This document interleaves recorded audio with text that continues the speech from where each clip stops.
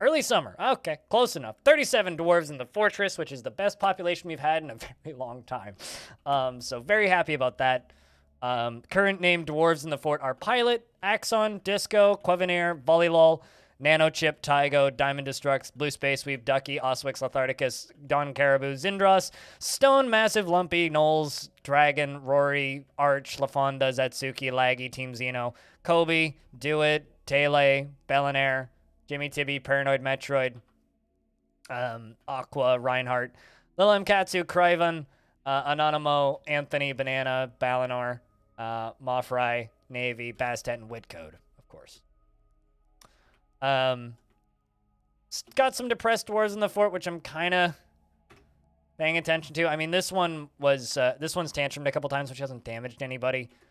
So we're just kind of loosely.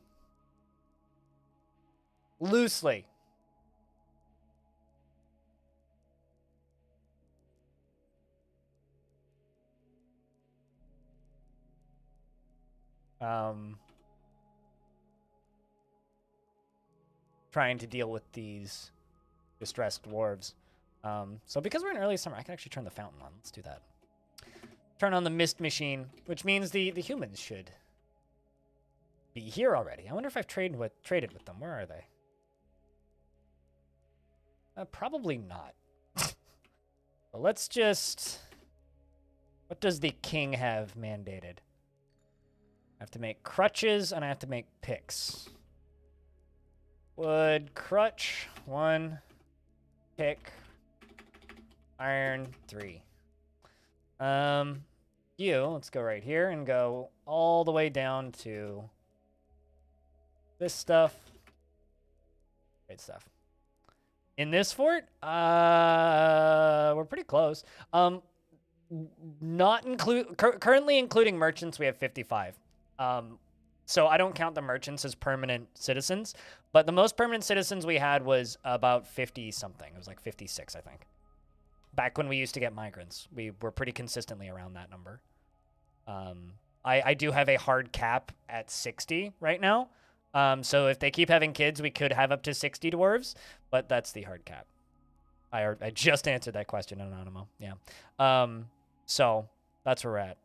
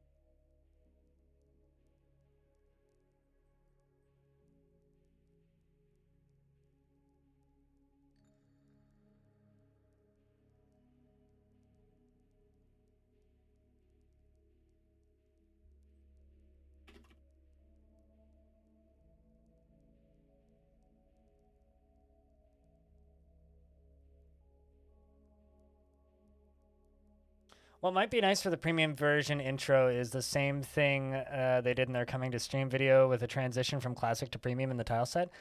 Like I said, I don't know what's possible in the Dwarf Fortress engine.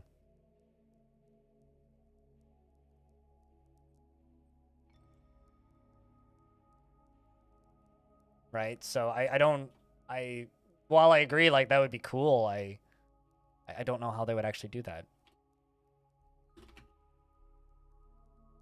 Really funny when people ask me, like, does Dwarf Fortress have mod support? It's like, yep, time ago.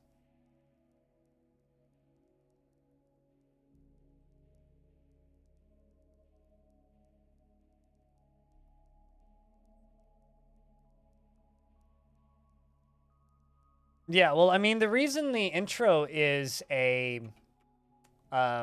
is like an ASCII thing is because the footage that Dwarf Fortress shows has to be an engine, right?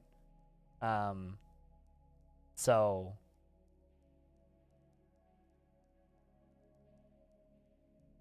you know.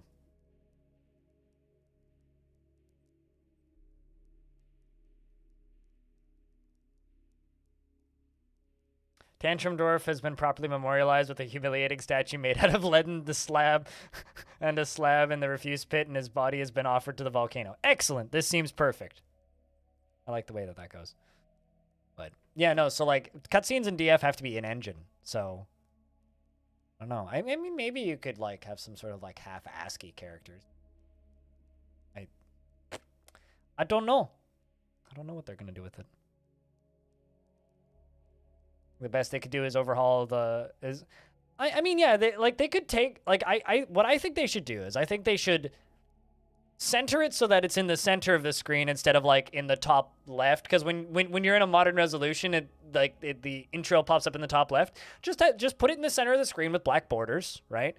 And just like give it a nice overhaul. But I don't want them to change the animation, really. Like that is a classic piece of video game ASCII animation, and we are sorely lacking in ASCII animation in video games now. Like it's, I don't know, it's not something that you see all the time anymore. Like you don't even see like ASCII art popping up on social media as much these days.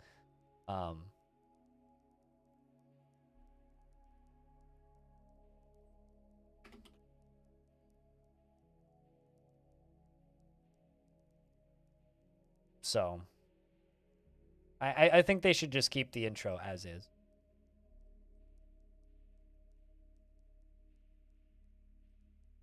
About his musical background? He talks about his knowledge of music a couple of times. In regards to like the way Dwarf Fortress generates music. I mean, next time I have him on and I put out a video asking for questions, just remember to post some questions about music. Unity splash screen. that would be a cool prank, bro.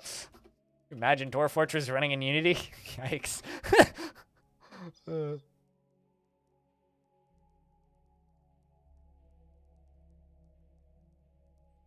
I don't know if I could imagine Dwarf Fortress running in Unity. Actually, I could imagine loading screens taking 10 years.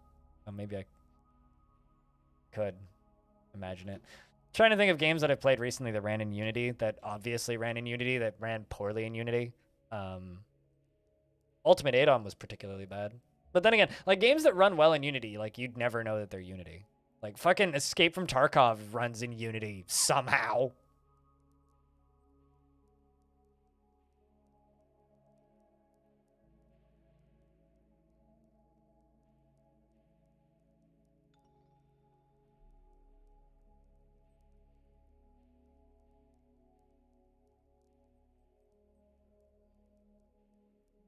Imagine Space Station 13 in Unity. Hold up.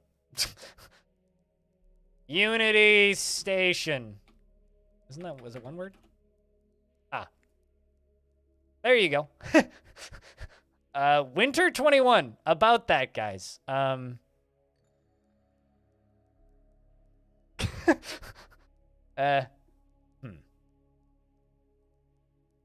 they posted a devlog in like not too long ago. I mean, then there's also Space Station 14, which to me looks more likely that it'll actually get finished, but because like you can like request access for playtests right now, and they update a lot more frequently. Their progress reports are a lot better. Yeah, Unity Station has been a thing for a long time. This one, I don't know what it's running in. This one might not be running in Unity. I'm actually not sure what Space Station 14 is running in, but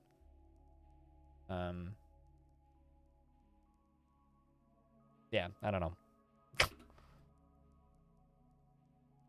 There's two different versions of Space Station 13 coming to Steam right now, for whatever that's worth. There's Space Station 14 and Unity Station. One of them running in Unity, and then the other one, I don't know what they're running on.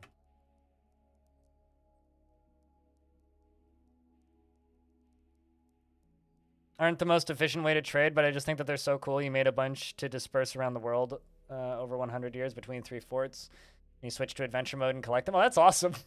You could be like Mario and collect coins. Yeah, I don't know. I mean, like, they're just a trade good. They're just kind of an inefficient trade good. If you have, like, a really good metal crafter working on them, though,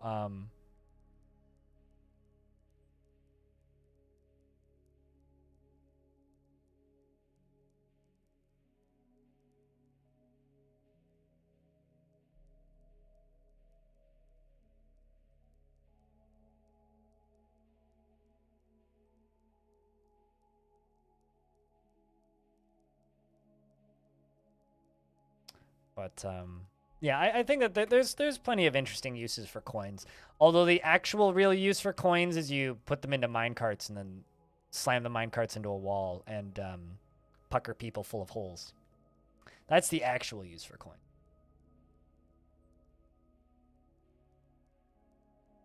Or as a way to dupe metal.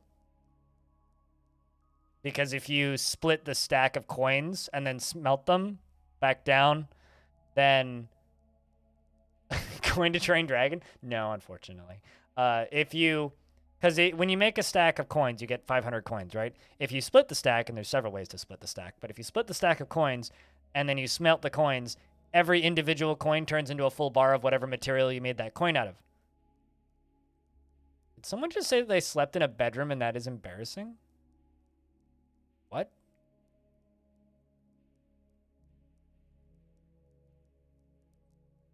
Excuse me?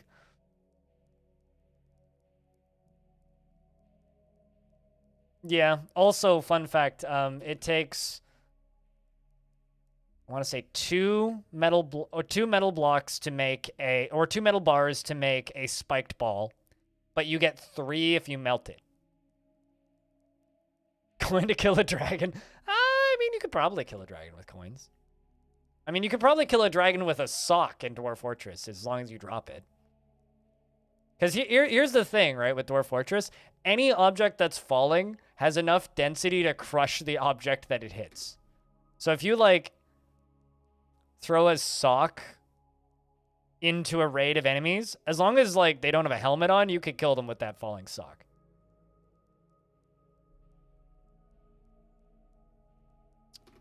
Also, there's only one human faction has come to trade again.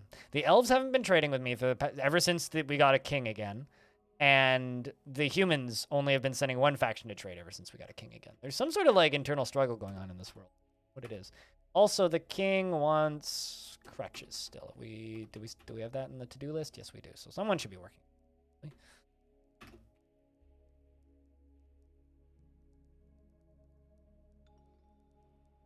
I'm so amused by you saying, imagine Space Station 13 in Unity, and then I show you Space Station 13 in Unity. That's just way too funny to me. That is just way too funny to me. That not only does that exist, but I could just, like, pop it up and just be like, here it is.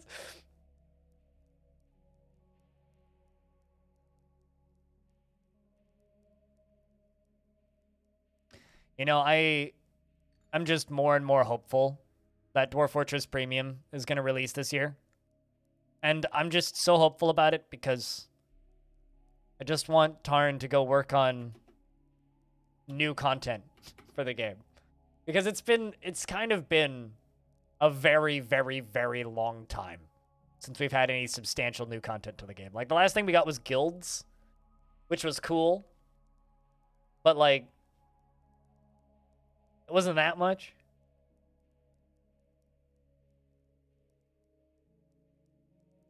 Of a dust particle falling down onto a dragon and killing it. I mean, dust would be a contaminant, so a contaminant wouldn't kill something. But, like, I had a titan, right, that breathed fire. I can't remember what it was composed of. It was like a humanoid titan that breathed fire. And it burnt down a tree. And on top of the tree was a log, okay? And when it burned the leaves, the log on top of the tree fell, and the log landed on its head and killed it.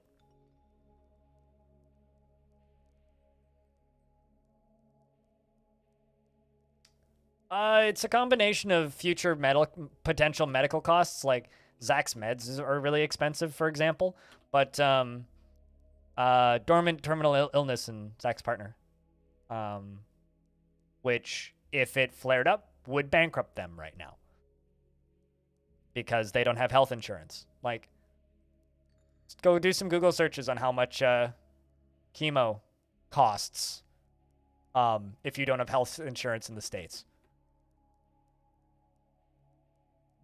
It's just a kid's cartoon physics. I mean, I literally I had a Titan get killed by a falling log in Dwarf, so.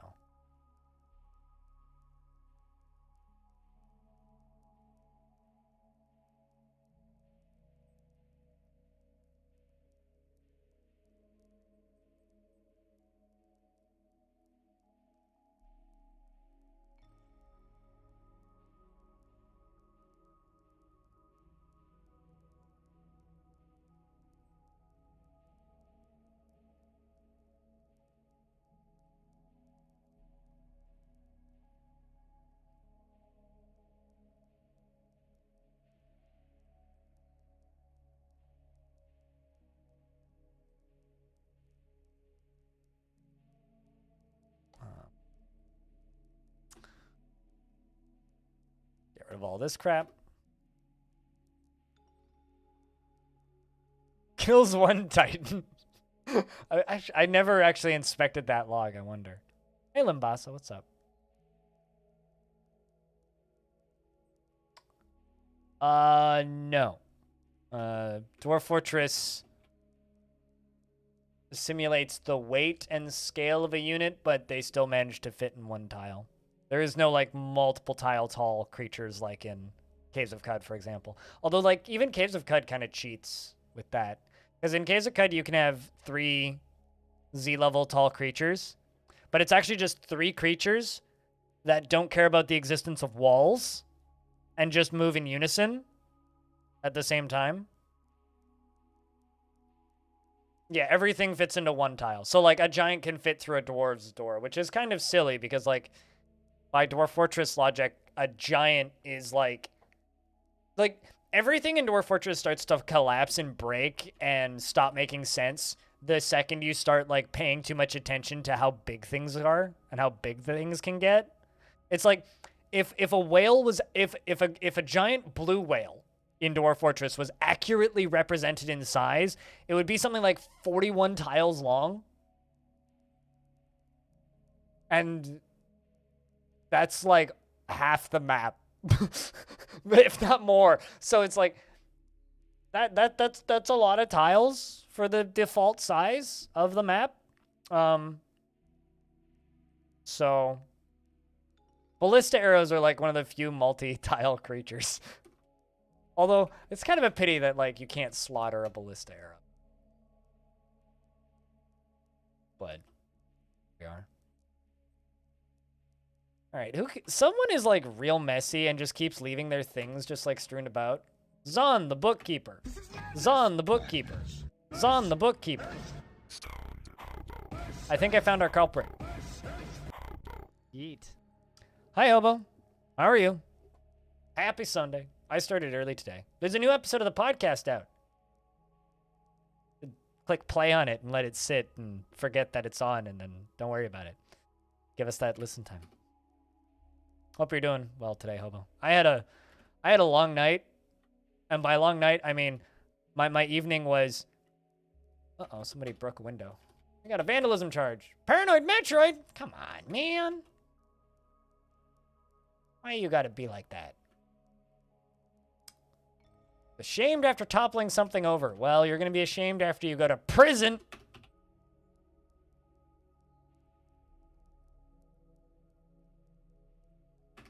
Going to give my child a beating. Hey, he's actually going to prison. Let's see what you think of prison once you go to prison.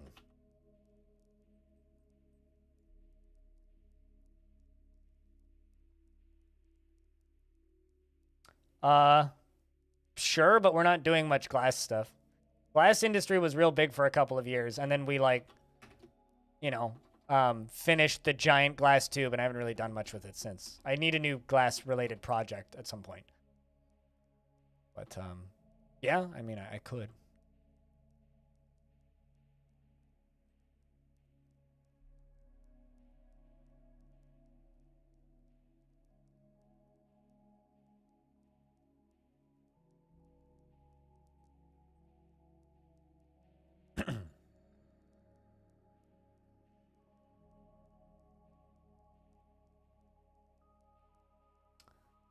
Let's see what Paranoid thinks of prison.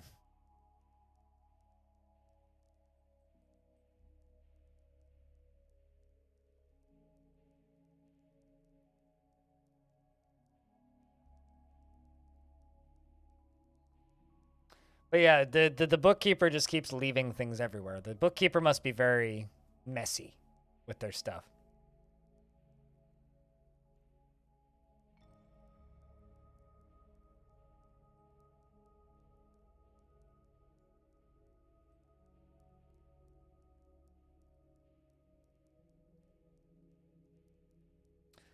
Luckily, it wasn't an altar. You'd have to deal with either a werebeast or a vampire.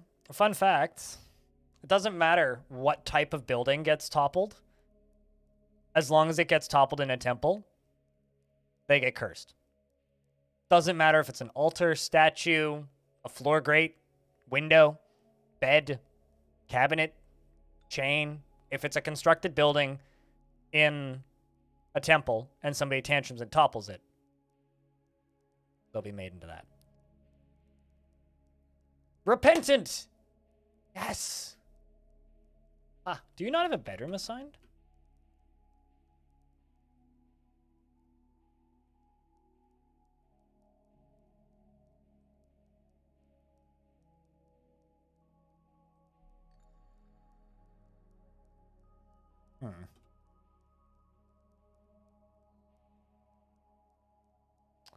Free bed, make bedroom.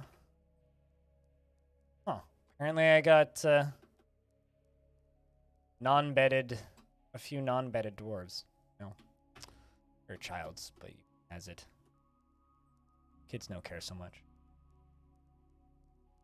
I have no idea about adventure mode. I think, like, because adventure mode has, like, the dice, which are their own set of weird mechanics. But, yeah, I've never done any of that in adventure mode, so I don't know.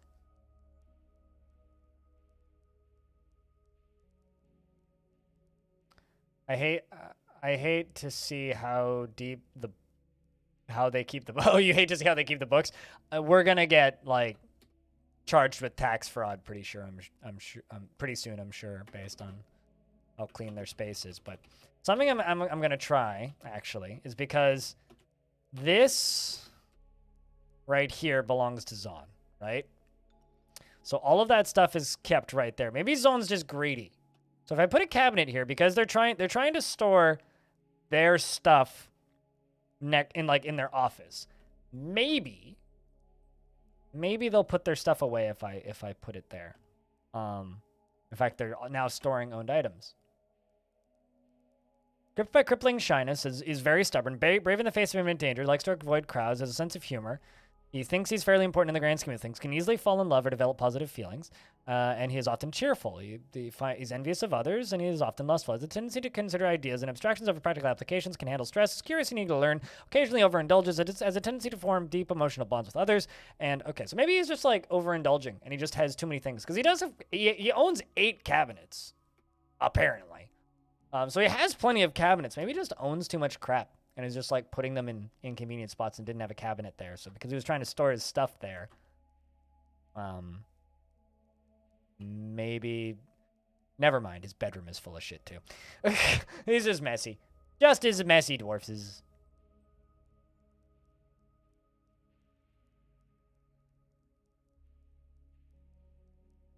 So you can't either accidentally get cursed or spam to try to get it? Huh.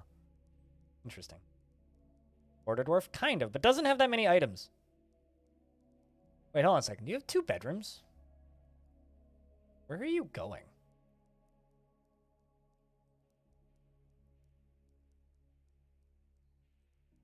Whoa! Buddy!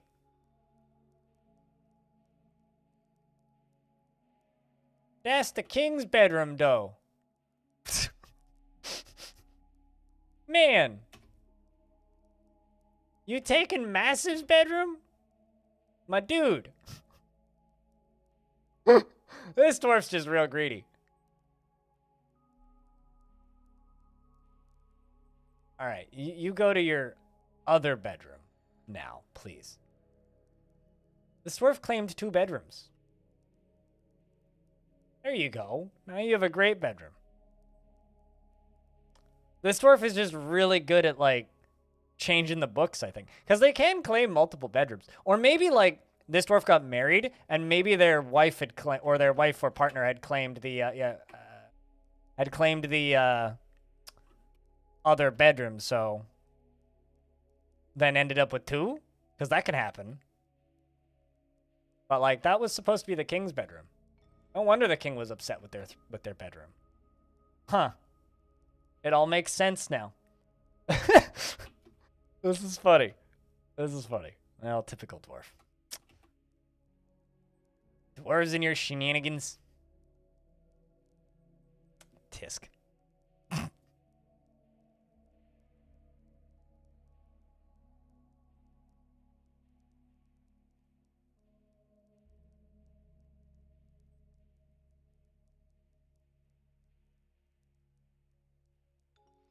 They're messy but good with the book. Well, as long as the books aren't messy like that. I mean, it's an important job, and somebody has to do it, right?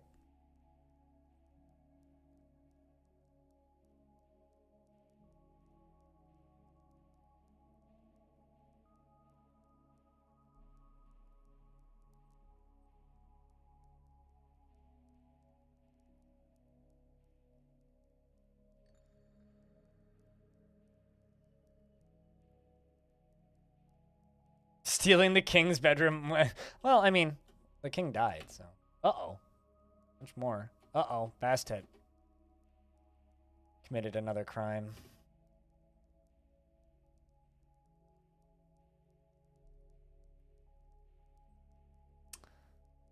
Bastet may need to get, doing. Oh, man, a child is going to go report a crime?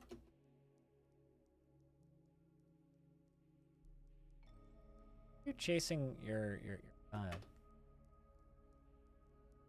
Oh. 2 dwarves going to prison right now. At least Bellinair's okay. By okay, I mean not tantruming.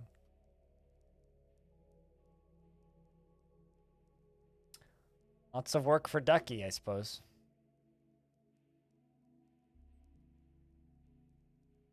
The one problem that I have with this is it's harder to spot tantrums when they're happening.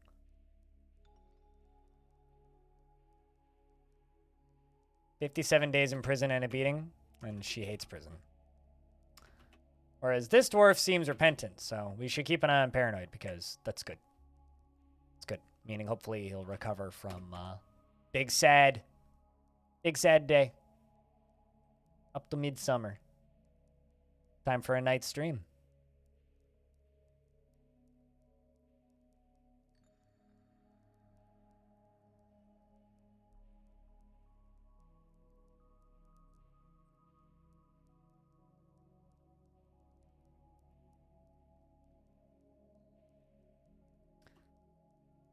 Also, just kind of back to talking about like Steam Premium and such. I am so curious about when the chickens are going to attack. Fuck yeah, B-Lug. Get that jab. Stay healthy. Don't be like the twits outside my window last night screaming, "Freedom! Freedom from vaccination mandates!" and being a bunch of goddamn babies, like they were. I could literally hear protests from my apartment last night. It sucked. It was rough. But hope you're doing well, B-Lug. Anyway, to like jump back around to geez, that dwarf's fucked. To, like jump back around to Steam, like premium versions for a second. If they're doing things like adding like a live feed of what's happening to Legends while things are happening, super curious to see what they do for adventure mode. Like I want to see adventure mode become like I honestly like Dwarf Fortress has the reputation of being like this impenetrable mess, right? I don't think the Dwarf Fortress is that impenetrable. However, I think adventure mode is pretty fucking impenetrable for a lot of the reasons that people accuse Dwarf Fortress of being impenetrable. I think that almost everything that, like, Dwarf Fortress is accused of is more prevalent in adventure mode than it is in fortress mode. Like fortress mode is tricky and like can be a mess sometimes. Hey Mohammed, but man, fortress mode is nothing compared to adventure mode, in my opinion. But how you doing? After you did you just get the doses this morning, or? Cause like I hope things are good where you're at. I watched that 2-hour video about NFTs last night. It was a very good video, but I needed a pizza to get through it.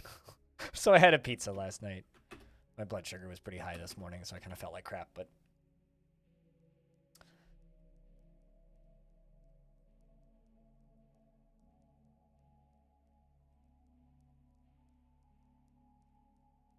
yeah, here too, they must be protesting from tomorrow. The vaccine passport will be necessary in every place. 1,500 square feet and more will need it. So most supermarket and big surface stores. Oh, interesting. I don't know what like the restrictions are.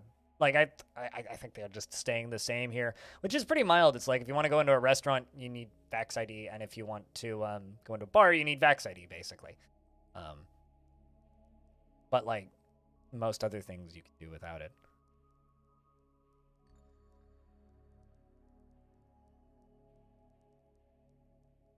You just get dropped in the world and good luck. Yeah, and I mean, like, I think that there's, like, a huge audience for adventure mode that isn't playing it right now because they're playing other games.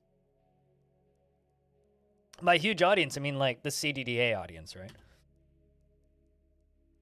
Like, I'd be willing to bet that there's probably more people playing adventure, or probably more people playing CDDA than adventure mode. That's just kind of a fact, I think.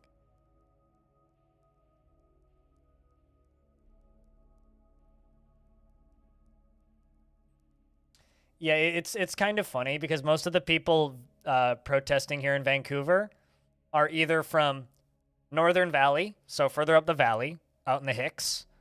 They're from Kelowna, which is like in the other direction, or they're from Alberta. Are all the people protesting our vaccine mandates?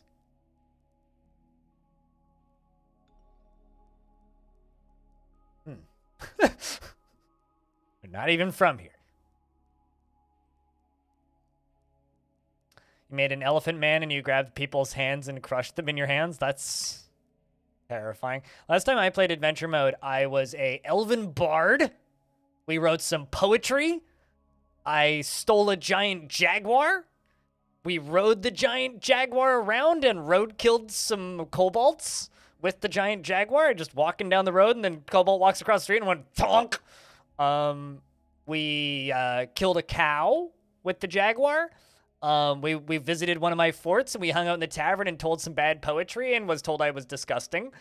And then we wrote more bad poetry, and then we walked back to where we started, and we told some more bad poetry, and we got booed out of the tree that we were in. So then we went to a human place, and then we got shot to death. It was good. I was a terrible poet telling terrible poetry. It was excellent.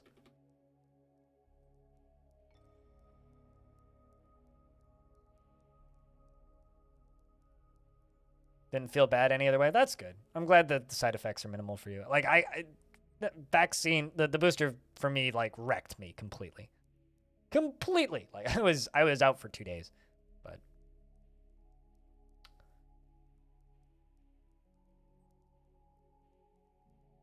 yeah, but see, people who can't get the vaccine due to health reasons here can get a doctor's exemption, right?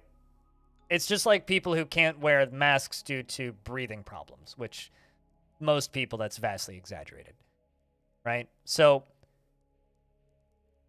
you can get a medical exemption for a vaccine passport. But those aren't the people that are protesting. At least not here, because here you can get a medical exemption, right? Those aren't the people that are protesting. The people that are protesting are the people who are going, my freedom!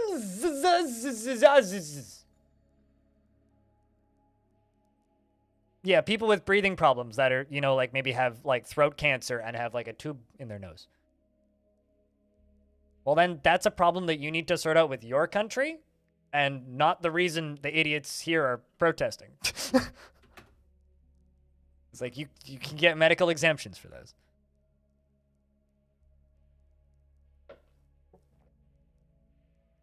You just need this thing called socialized healthcare. And online databases and such, you know.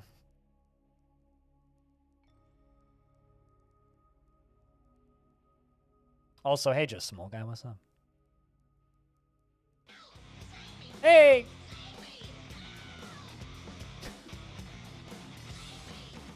Canada has its own idiots. So's I'm a Canadian. Come on, Anonymous. America doesn't know slights, right? It's not socialism. It's communism. Please. Seriously though, thanks for the 8 months of resub. By the way, fun fact, that's 2 hours and 48 minutes in, and that's my first resub of the day. So thank you very much for that. Much appreciated. Chat, can I get a big round of beers for that first resub of the day? Just kind of watching this dwarf get less depressed. Look at that, all the way up to yellow. Still ashamed after dwelling upon throwing a tantrum. Please stop being ashamed and just get back to your normal jobs. Can probably remove you from the relaxation squid.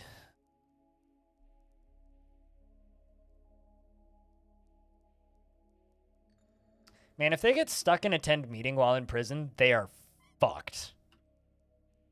Like, it should cancel. If they get put in prison, it should cancel the attend meeting job. Because then they don't do anything else aside from being mad that they can't complain at somebody in charge. That or the mayor should then come visit them in prison. One of the two. It just sucks that there's no way out of that.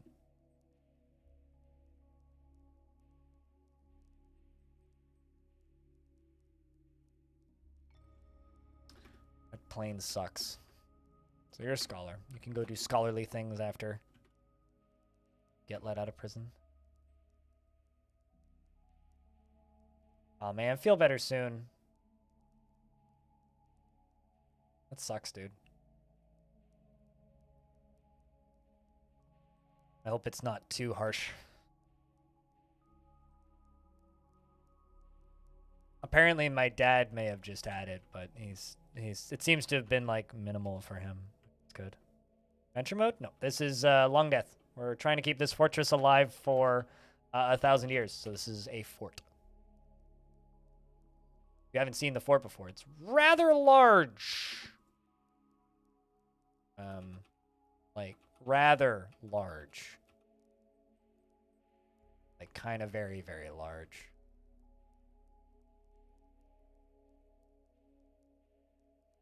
I mean, I started this fort in August 2020, so if it wasn't very big, there'd be something wrong. Current project is we're trying to clear all of these boulders out of here. I'd say we're about halfway through most of them. I've also got a lot of silver nuggets and galena that we have to smelt. So, you know, let's actually do that. Smelt, silver, 30, melt, galena, 200. Work on that smelting stuff. How are you doing, Paranoid? Feeling better? Yep, slowly. You know, Oskatov, it's kind of funny. I put out a video on YouTube relatively recently, which is just like 4 very small tips on like how to improve your frame rate for like kind of targeted at newer players.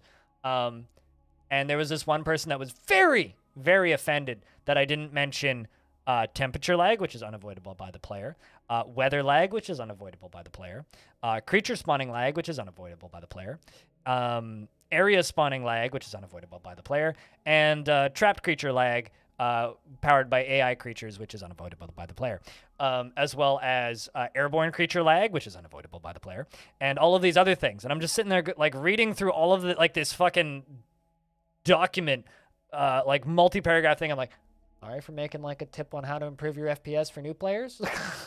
Apologies. Jesus. Not everything needs to be a 40-minute video essay.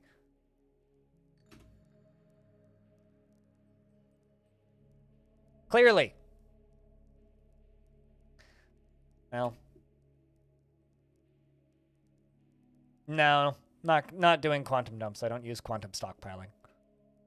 Number one, because it's a lag concern sometimes, but mostly because I'm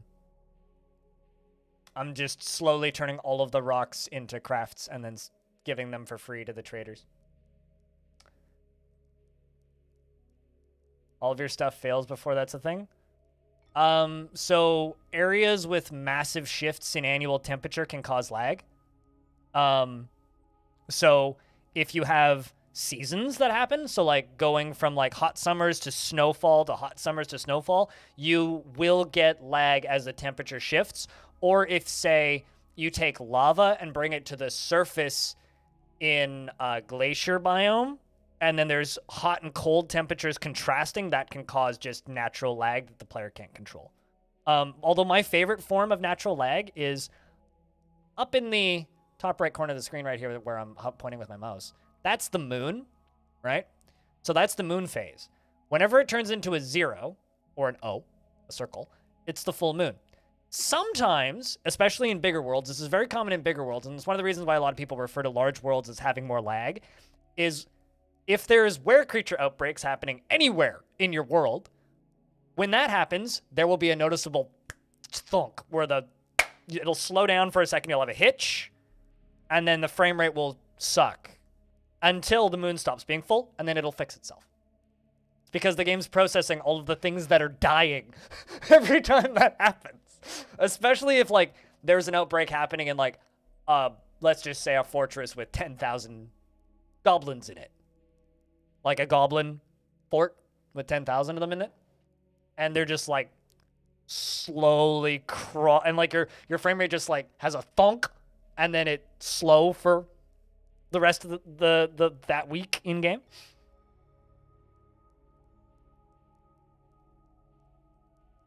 Yeah, no, totally. I mean, in my holiday fort, when I was raiding people, I had a point where like the frame rate suddenly vanished. I was like, what the fuck happened? And I went and looked at the unit count and realized that one of the units hadn't left the map. And the reason it hadn't left the map was because it was stuck in a tree, because there was a lot of trees on the map. And when they came back, he respawned on a tree. And then when I sent them out to raid somebody else, they had to leave on the opposite side of the map. And he couldn't reach the side of the map because he couldn't get down from the tree. And he had to be on the ground layer to leave the map. So he just was like stuck stationary pathing into nowhere. So I chopped the tree down and then fixed it. It's like stuff like that, you know?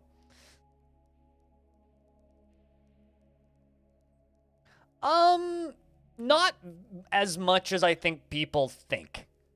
Oskatav. I know that I have a pretty good computer, but mist doesn't really cause much lag. What does cause lag, however, is people trying to cross an area that is getting blocked by mist. So a waterfall by itself causes almost no lag, right?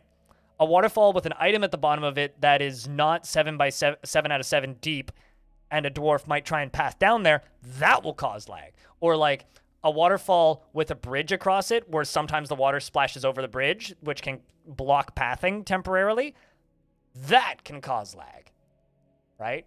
So the waterfall itself, no. But the act of falling, or no, well, yes, but not really. It'll cause a little bit of lag, but not a noticeable amount. Like as an example, at the top of this fort right now, I have a nonstop waterfall. This is my my mist generator, right? Which is water pumped up from the creek that goes around here and flows through my fort, through my tavern, down into the drain, all the way down and off the edge of the map. This causes no lag. None. Like, doesn't change the frame rate at all. There is more mist right there than any waterfall, right? The difference is I'm not blocking any pathing with it. But yes, it on a weaker computer, it will slow down your map just slightly. Good shit. Did it force update to Windows 11 or something, Bastet? I'm not sure if this is an exploit or what, but in Risk of Rain 2, if you have an artifact that makes monsters drop items, not chests, okay. It also counts in the void. Yep. So you're doing NG and not fungus. and got fungus and you're just going around inside the vent just like farming mobs, which is just dropping tons of items with no movement on the clock. Yep. Yep. Yep.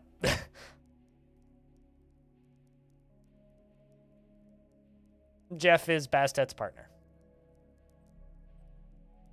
Maxim. Maxim Moring. Maxi Memering. Is that how you say that? Also, how'd you find the stream, if I can ask? Because, you know, it's not every day that new faces pop into the Dwarf Fortress realms. Generally, I just kind of know everybody who's here. But you're new to me. Unless you came over from the realms of YouTube. I mean, my name is not Jeff, so confirm that I am not Jeff. You know, I know that boomer is like the current slang term for baby boomers. When you guys say boomer,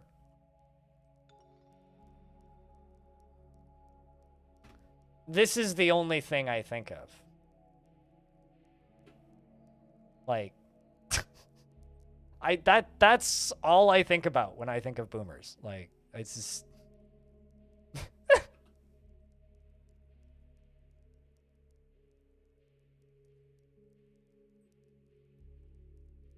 for a second there I thought that it was different sizes. That humans have arrived. Is there stuff?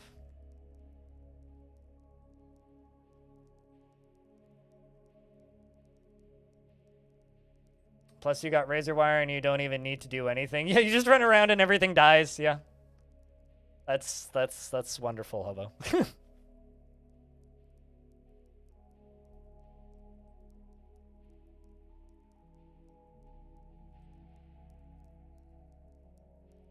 I would go to Windows 11 if it was compatible with my CPU, but it's not. So I haven't.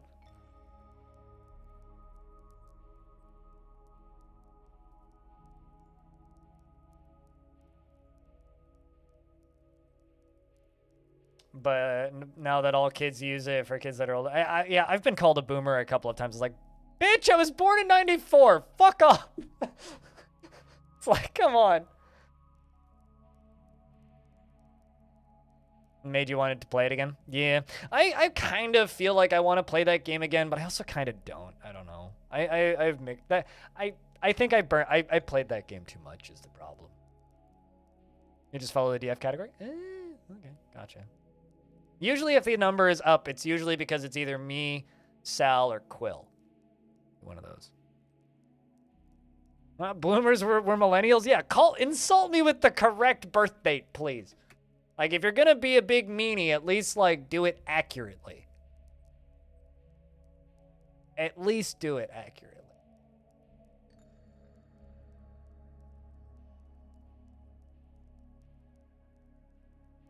Brought us an eagle and a dog. Oh my god, we actually can have a dog in the fort. I can't remember the last time we had a dog in the fort.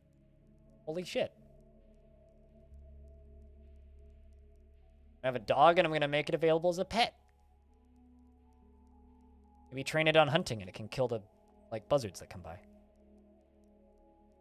Fuck off, Robin. That's all I have to say to that. I need to take a leak. I blame this cup of coffee I had. Be back in a sec.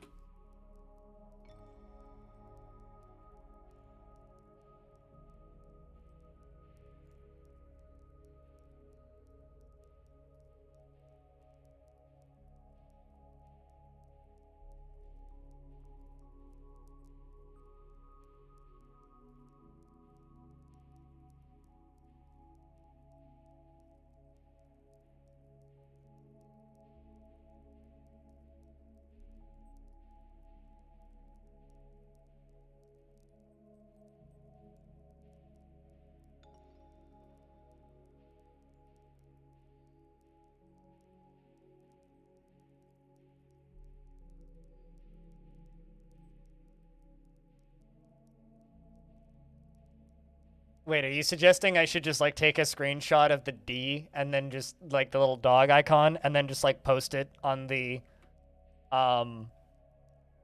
just post it on the Kit Fox Discord in the, paparazzi channel? Just be like, am I doing this right?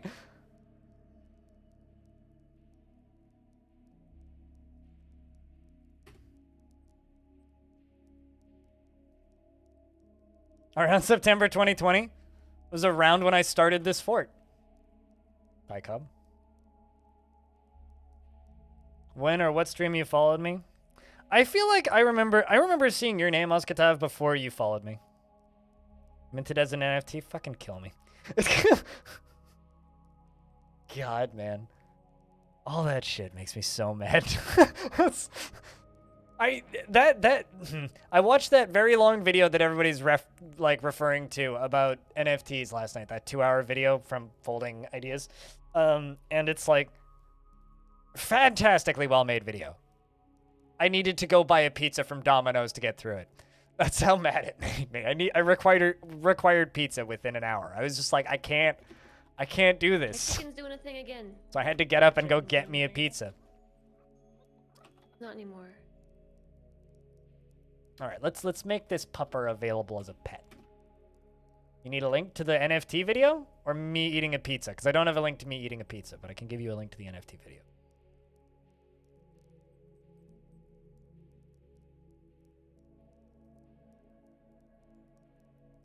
Folding Ideas, the problem with NFTs. It's just like 2 hours of blah. It's a very good video essay though. Like a very good one.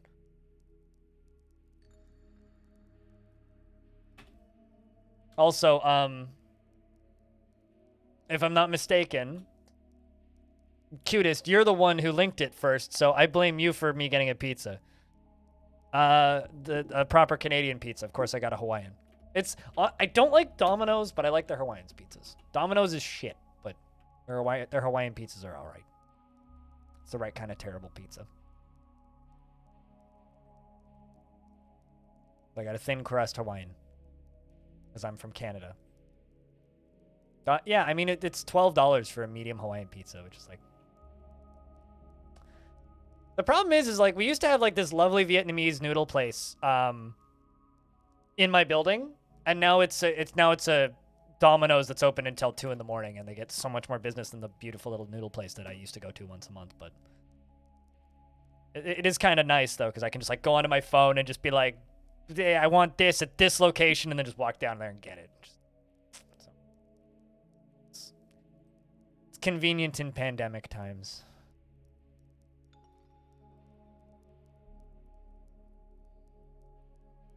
The target near you sells as your weakness. I believe that. I think the best pizza I've had maybe ever was a goat cheese corn anchovy pizza, which was with spinach on it, which was kind of incredible. A little bit of hot sauce. It was just, it was so good.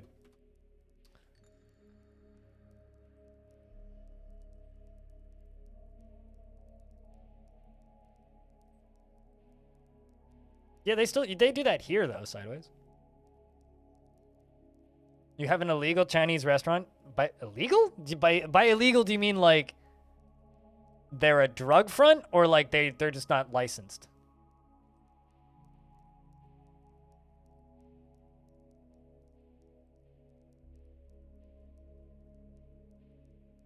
Second vent is at 69% and you've farmed 18 items. Damn. Not licensed? Okay. So it's like the massage parlor that opened at the very beginning of the pandemic up the street from my house. There's this massage parlor that opened up about like 3 or 4 weeks into the pandemic that's like just a couple of blocks away from me. And I don't think I've ever seen anybody go in there. They never turn their open sign off, even at night. And I don't think that you can run a massage parlor with $10 for 30-minute massages. They originally had this sign that said grand opening sale, $30 for 30-minute massages. And the sign now says grand opening sale. It's been 2 years. $10 massages for 30 minutes. So either like they're on their last legs, or they're giving you handies for tips, or they're a drug front and they don't actually have any employees. One of the three. I'm leaning on the second, too. I think it's exactly what I think it is, Tycom. I think it's absolutely what I think it is.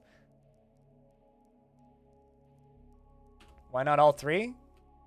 They're on the last... Well, I mean, the thing is, if they're a drug front, they're not on their last legs. Unless, like, they're about to get busted. But, like... Maybe the preschool that actually looks like a prison that opened right next to it is going to help shut them down. Which might also be a drug front. Although I have actually seen children walk in there, unfortunately. It's literally, like, surrounded with a cage. I should take a photo of it. It is horrifying. Horrifying. Which leg? The only one that matters. You know what I mean.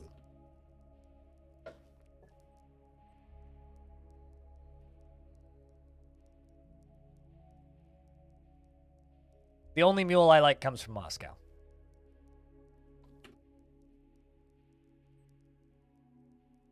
You know what I mean, cutest. Also, there's a new episode of a podcast for you to listen to, and it's got me, Jess, FG, and Suey on it.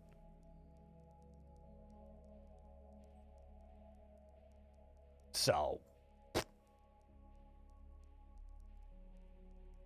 What's up, Malden? Oh, yes, prison school for the good kids. What's funny is it legit looks like a prison. Like, it's in this, like, shitty-ass strip mall with, like, that massage parlor, this preschool, and then, like, a day pay work for hire place. So you go there to get, like, same day construction work. So there's a lot of people that hang around outside. And then in the middle, there's this preschool, which literally has like a steel bar cage around it. And next to the unemployment place, there's right next to that is the playground that's connected to this preschool. And it's also a cage, except it has like a top so that kids couldn't like climb out and nothing else could climb in. And there's a fucking padlock on the door. It is distressing. It's just like an empty, like, concrete parking lot with just, like, this children's cage, like, there with a little plastic playground in it. I don't know how the thing's legal, or if it's legal. Probably shouldn't be, even if it is. Oh, man, White Russians used to be your favorite cocktail until you discovered Iron Butterfly, which is... Iron Butterfly, not a bad band. The lead singer died in a weird way. Which is hands down the most evolved version of the White Russian. I can't think about White Russians without thinking about... What are you drinking? White Russian. Because I watched the Big Lebowski. I want to say the Mike Wazowski, which was close enough, but the Big Lebowski the other day. So that's what I think of when I think of White Russian. The Big Lebowski. White Russians are good though. What the fuck is a White Russian? Can't remember the name of the brand of liquor that you put in it. It's an alcoholic milk beverage. Basically. Yeah, that. What Anonymous said. I knew it was vodka milk. I couldn't remember the other ingredient. I've never made a White Russian. I've had White Russians, but I've never made one. You could do it's like, yeah, you can also do them with Baileys, right? Is vodka, Baileys, and Corella? Oh. Use cream instead of milk. If you want to die, I use heavy cream.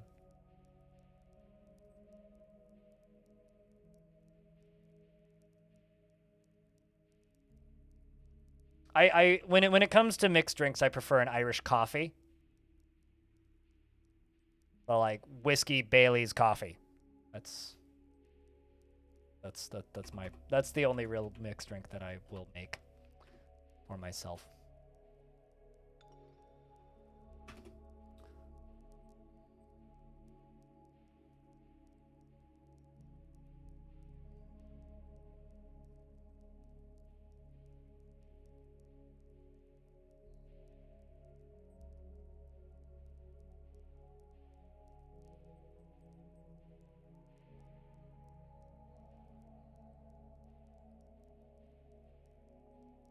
High fat content is why that drink is so good. 100% they should make it. You should make it with heavy cream.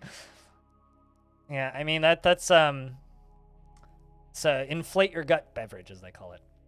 Hey Stone. We got a dog from the shipment, and I am going to make it available as a pet, so someone can get a pet dog maybe. Oh, absolutely. Absolutely. Like, good quality homemade eggnog is like, mwah. There was two things I used to make pre-pandemic. Two things I used to make every Christmas. I would make homemade eggnog with scotch, and I would make 2 batches, well, more than 2 batches, but I would make multiple batches of fudge, and I would make multiple batches, and I would take those to my family, and then make a special batch at home with the fun stuff in it. But I haven't done that for 2 years, because, like, half my family isn't, like, sane anymore, and then the other half, like, doesn't really want super sweet alcoholic beverages, so.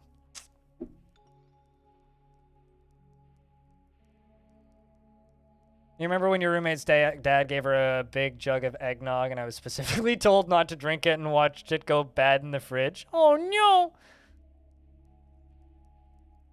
That's sad. Easy as fudge.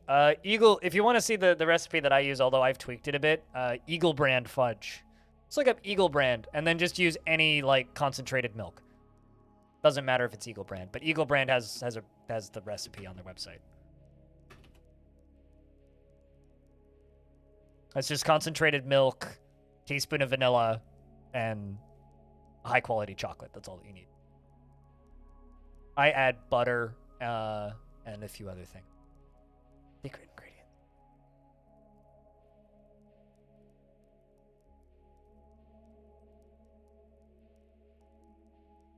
So made a good jalapeno jelly? Ooh. So did she just like not did she just not like did she just not like eggnog, or like, cuz why would you let good homemade eggnog go bad?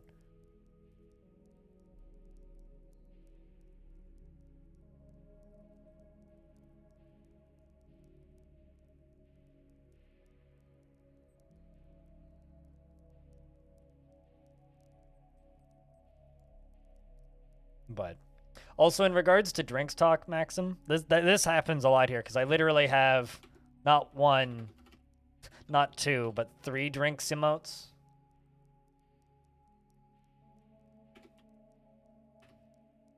Got beer, wine, and rocks. I every now and again somebody complains I don't have a vodka emote, and I'm always just like, I need to unlock more emotes then.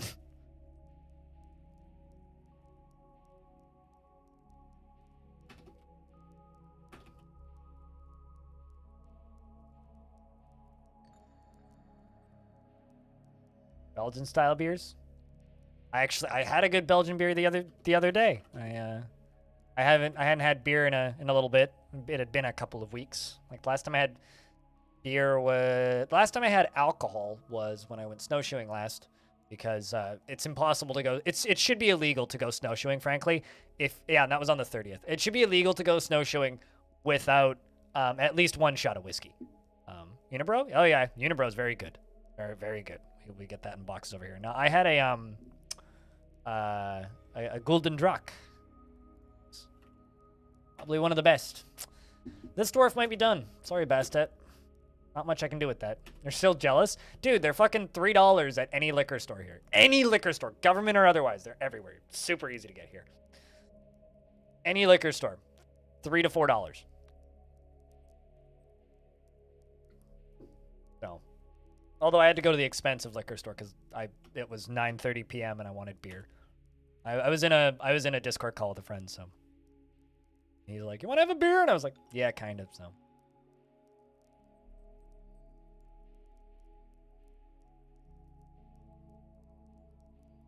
Just gotta live in Canada, man. Yes and no. Audio. So it's government stores, and then there's licensed stores. Licensed stores generally have a different selection, but often you'll get licensed stores that are like, we just sell wine, or we just sell whiskey, or we just sell high-end beer. So like, Like I could, for example, go to one of the local breweries around here and go to their store specifically, and they'll probably just have their own beer, and it'll be way cheaper.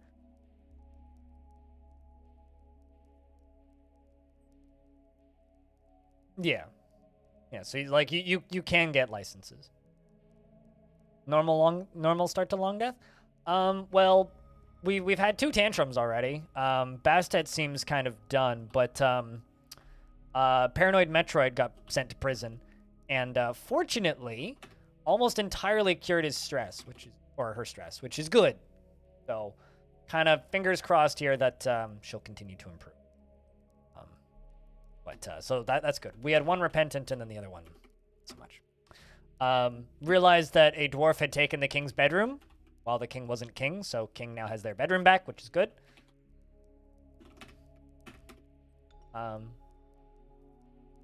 Yeah, not too bad. Pretty good so far, I would say.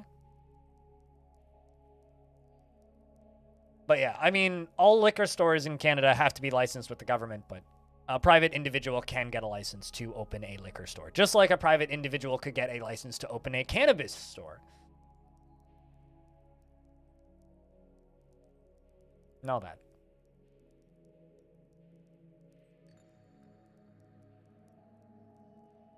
Per 9% beer? I mean, I buy for flavor, not alcohol content.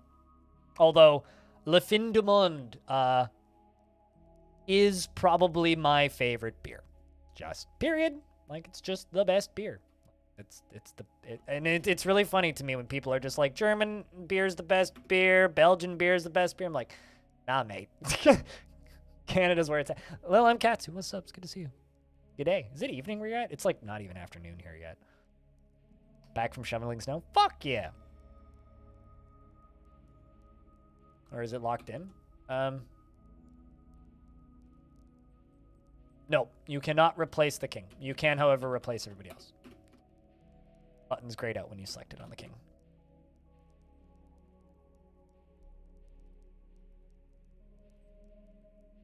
Yeah, Unibro's a weird brewery. How about because they have like 3 beers that I think are some of the best beers I've ever had in my life, just period. But then they have like a dozen that are kind of terrible.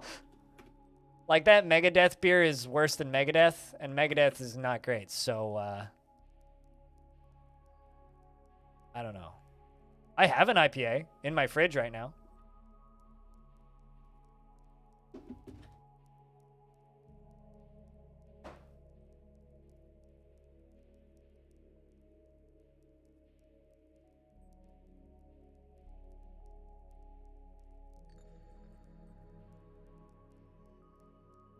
You want a can of good, clean fun? Oh, no. I mean, terrible Unibrew is still, like, incredible, though. But this is fantastic brewery. Twin Sales.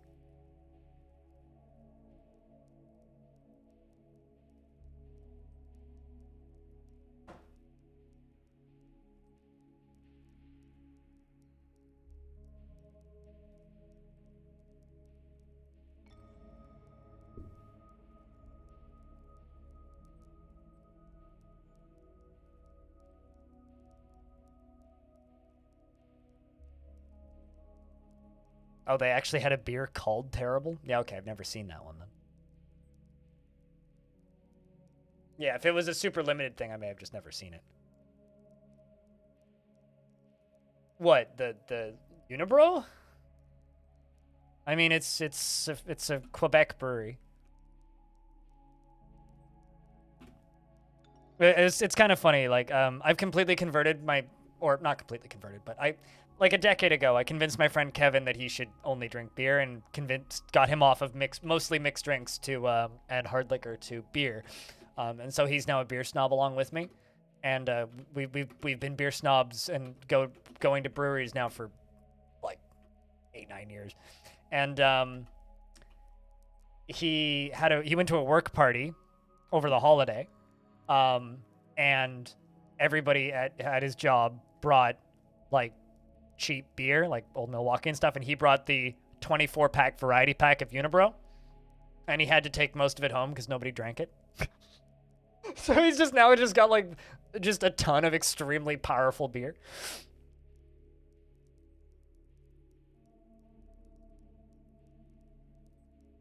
Yeah, I haven't bought the 12 pack of Unibrow in a very long time. I usually, if I want Unibrow, I just get the large bottle of Lafindamond and just like sip it for the whole day. It's a good problem to have. Yeah, true.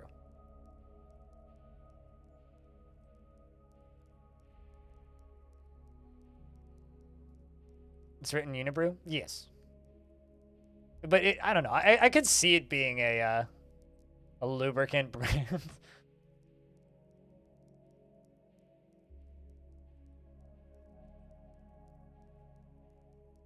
There's weirder brands like that.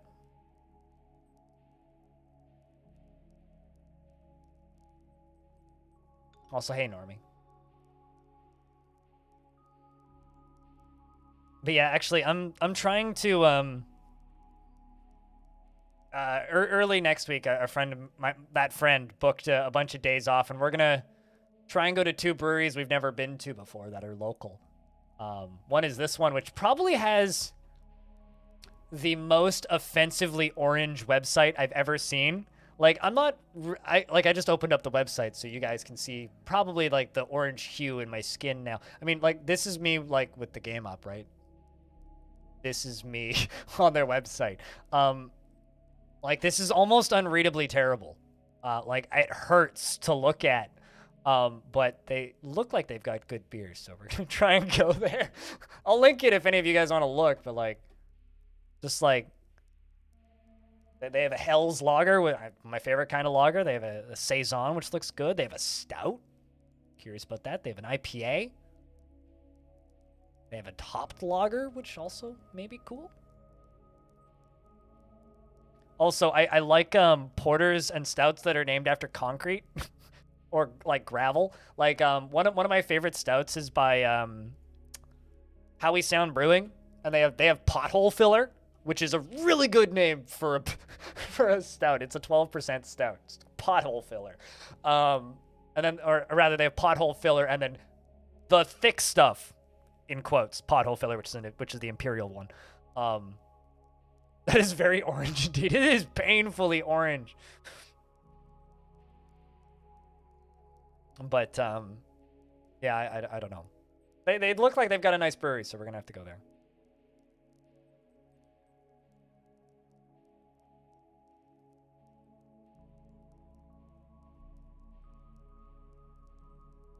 Also, I still can't see because that fucking website, it blinded me.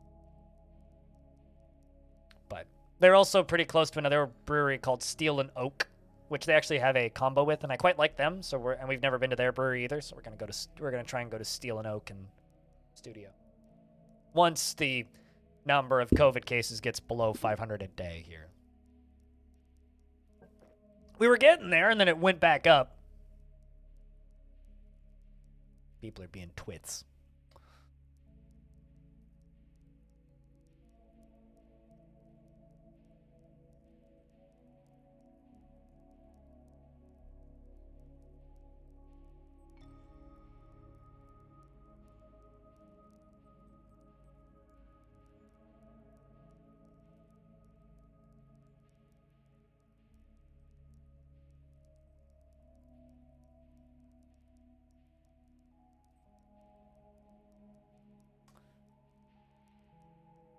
You know, I went back. I went and rewatched On Doubt's video about Dwarf Fortress relatively recently. The YouTube video titled "When It Becomes a Video Game." It's just like that. I don't want to call it a mini documentary, but it's like a 30-minute set of interviews with Tarn and Zach about Dwarf Fortress. It's one of the better ones, if not maybe like the best one that's up that has like footage of them. Filmed in like Tarn's apartment, or his old apartment, I guess. No, not the no clip one, the On Doubt one. No clips one I have problems with, not because it's bad, but because I was disappointed. Anyway, I thought that the On Doubt channel was completely dead, but I commented on it, and the channel just responded. So maybe the channel's dead, but he's still. This one. When It Becomes a Video Game by On Doubt. This is probably the best like YouTube interview with Zach and Tarn. It's from a couple years ago, but the reason, in my opinion, it's the best is because they cover things that I didn't know already. Whereas with the no clip video, even though it's probably the best presented one, there's absolutely nothing new or interesting in that video. It's like the same interview that Tarn has given to people who know nothing about Dwarf Fortress for the past 5 years. And it was just kind of disappointing for that reason. And as somebody who knows a lot about the game, like, I would rather rewatch one of the interviews I've done with him than watch the no-clip video again. Although the no-clip video is an excellent ad for Krug Smash. There's that. I am your liaison from the Mountain Homes. Let's discuss your situation. We've updated your maps. What requests do you have of our merchants? Same as always. Give us all of the cheese.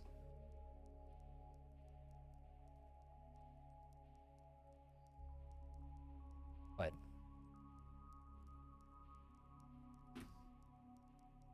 And I look forward to our meeting next year. Our fortunes rise and fall together. Did you actually update our maps, though? Yes, you did. You ended up on my YouTube channel from NoClip? Like, you ended up watching me because of NoClip? Is that what you're saying? I mean, NoClip's phenomenal. Like, I love Danny O'Dwyer and his work, and, like, I've been a patron of theirs in the past. Not currently, but I have been. Just trying to save money right now to pay taxes. But, like, they do good work. That channel is great. But it's just that particular video was disappointing for me.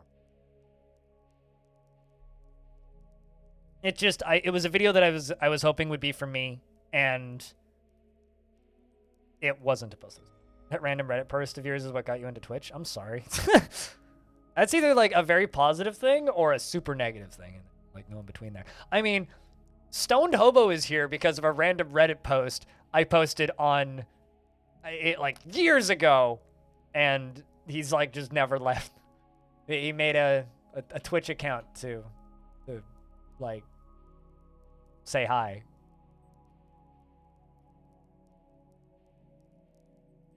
It's amazing. I've been doing that for years.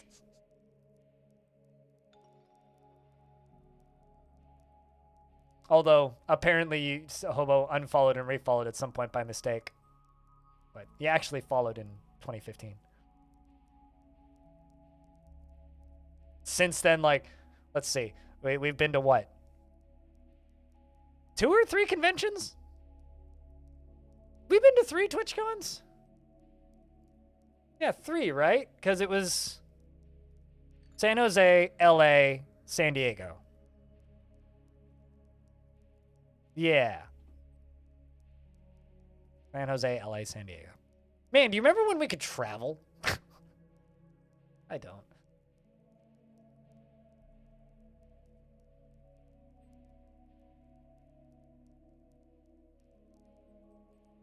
You can see your badges from here.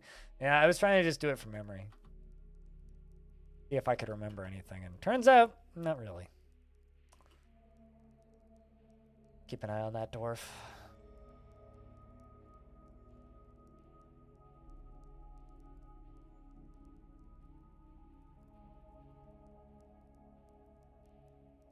Let's place some more of those lead statues that I made. Found me after watching Cupo. Cupo's fantastic. I wish he'd stream more, but some people unfortunately have to, like, you know, have a real job. That makes streaming difficult.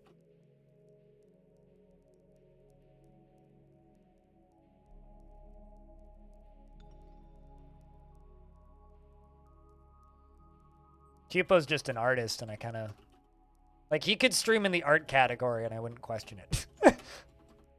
Like, he could very easily stream Dwarf Fortress as a digital artist, and it's fine.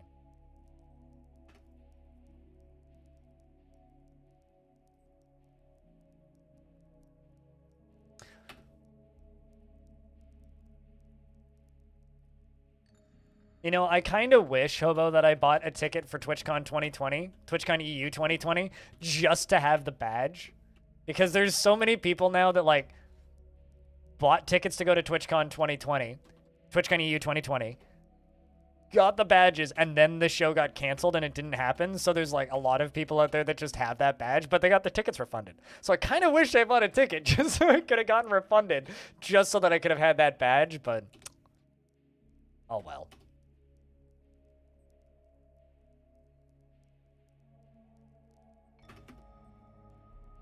Yeah, theoretically, you'd still have the badge in your account, then. Let's see if I can see it. Yeah, you do have the badge in your account. You just have to enable it.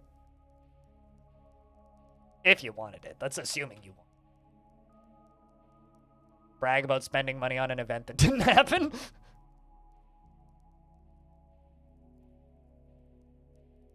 And actually, when you plugged Sal and you watched her for like a day before, I realized she made tutorials. Do you learn the game on? Oh, really? Yeah, no, Sal's good people. Sal's good people. But Sal has a tendency to like disappear from Dwarf Fortress for really long periods of time to go play other games. She kind of got her start on the tutorials. Now it's like Paranoid Metroid is making tutorials. Like the best Dwarf Fortress tutorials are. I haven't watched any of Das Tactics' recent ones, so I don't know what his are like. But the best tutorials are editing wise are probably Sal and Paranoid Metroid, and that one Krug Smash tutorial. But Krug Smash, air quotes. I'm not a psychopath. I don't like making tutorials. So I lost your job too. Kind of knew TwitchCon wouldn't happen, but still, no, I understand that. I think everybody was pretty upset around that time for variations and the same reasons, you know. All right, I need to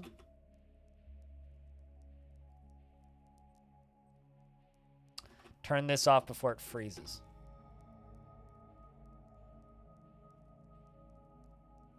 A not good tutorial? I have two. I like your sweary tutorial. Your sweary tutorial is funny to me. All right, nitwits. This is actually amazing. Like, not even joking.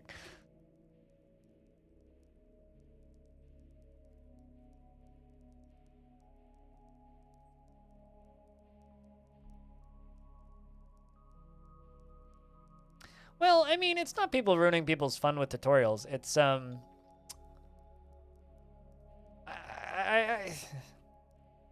the problem is there are legitimately bad tutorials out there. Like, there's really bad tutorials. And then there's great tutorials which are really out of date. Like, Captain Duck's tutorials are great, but they're so out of date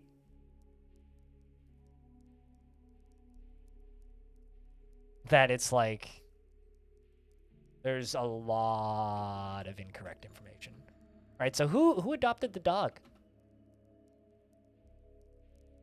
Because we haven't had a dog in the fort in a very long time.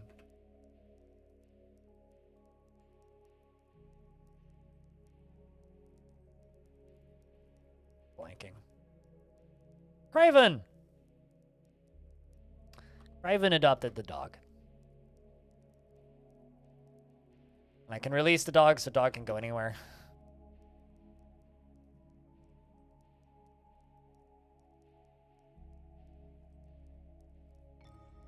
Oh, I get the joke. Don't worry. I certainly understand the joke. Don't panic. That's not an elf. It's just an eagle.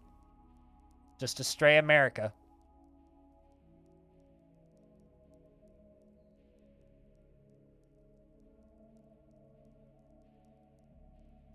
Yeah, there's either like mumble everything into one words Dwarf Fortress Stone, or there's, all right, nitwits.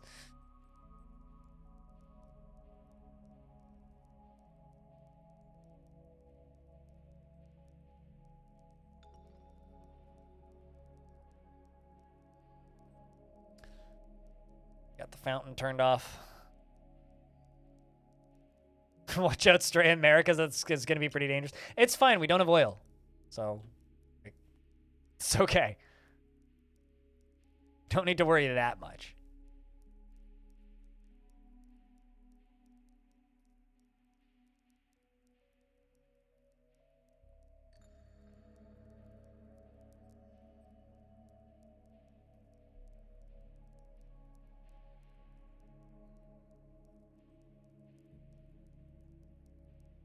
Do you enjoy watching eagles walk?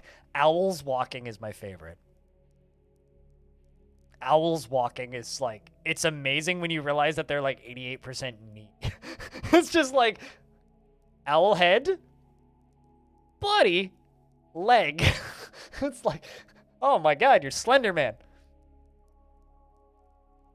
Like, just go to YouTube and look up baby owl walking, and you'll find some of the funniest shit. Because it's just the way their legs move is just like, that's not natural. Most birds, actually? Oh, no, it absolutely is most birds. It 100% is, but it's still funny, though.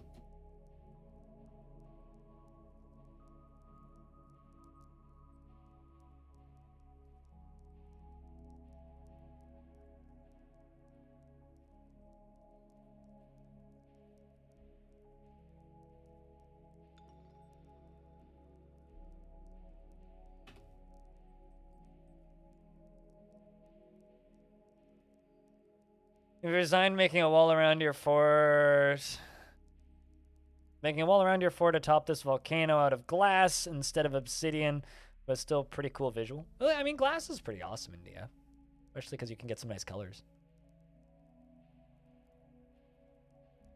Okay, now I need to look at baby owl sleeping.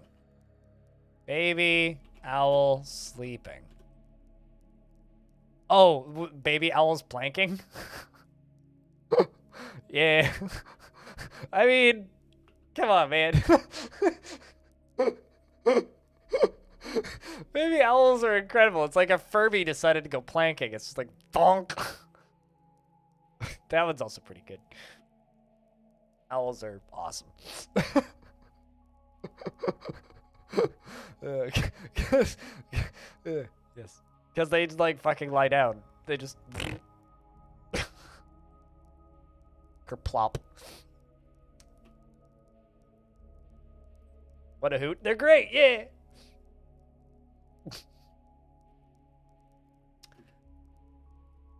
Ah, man. You have giant obsidian spires that look like they're from Oblivion. You will not compromise on the obsidian. That's fair. Don't compromise on the obsidian. I have lead statues all around my fortress because I have so much lead. So I'm refusing to like compromise on the amount of lead that I use. So everything is basically just slowly going to be surrounded by lead statues in this fort. Like, this is the walkway into the entrance. Well, surrounding it with lead statues.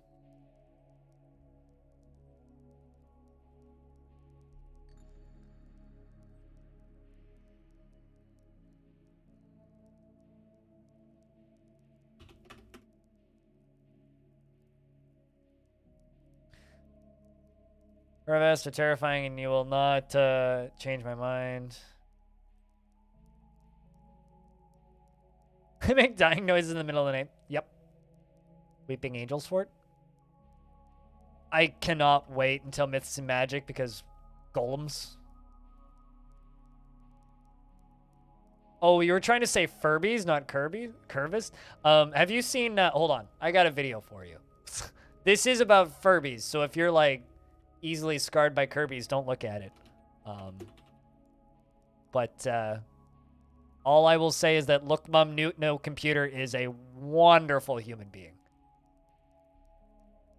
Not only did he make that thing that I just linked in chat, but he also made a Furby analog synthesizer model, and it screams. And it's in a glass cage. It's in a tiny glass cage, and it screams in pain. It's wonderful. It's just like... in the middle of his synthesizer. It's fantastic. Is it bad that you're just idling with your turrets from kills and watching a YouTube video? You're still in the second bed at 7:47 and you've picked up 69 items? Nice. Nice. I mean, yeah, it's fine. You're playing the game the way it was intended to be played. This is totally fine.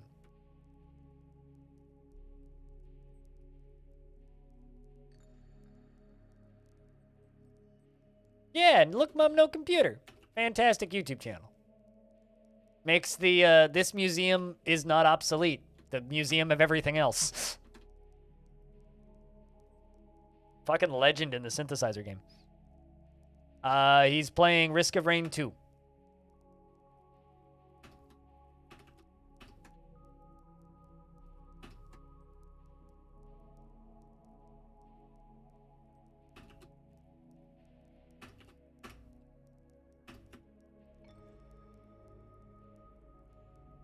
Yeah, that lovely game. Investments are open if you want to waste your tickets, chat.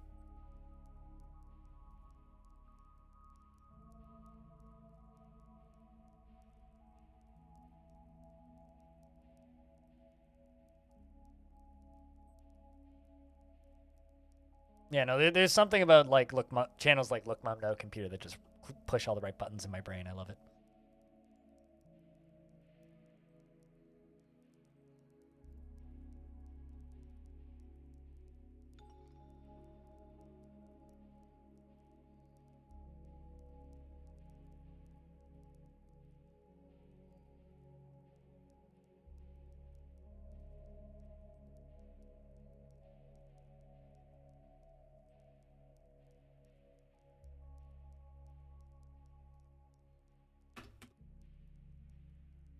I've been trying to buy an Xbox, cannot find one. It won't let you, even Microsoft.com is out. Back to Dwarf Fortress, just wanted to vent. No, I get you. I mean, you can vent about not being able to buy graphics cards or consoles or any of that crap. I mean, I don't want to vent about this, but I'm sitting here and just twiddling my thumbs going, I want my Playdate to arrive. But they haven't even shipped them yet, so. Oh, yeah, like, I understand. It sucks. I mean, in a world where, like, Sony has stopped making, well, has started making PS4s again because they can't make PS5s fast enough.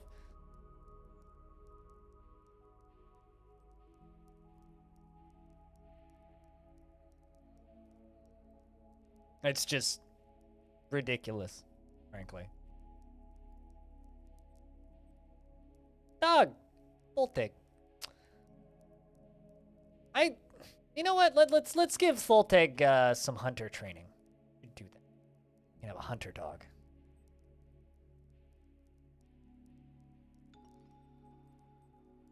Yeah. Like trainer. Any trainer.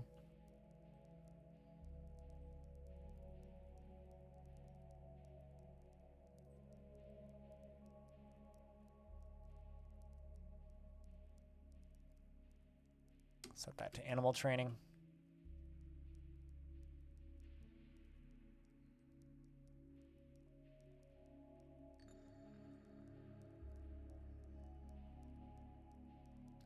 Trained first.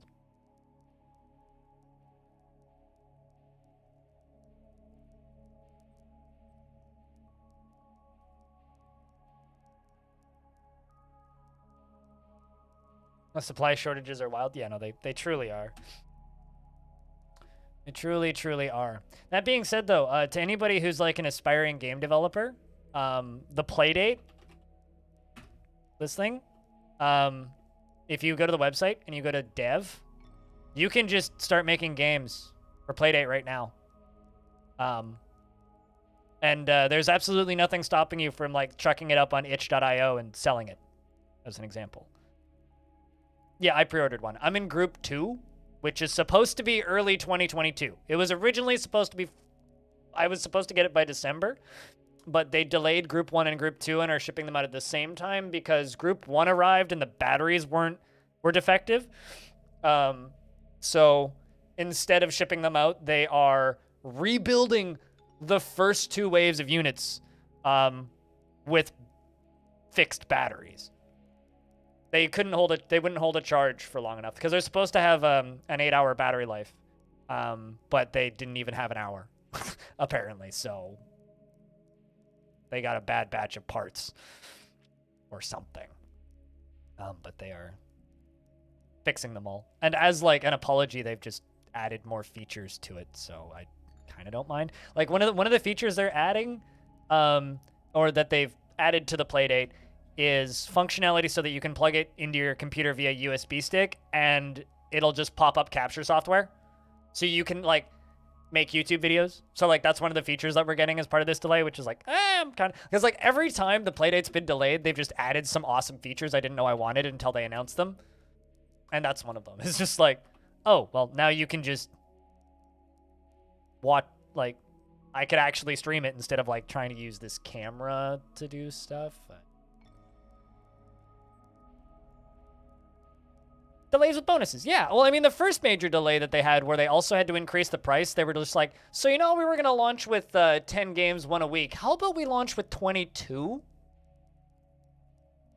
That was their first one. So they brought more developers on. But Q2 of 22? Yeah, I expect to get it sometime in the summer, probably. But, like, that's okay. I mean, in reality, you guys should be happy that this isn't out yet. Otherwise, I'd just be streaming this shit all day because I'm so excited for this stupid fucking little toy. It looks wonderful. I want one.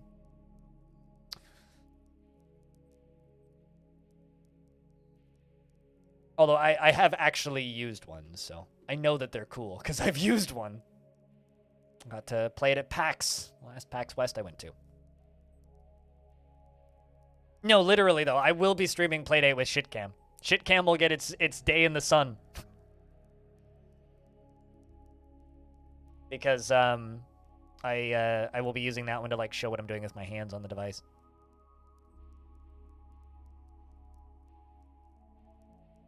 Windslayer, thanks for the raid. Cheers. What were you up to today? Let's stock your account.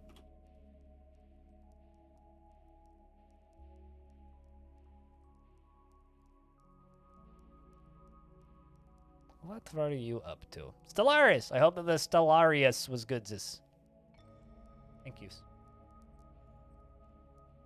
You had this one silly idea for a game? Only one?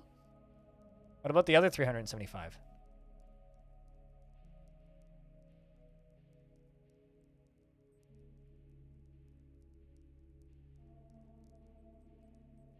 I like them too. That's why they're my emotes.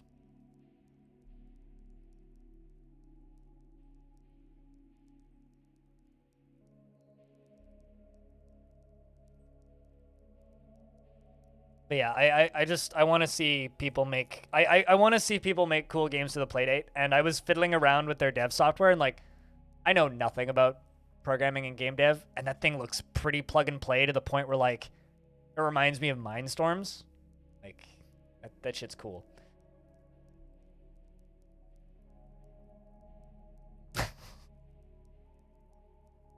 Oh yeah, yeah, definitely spill it so you can copycat and make bazillions. Mindstorms was fun. Yeah. Someone into the demo scene? Playing them. Not making them.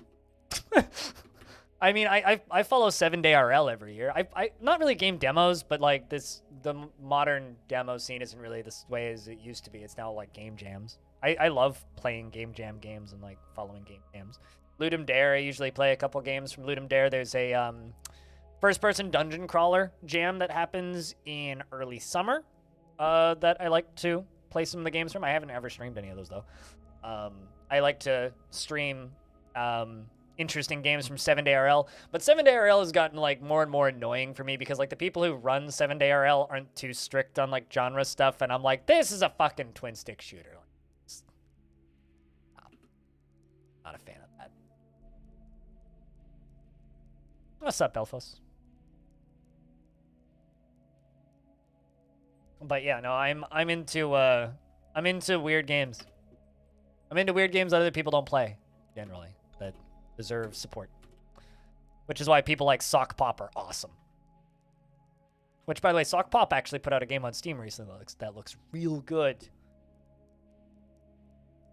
I haven't been supporting their Patreon in a while, so I haven't been getting their games, but yeah, Luckett Town. Haven't been here in a long time. Not much has changed, man. Not much has changed. Yeah, Luckett Town was the name. Lucky Town, not Luckett Town. Lucky Town. It's a little town builder with dice. Town builder board game where you have to defend this side of the screen from bads. Looks neat. $5. Into a bit of everything. I'm into interesting things.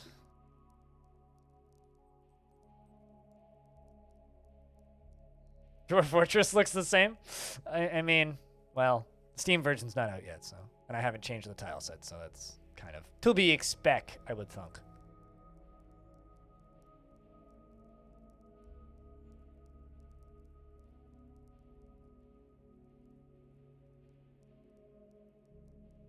Man, I hope Endless Dungeon is good.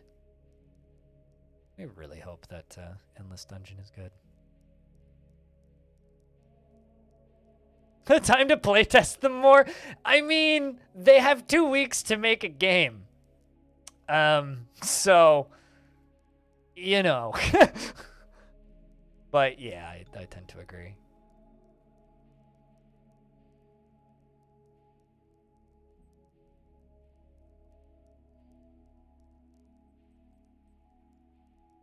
Yeah, but like, that's not the point though. They're not supposed to be polished, perfect experiences. They're little games that are made in 2 weeks. So of course they're gonna be full of jank.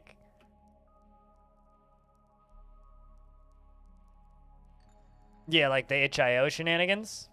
Yeah, I get you.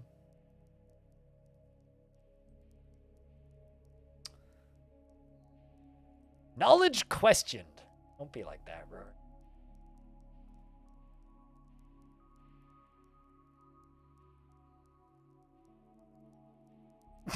That's funny.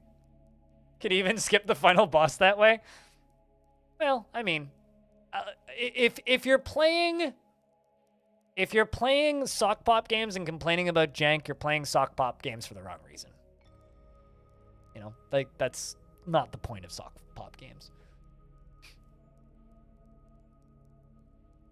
DF on Playdate? Doubt it. You should try though. You beat all the ones you played? Sure.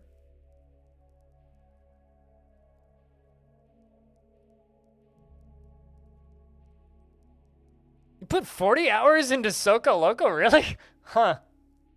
Alright. I wouldn't have done that, but...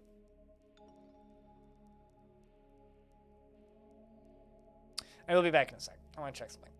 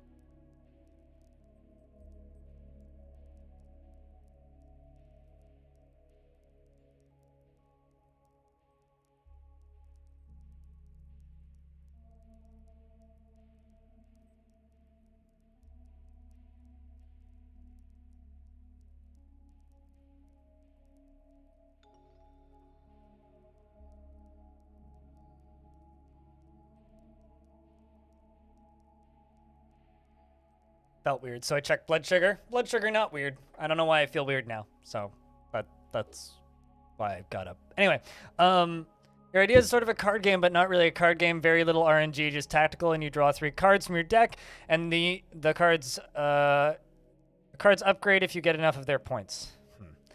I have a question. How about instead of drawing 3 cards from a deck, it spawns units? Because the second you put deck mechanics in a game, I don't want to play it. Also, I think Bastet got into a fight with somebody. And also, somebody got born. Holy shit, Bastet, you've been busy. That's a lot of crimes, dude. So we have a brand new baby in the fort. Anybody who hasn't had a baby in the fort before, or had a dwarf in the fort, if you would like a dwarf, raise your hand in chat, and you can be dwarfed. Zephon Crystal Ripe. Only eat ripe crystals. Don't eat unripe crystals. You'll regret that. It'll be bad on your tummy. 3 cards is the whole deck? Yeah, you already lost me. Like, just find some other way to represent them. Have them as, like, recharging random powers that spawn. Have them as, like, literally anything else. But the second it's cards, I don't want to play it. It's just like if you make your game look like Minecraft. I don't want to play it. I don't care. It can be completely different than Minecraft. But if you make it look like Minecraft, I don't want to play it. And I'm not the only person feeling the card game fatigue. It's like... There's a couple of games right now out there that are card games that I kind of want to play but haven't because of how tired I am of card games. It's like they could be great games. Phenomenal games even. And I don't want to play them. Because they're card games. Any dibs on the baby name, chat? Any dibs at all?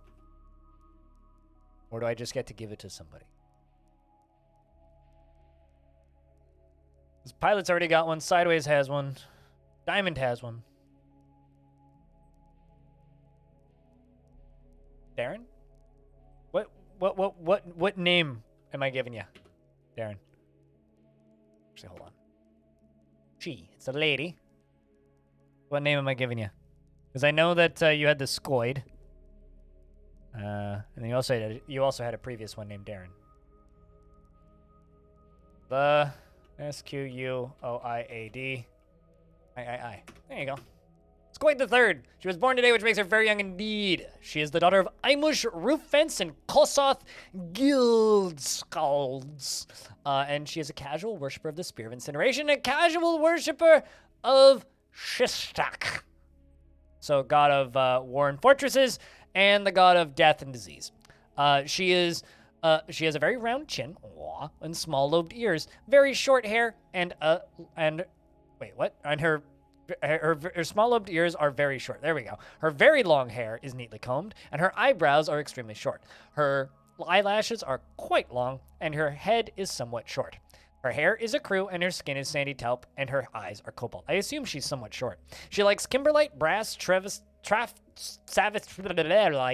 the color pale brown, bolts, rabbits for their ability to burrow, panda men for their striking coloration, and the words of the Key of Outrage. Must be a big fan of Kung Fu Panda. She prefers to consume spotted webgong and dwarven rum and muskmelons, and absolutely hates hamsters.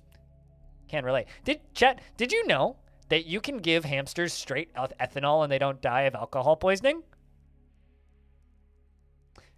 Anyway, she personally treasures leisure time and thinks that it is very important in life.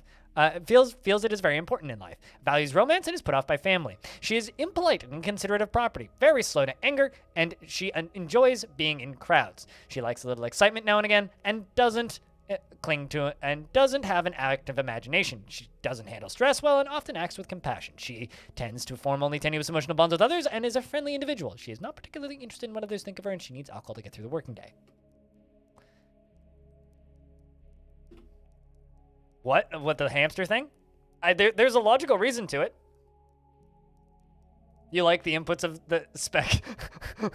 You kind of like the input spec of the playdate. Crank? Yeah, there's a crank that you can crank it. You don't have to crank it, but cranking it is a input, yes. It's an analog input. And no, it doesn't power the device, which I think is kind of a shame, but also kind of amazing. Bastet's getting the crap kicked out of her for committing a bunch of crimes, and is getting 141 days in prison. Oy vey. 141. Oh my word. That is a long time. So the reason hamsters have such high alcohol tolerance is because they hibernate. Rodents that hibernate have an extremely high alcohol tolerance. for what is actually a very obvious reason. They need to hibernate for a large portion of the year, right? When you hibernate, a lot of your like food will slowly go bad. So when hamsters hibernate, they put their like their food into a spot. Same with squirrels. Same with, I think hedgehogs are the same way. But some of their food will start to like rot, right? And they need to be able to eat it without dying. So yeah, you can give hamsters ethanol, and they don't die. They just like walk it off. Same with hedgehogs. I learned, this is like what I learned when I'm on Wikipedia late at night. So I learned about the alcohol tolerance of like hedgehogs and hamsters.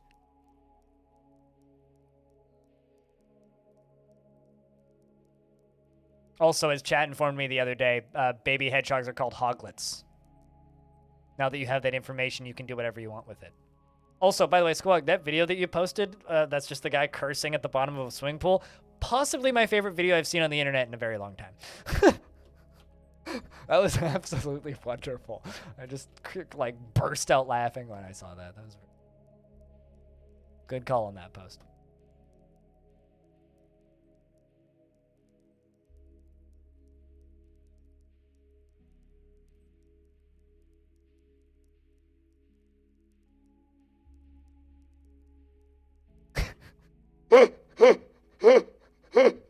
Sorry, just that sentence.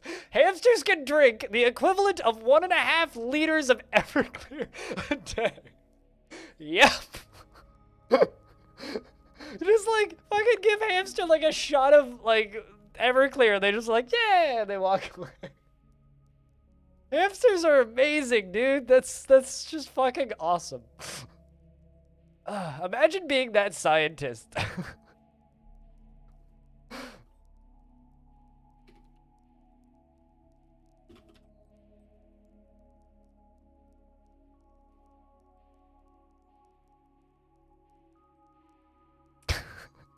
Just this article from The Atlantic. This is just the headline from Sarah Shang, I think is how you say her last name. You have no idea how hard it is to get a hamster drunk. It's just like fucking not possible. I mean, wouldn't you? Wouldn't you? Oh man, number one, does Tarn know this? Number two, do hamster vermin go after your alcohol in Dwarf? Because they should. Frankly, they should.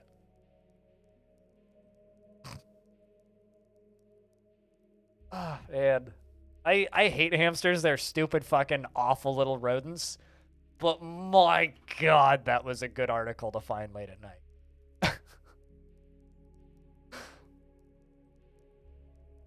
So, moral of the story is, kids, don't ever try to outdrink a hamster, because you'll lose. Hamster will win.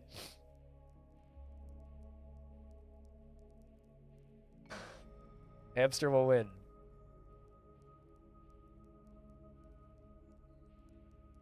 You know, it's kind of funny. Like, I've kind of grown tired about reading articles about, like, them just mutilating mice and, like small rodents in labs. It's like I realize it's kind of it's a relatively necessary evil in order to like do a lot of science, but at the same time it's like I don't like reading about it, right? And I found 2 articles recently that I really like. The first one, they were testing curing schizophrenia with ketamine. Literally just giving mice ketamine to see how their brains responded to it. So it's just like, all right, I mean, if you're gonna fuck with mice, at the very least, like, have the decency to give them ketamine. Uh-oh, Dwarf Fortress ain't responding. Okay, it's fine. And then the other side of that was, well, if you're not gonna give them ketamine, then hamsters don't have a drunk walk? Yeah, they don't get drunk. You can't get a hamster drunk. Dude, if something is capable of drinking 1.5 liters of fucking Everclear a day, it's not possible to make them drunk. They won't even notice. They're just a hamster. They just keep doing hamster things. It just doesn't affect them.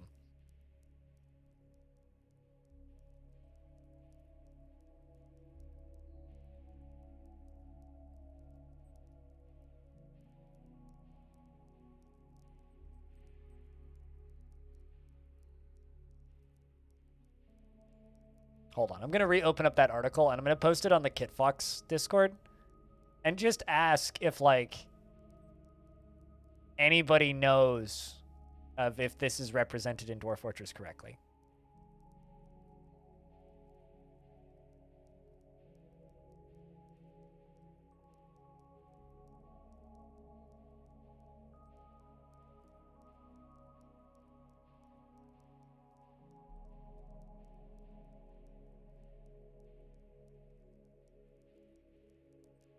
Also, if you're a hamster person, in Dwarf Fortress, you shouldn't be able to outget. That's a challenge. Let me get your hamster. Just grab a bottle of ethanol, and your hamster, and yeah, butterscotch schnapps. So IR Stupid just posted this picture on Discord of this bottle of butterscotch schnapps. That's either like terrible or amazing. Probably would be good in coffee, I would think, right? Like not bad as like an additive to things. I had peanut butter schnapps once, which was okay. Be terrible.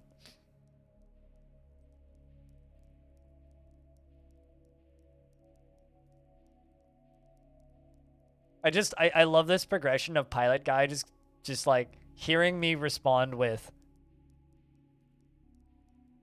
just saying, pale brown is an interesting color to like, followed by me saying, did you know that, like, you can't get a hamster drunk? And then him just being like, what? And then the quote, hamsters can drink the equivalent of 1.5 liters of Everclear a day, followed by, given the choice of between water and alcohol, they go for the booze.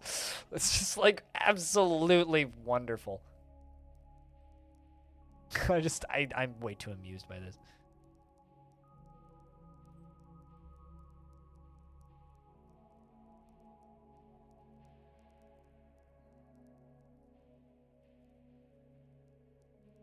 Peanut butter whiskey. There's a brand that has peanut butter whiskey here as well. Or pretty big brand. But I don't know. Whiskey, like I feel like that's sacrilegious. I don't know. I don't want to drink flavored whiskeys. Although I don't generally want to drink any flavored alcohol. Unless it's more of that moonshine I had that one time that had strawberries in it, which was good.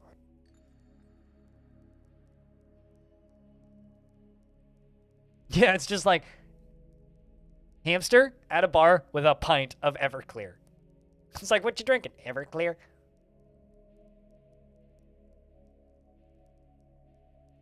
I mean, Ham Toro is now makes so much more sense. Really. I'm just imagining Ham Toro as like a blistering alcoholic now. It's just a very funny mental image.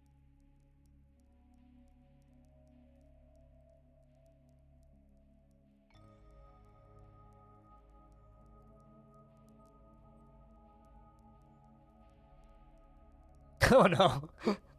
It's a much better show, exactly, yeah. Just Ham Toro parties hard. Yeah. You have to be able to eat rotten food to survive the winter.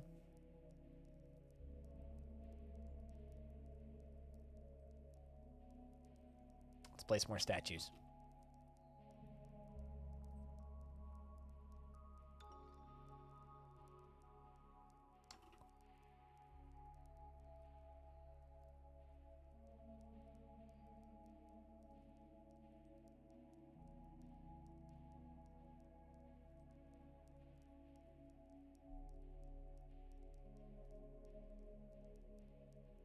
Just placing lead statues everywhere slowly. Just slowly covering the entire fort in statues. Because I've got so many of them, and I don't know what to do with them.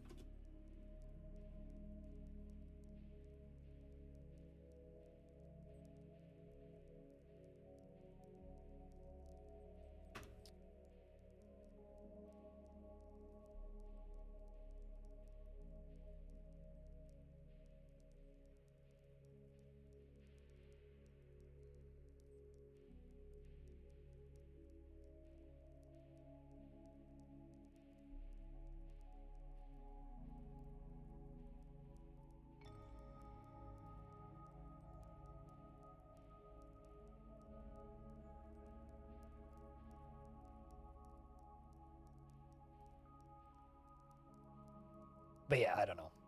I just that's my favorite science news I've learned recently. I don't know if anybody else here has stumbled upon any fun science facts recently. Oh, actually, there's a second one that I know of that's I think's kind of crazy. So we finally recorded lightning for the first time, like lightning forming inside of a cloud accurately.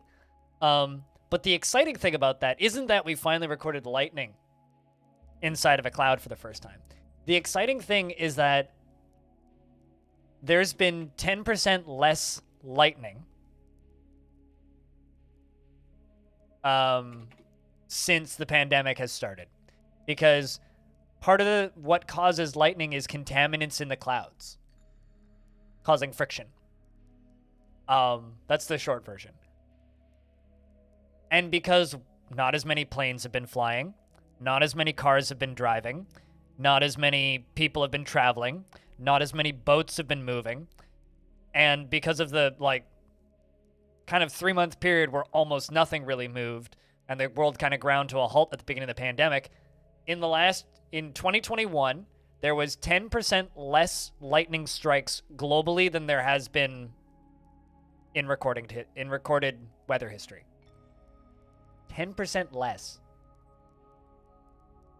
Meaning we just didn't go outside for like 6 months and there's less lightning.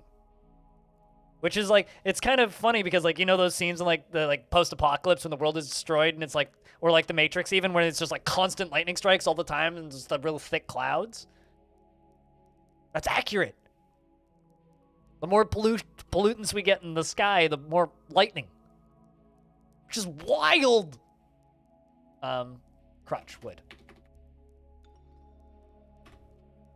think it was 3 that he wanted? 1. Okay, fine. Well, getting 3, so don't complain. So, that's something else I discovered recently.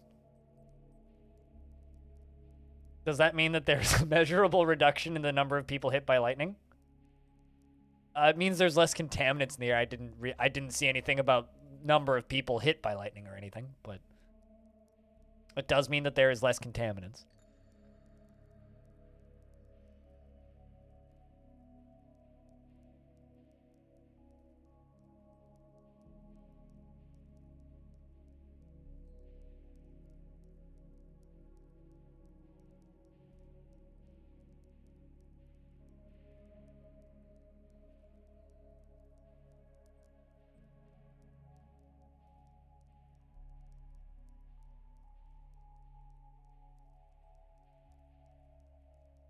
So, I don't know. I find that that's way too bloody interesting.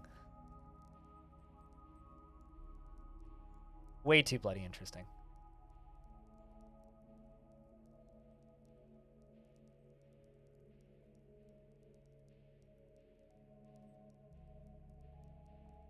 I just realized I have to like a thing on Twitter. Hold on.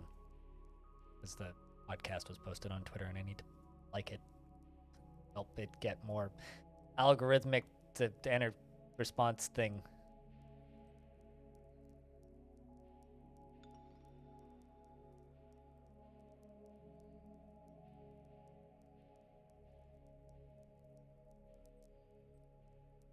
There we go.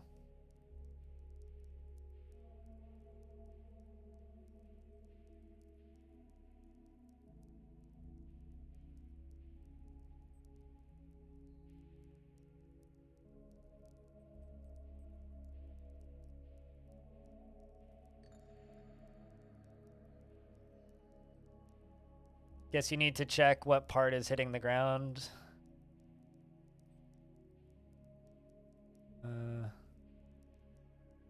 I mean, maybe. I don't know. I don't think the reduction in lightning strikes is just because less people are going outside, though. That's got nothing to do with the reduction of lightning strikes, if that's the 2 and 2 that you're putting together, Pilot.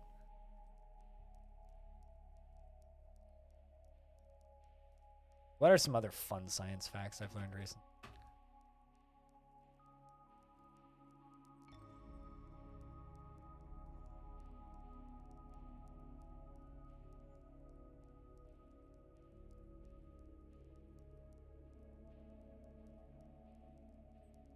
Less lightning and less people outside. Well,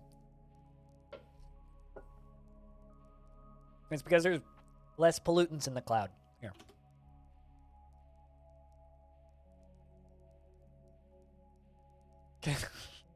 So Google is remembering my search history, right? I was trying to find the article that I read about that, but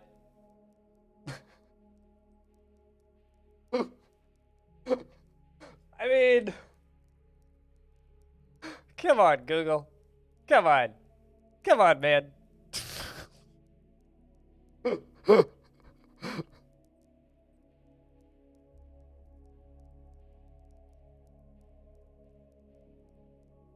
Also, I spelled lightning wrong.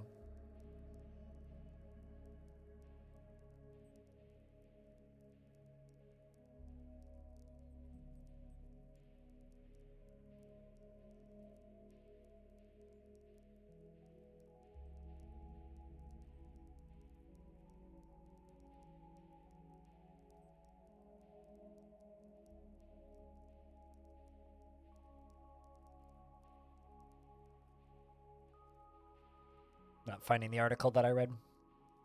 What?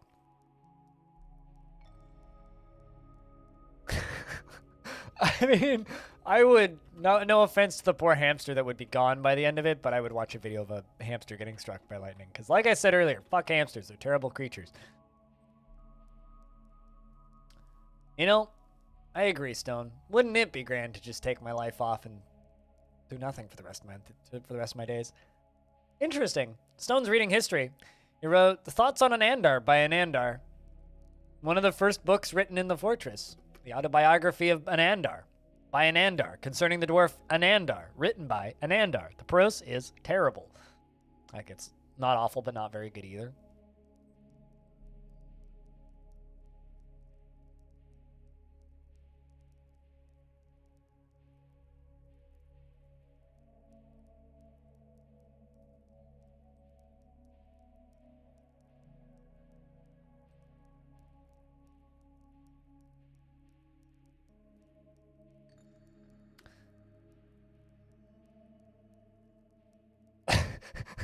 After a quick search, looks like alcohol doesn't conduct electricity, so no matter won't get hit by lightning because they are 100% alcohol. I don't think that is accurate. I do not think that hamsters are 100% alcohol. So, thanks for that clip, by the way. Cutest. The way of the hamster? What? Become boo? Zzz. Could it be proof? Could it be proof of what?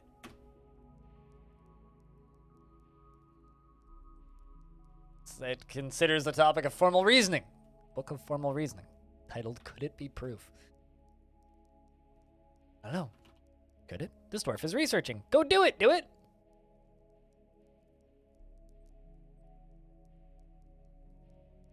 You know, I should just change Crypt Beer to Crypt Hamster on April Fools. Just see how many people wrote. Well, or maybe I should just have like a bottle of vodka emote that's just Crypt Hamster. Or Crypt Hamster water.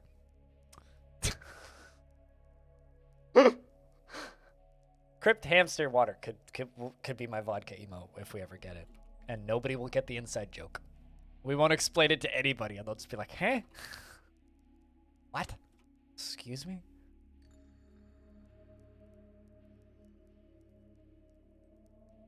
That poor dwarf.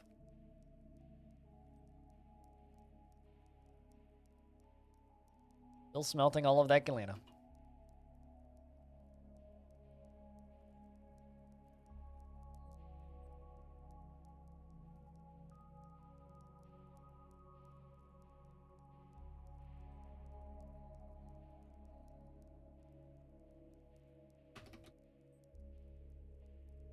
That should, cool. Get some post-processing plants.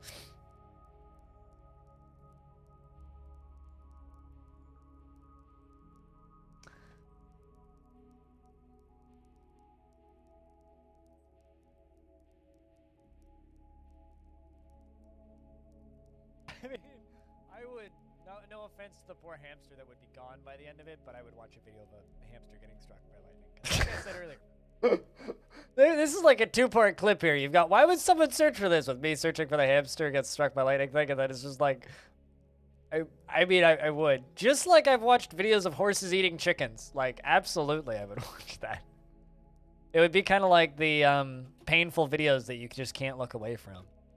Or like, I watched like a 10-minute video of just like a security camera, and then it's just a goat.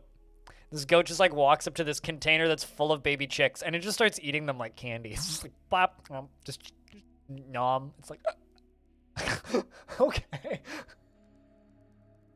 Until finally owner comes and goes, hey, don't eat the chicks. Fucking twit.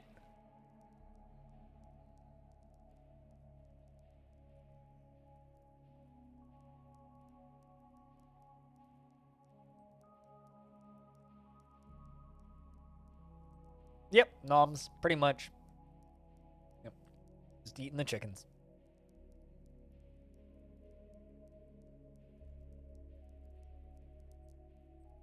How are we doing on clothing? Oh, yeah, we're good for a bit, I think. Everybody seems to have the good stuff. Good. Need to, like, restock the cloth stockpile, but... That dwarf was near a floor grate, and it is interesting, apparently.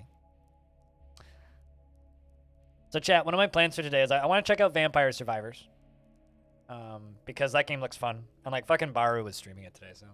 It's officially a popular game, but I would like to try that game because I don't know. See, it seems fun.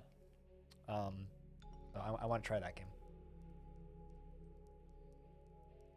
Give it a look-see. So I picked that up this morning.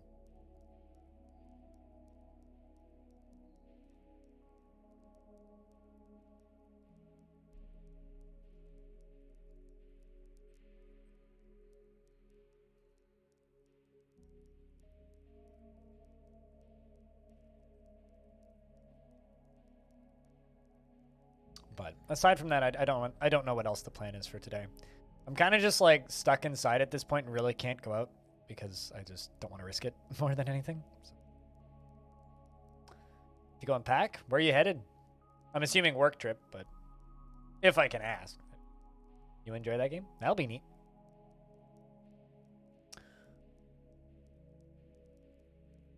Work trip San Jose again? Gotcha. Well, I mean, if you want to hear more of my nonsensical nattering, you can bring the podcast with you.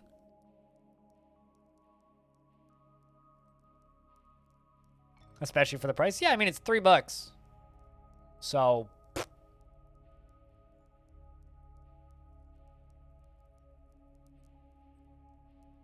You've been procrastinating? Well, I mean, good to know that you're procrastinating. I mean, some people are... definitely not a pro at procrastinating. So you got to have some skills, you know, just like champion them when you can. I hope that the wages on procrastinating is pretty good these days. I mean, sounds like it'll be a good no-brain stream game. Then let's get that. I do think that game is ugly as fuck, but. Like, just graphically, it looks awful, but we'll play it. It'll be fun.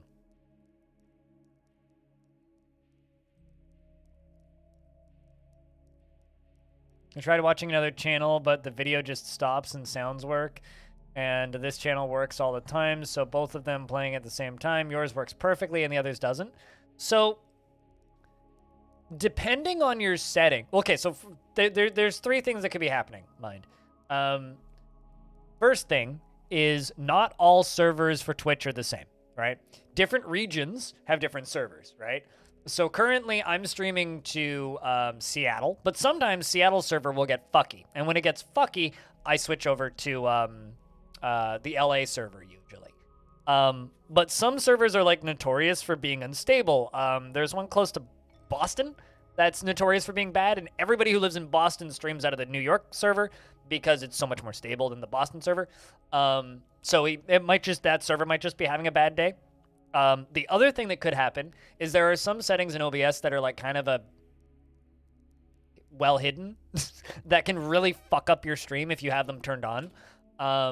Just because Twitch doesn't know how to manage those settings. So like if they're trying to stream at 4K, for example, Twitch can't accept that signal and it'll cause a lot of issues. If they're streaming at a bitrate that's too high, that could cause the stream to crash and have issues. If they're streaming at the wrong frame rate, that could cause the stream to crash and break. Like, for example, if you stream to Steam, you can't have any frame separation delay, which is a setting that's in OBS, right? It's buried super deep.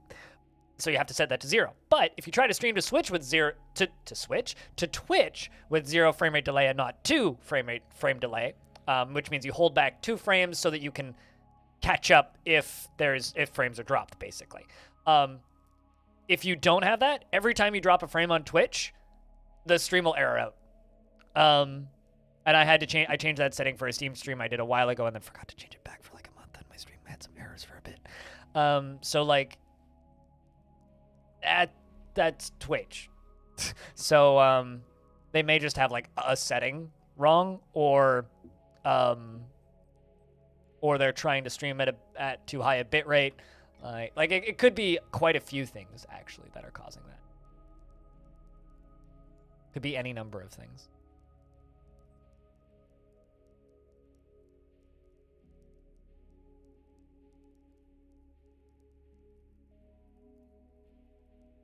Like, it could be as simple as just, like, the server that they're streaming to is, like, having a rough day, or it could be, you know, they just have a weird setting set. Or, like, maybe they're using, like, if they're playing a very GPU-heavy game and they're using GPU encoding, their GPU might be, like, maxed out, which could also cause it to crash and stutter. Like, I don't know, say they're playing I don't know, it's a graphically intense game. I don't know. Let's say they're playing a graphically intense game, and their GPU is not brand new, and they're using GPU encoding. That could also cause it. One of the books in the Russian school program, Who Lives Happily in Russia, it has a moment where pigs eat a baby alive while his granddad fell asleep. Yep. What does that have to do with hamsters? My dude. That's distressing. I believe it, though. Babies are pretty soft and delicate and easy to numb. And pigs will eat almost anything, so.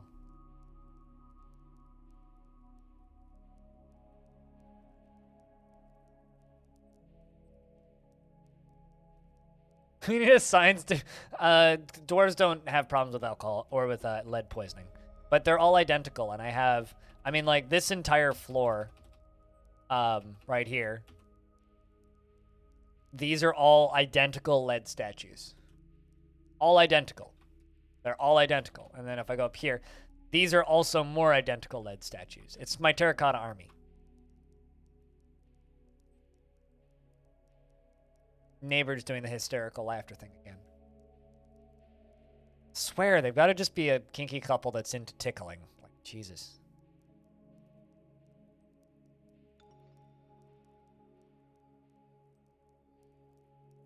Like, I think that lady laughs more in one day than I do in a month. It's a lot of lead. Yeah, well, we have tons of galena ore all over this fort. So much of it. So much of it. Ridiculous amount. Absolutely ridiculous amount of it.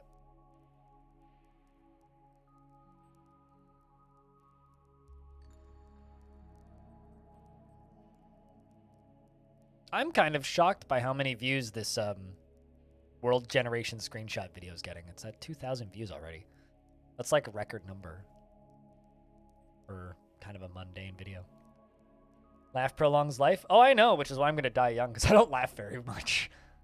Me and my dad, we just like both, like, we can watch like a hilarious comedy and just stone still just like stare at things.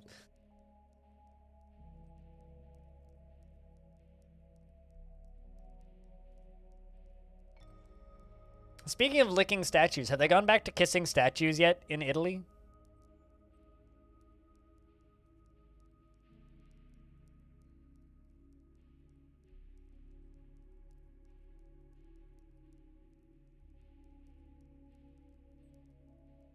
You laugh. I'm not saying you don't. I'm saying I just sit there like a literal rock.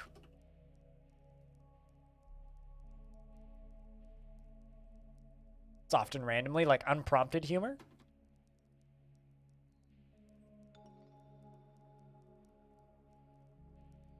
I generally laugh randomly, uncontrollably, in pain. Now we're just turning into the Discord word stories room, guys. Come on.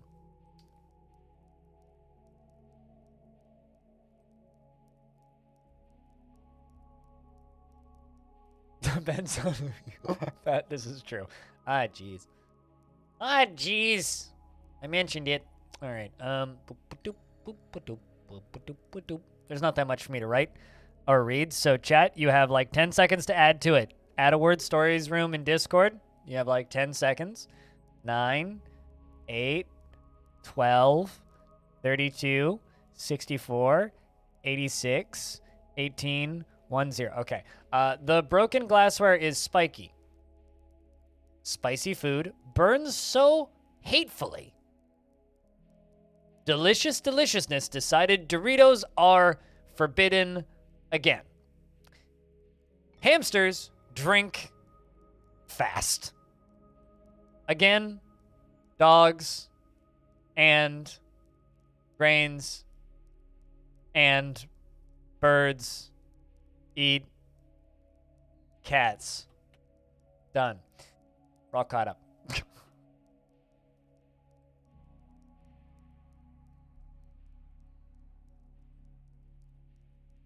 Yeah, I think I know what you mean by just laughing randomly, uncontrollably. Just no apparent reason laughter. I certainly like know what you mean from your videos.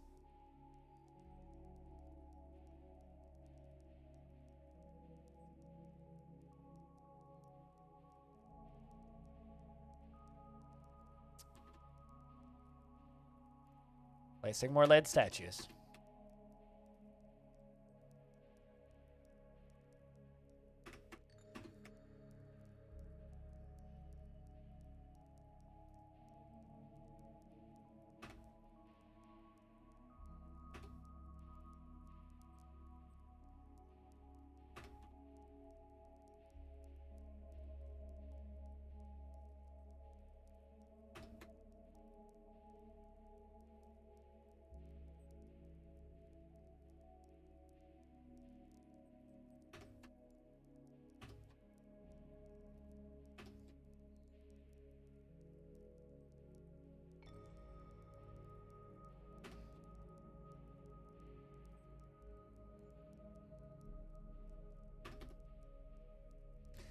A lot more statues. Also, investments are open if you want to invest your tickets, chat.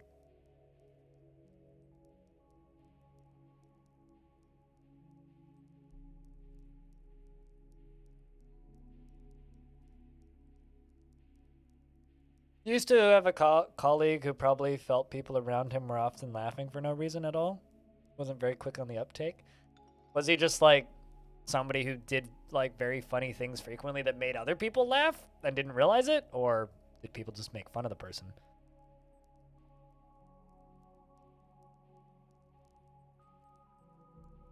I think that this is spring. It's been snowing for a bit in game. So I'm assuming that this is the first of spring. I got up at 6 o'clock in the morning, so if I'm yawning today, that's why I apologize. Not much I'm going to be able to do, I don't think.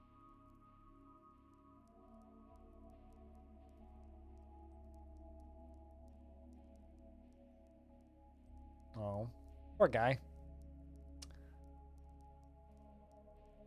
That used to always be me until I became the, until I was at a place for a long time. I used to generally get the short end of the stick. He did the best practical jokes? Alright. Oh, that's fair. Spring has arrived and the annual tribute has arrived. I wonder if the elves are going to come trade this year, because I haven't the last few. Maybe they're just not a fan of the king.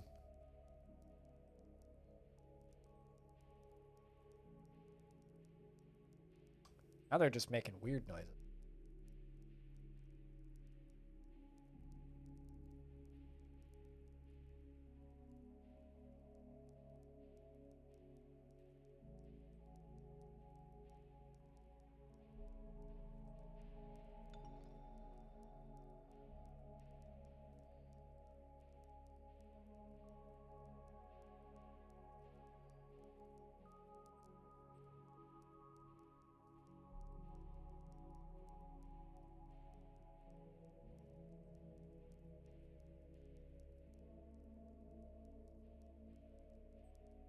Also, did they train that dog enough?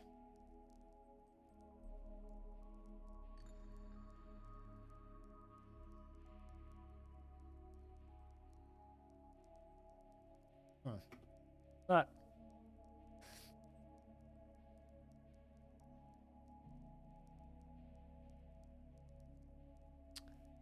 You can't take an arcsin of 1.0, a lot of zeros too.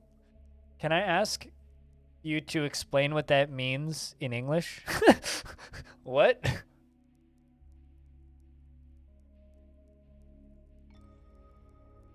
I know nothing about anything about what you just said.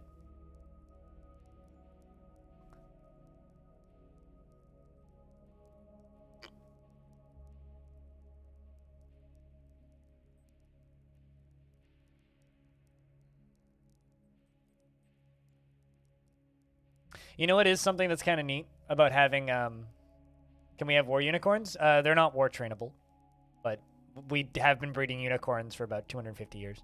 We're also not at war with anybody. That would be a bit redundant. There we go. There's the tribute for the group of alchemy for the spring year 370, which means the fortress is 365 years old. I was about to say something. I completely lost it. Something that's really interesting that about my stream team having a website now is I know what specific cities people watch the team from. Not just me, but like the team, because we have IP tracking because that's what websites have now. So I know exactly what city most of the people finding the website are from, or cities people are from.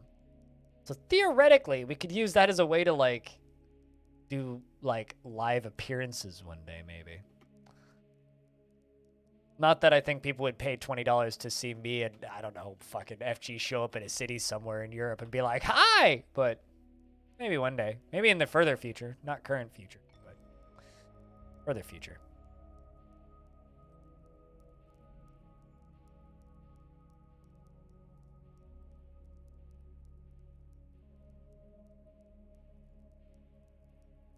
You imply all the time? Yeah.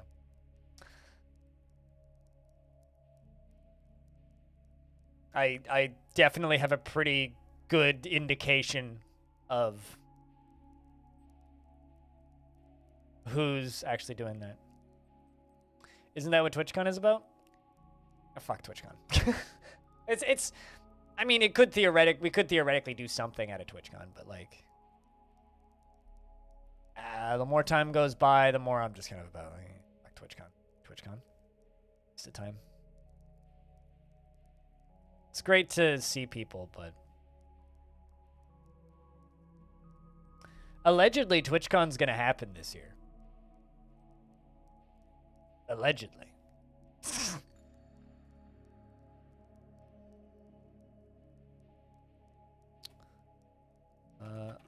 Iron pick. Wood crutch. 2.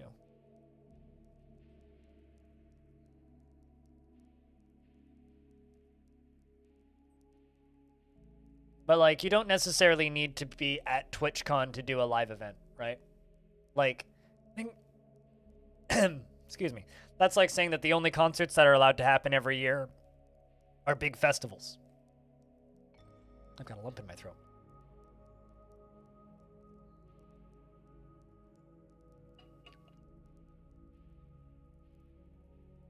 It's like, yeah, you could only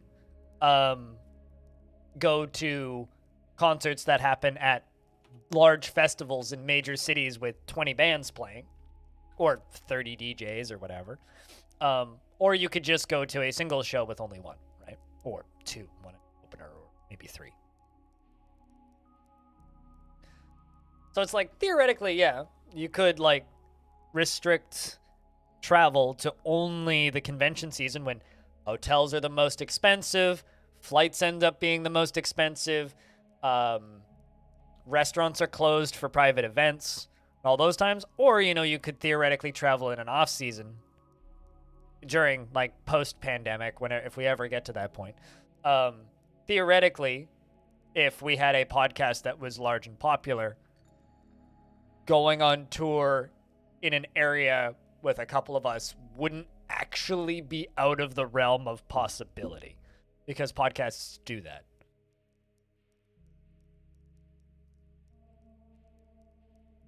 Like, for example, I listen to the Chilluminati podcast, right? And I also listen to Cox and Crendor. Every now and again, they'll do a show in Boston, because most of them are close to Boston. Or they've done their shows in Boston, but their show host doesn't live in Boston anymore. He lives in Texas now. Anyway, they will generally, every now and again, they will all meet up in Boston, and they will do like 2 shows, one for each of those 2 podcasts, Cox and Crendor, and then one for Chilluminati. And it's just like a live recording of their podcast in a venue that people pay money to see. They all go to TwitchCon, but like, just because TwitchCon happens doesn't mean that's the only time that streamers are allowed to do things.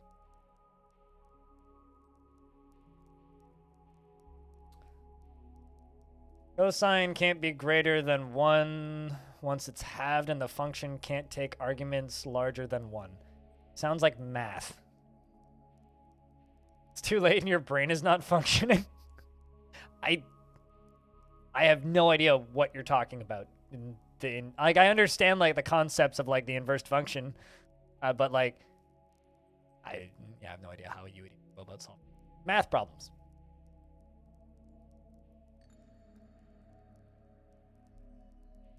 I would say about 2 years.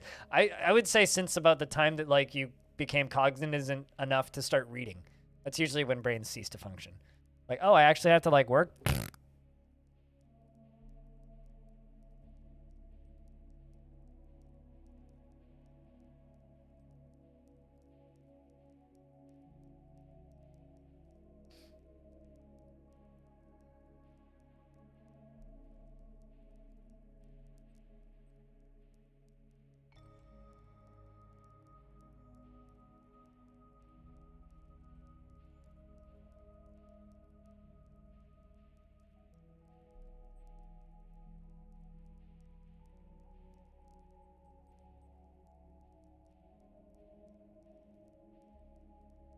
Pen and pasturing cougar cubs. But yeah, as far as animals go, we are raising cougars, unicorns, and cattle.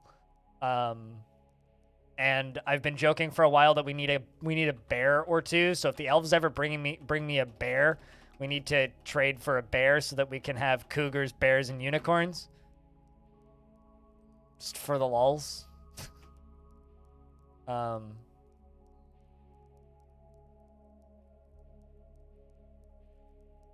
Because I think that would be genuinely kind of hilarious.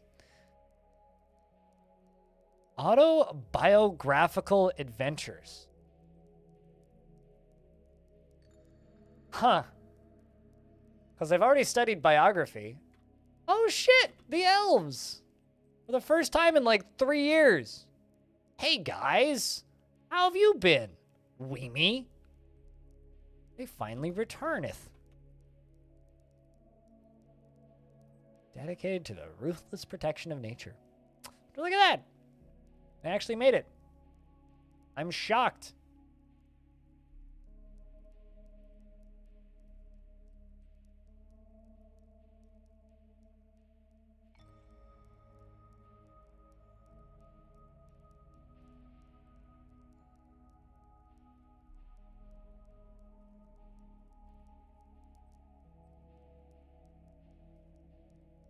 I'm so impressed. I don't think they brought bears. There's only 2 of them. It's a very small shipment. But I will be crossing my fingers for bears for a while. But I wouldn't get your hopes up.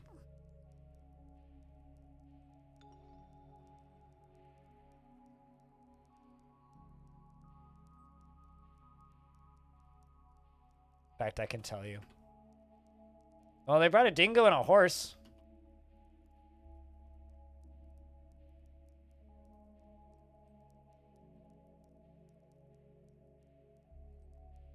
That consciousness might not be that good for survivability, and it's just our brain looping on itself. Huh. What are bears good for? I just want to have unicorns, bears, and cougars because it's funny. That's all. Kind of like in the same way that you giggle when you see the number 69. But what are they actually good for? You can war train bears. They're good for food. They don't need to graze, so they're like an easy. Once they're tamed, they're an easy livestock.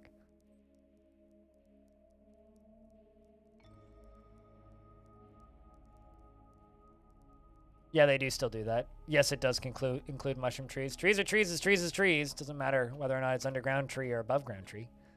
Still tree. But like they give you like a quota of like hundreds, so it doesn't matter. 135 trees. It's like, yeah, even if you're running like a full scale steel foundry above ground, like you don't need to cut down 135 trees a year. You sigh wistfully. Fair enough. Do you respond with nice though when anybody says it? Because that's like the same shit.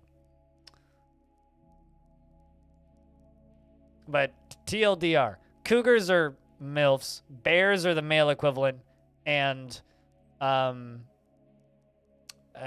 unicorns are a single person that's willing to take part in threesomes with couples. So that's why I want bears, is just so that I can like point at that and giggle to myself. Just be like, I've got all three. That's literally the only reason.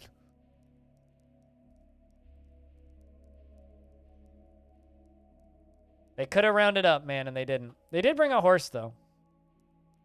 I don't need a horse. Do you think that it's the yak that's carrying the horse? Their yak pack animal, or the poor mule? Because I feel real bad if they're carrying that horse on a mule.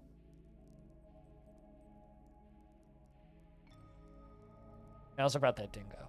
So one of them's carrying the dingo, the other one's carrying the horse.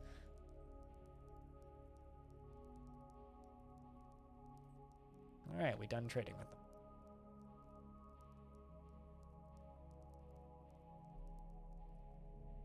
But that makes sense too. I mean, sports mascot could work too. I also watch like no sports outside of F1.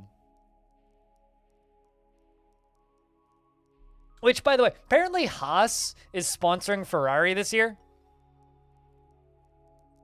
Which is weird. Just thought I'd mention that. Like, there's a Haas logo on the Ferrari. Anyway.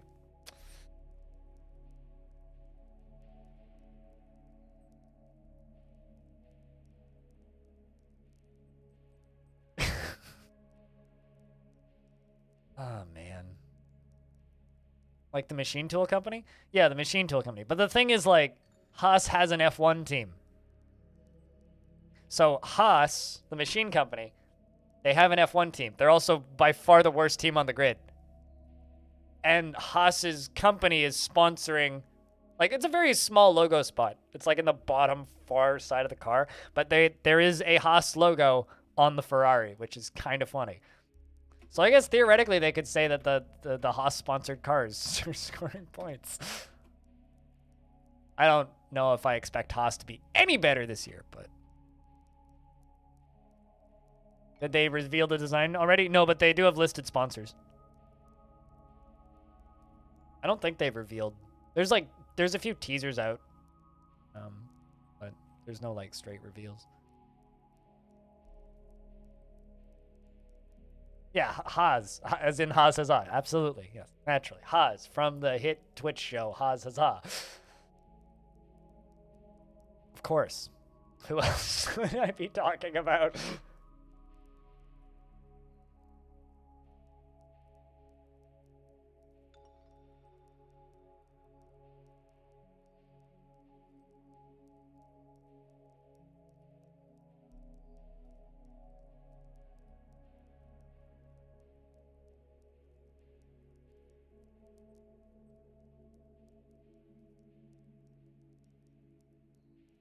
Oh no, I accidentally opened up Spotify. Go away, Spotify.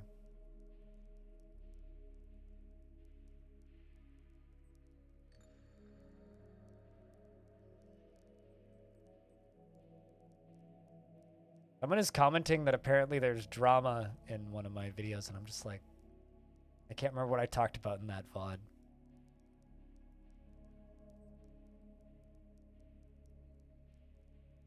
You just keep getting anxious. Okay, well, let's make you into a scribe instead. That works any better for you. It would be too soon, yeah.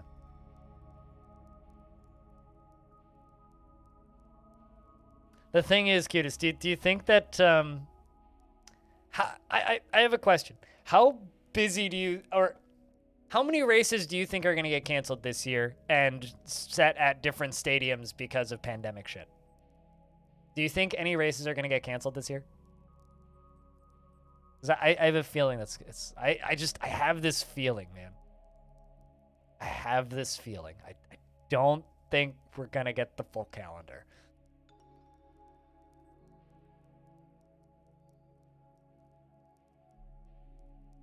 History of social animals. What about this one? Trees, yeah.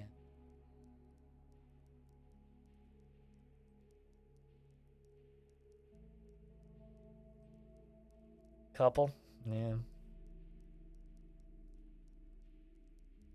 It literally is the only sport I watch is F1. I sometimes watch other motorsports, but that's the only one that I really enjoy.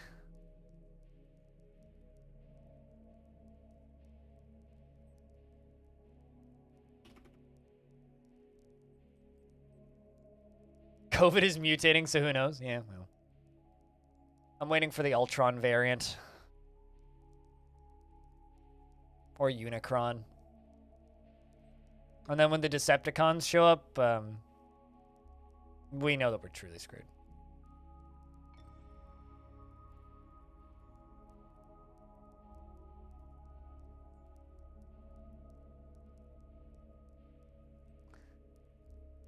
You know, I'm just going to comment to what this person said on Reddit. So, this was posted on my World Generation video that I put up, and this is on the Reddit thread for that video. This person says, I would gladly pay double what it's being charged at now if it would just be released already. Bruh, double of free is still free, though. Double free is still free. Come on.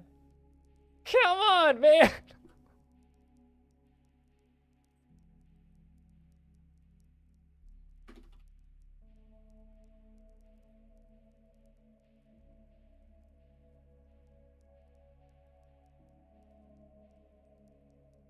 This person's just like, I'd pay double what it's being charged for right now. It's not being charged for right now.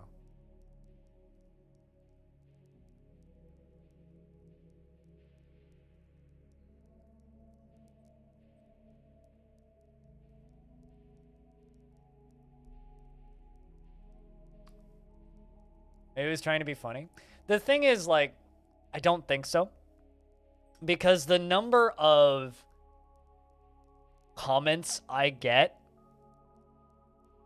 is like about I would pay X amount of dollars for them to release it right now. The number of times I've seen that, I highly doubt that person's trying to be funny. I highly doubt it. I've seen those exact comments before from other people being like, they should just put it in early access. Like, the number of times I've seen the comment of they should just put it in early access, I genuinely find a little bit upsetting. I think that shit sucks. Actually, no, fuck it. It's fine. Just a quicker way I can get them down here. Not really.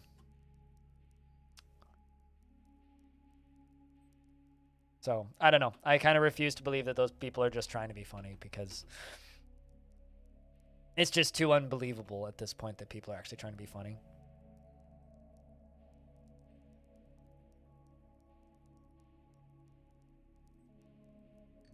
Mm-hmm. Absolutely. You know, absolutely.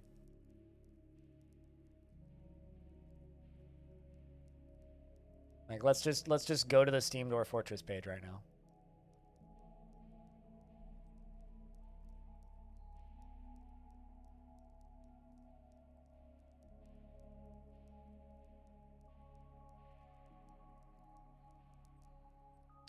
Also, the number of games just called Dwarves on Steam is just to me. Anyway, let's look at the.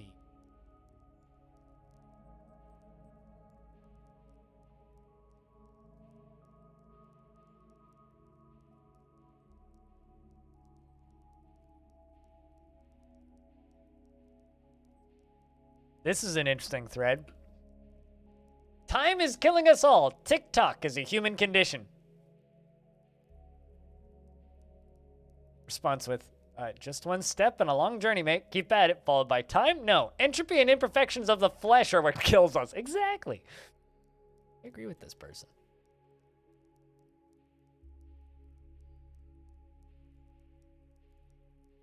Let's see, how far do I have to scroll for somebody complaining?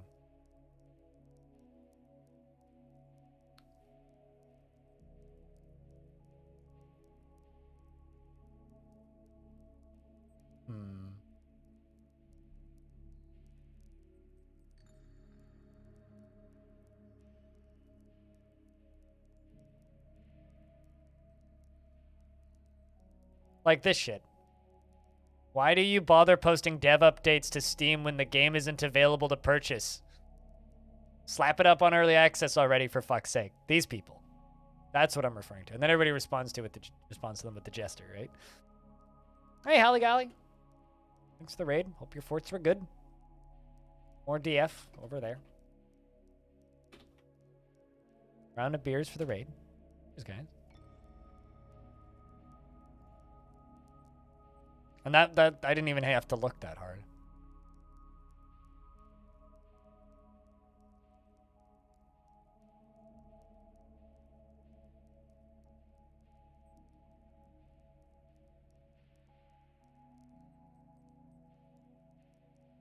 This person says that they're going to make their own Dwarf Fortress because they can't buy Dwarf Fortress yet. To them, I say good luck.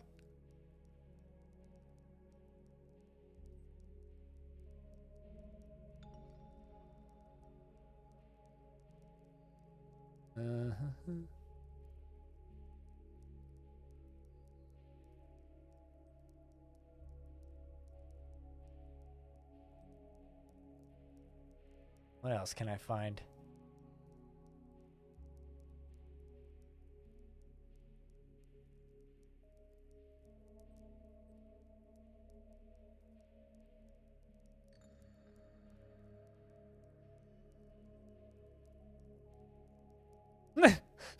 People are getting mad that they're locking threads that don't break the rules because the developers, the Kitfox has been locking threads that are just asking about release dates that then just evolve into arguments for no reason. It's like, yeah, naturally.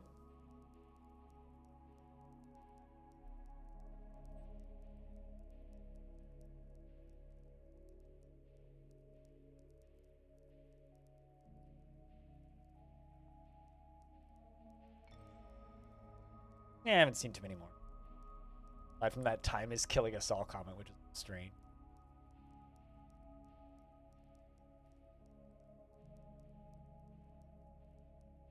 Discussions. Oh, yeah, see? These are the ones I locked. Is this actually coming soon? Locked. Hurry up! Locked. Still no release date? Locked. Still no rough release date? Locked. Because, yeah, those are just going to become very annoying very quickly. These are all like since January. This is although kind of my favorite like dumb shit one. Hurry up, it's just pixels, mate, not AAA game, bro. Come on, the hell on. It's like, well, you know what? Just don't play the game then. That's fine. Just don't play the game then. That's fine. Threads that ask questions that you can find in our FAQ will be locked. That includes questions about why we lock threads. Yes. This checks out. I understand the logic here. Some people don't.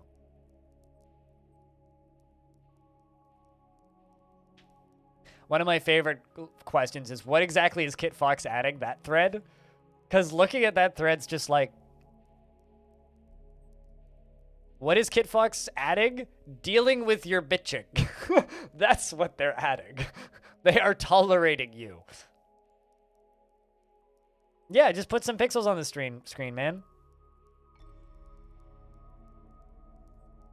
Yeah, literally, just put some pixels on the screen. Also, like ClinoDev pointed out, it's like any other like sane publisher would have dropped Dwarf Fortress ages ago because they wouldn't be able to put up with Tarn being so slow. And as I remind people, Tarn has published not one, but oopsies. Fuck it. 2 books. The founder of Kit Fox Games. So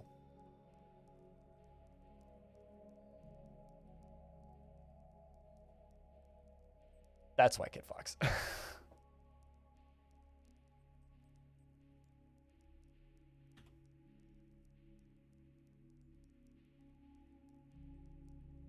Is that a design book? That one's about procedurally generated storytelling and procedural text, and then the other one is about procedural level design and world generation. It's basically a textbook, but they've got like 20-something contributing authors.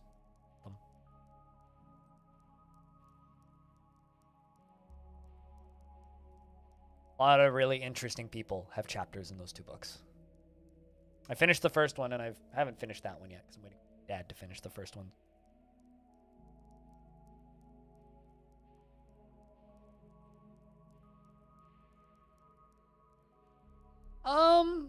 I think that they do. Oskatav, the problem is not completionists and perfectionists. The problem is capitalism doesn't allow for completionists and perfectionists to take the amount of time they would normally want to take.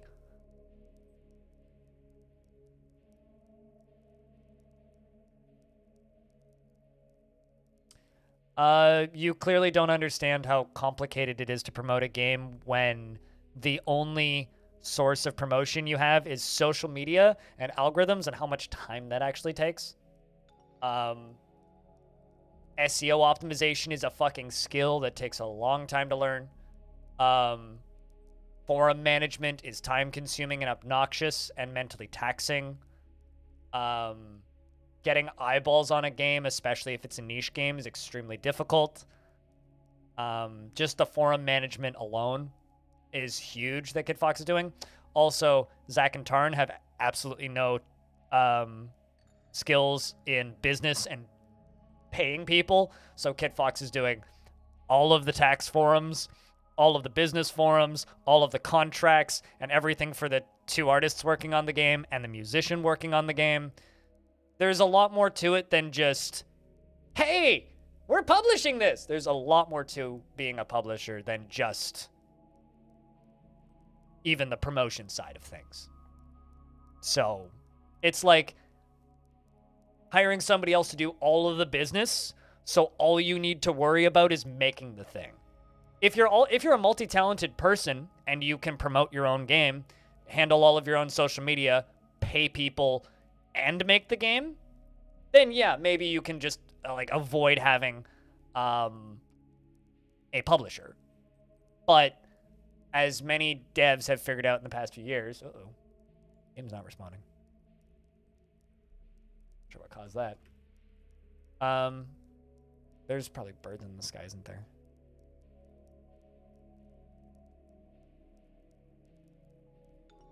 Yes, absolutely, Stone. And Dwarf Fortress has like a lot of natural clout built in due to its kind of legendary status as an art project. Game froze. Getting hitches. There's got to be some funky pathing going on. Nope. I'm not sure what's causing that. It seems to have stopped whatever it was.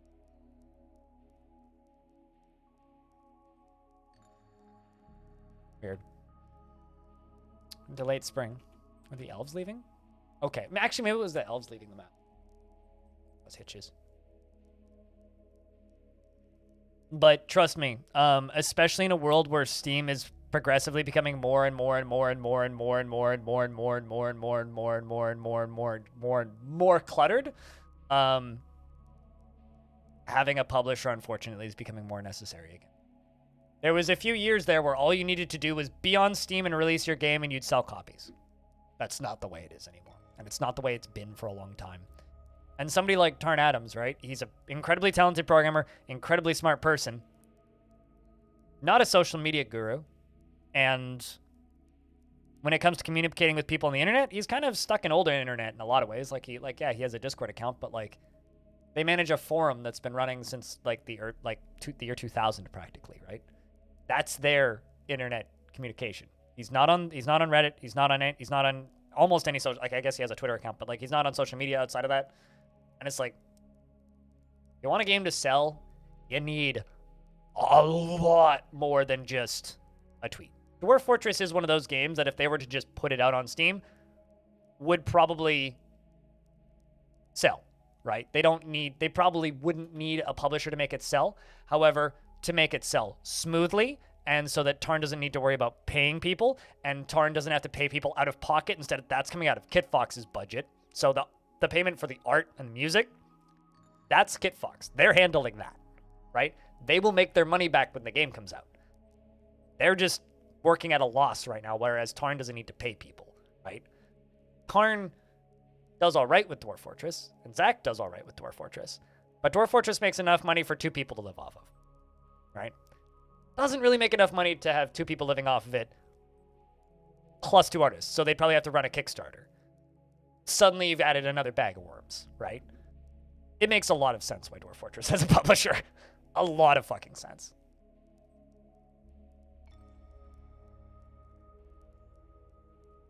So, just the fact that they are managing all of the forums and paying the 2 artists is yeah, okay. I mean, they're a developer, right? Kitfox has put out several games in the past, including some incredibly well-received ones and some mixed reviewed ones.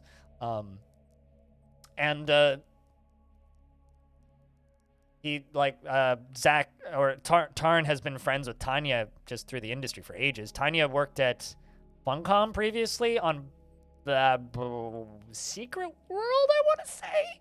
That MMO? I think that's what she worked on. So she's been in the industry for ages.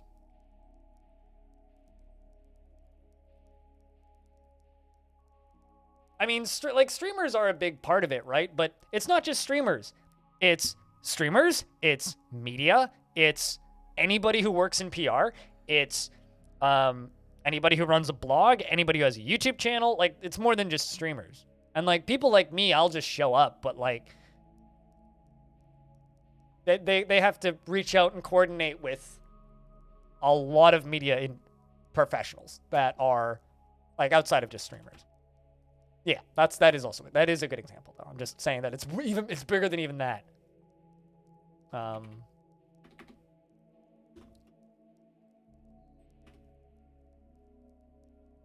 mean, another example is Jupiter Hell.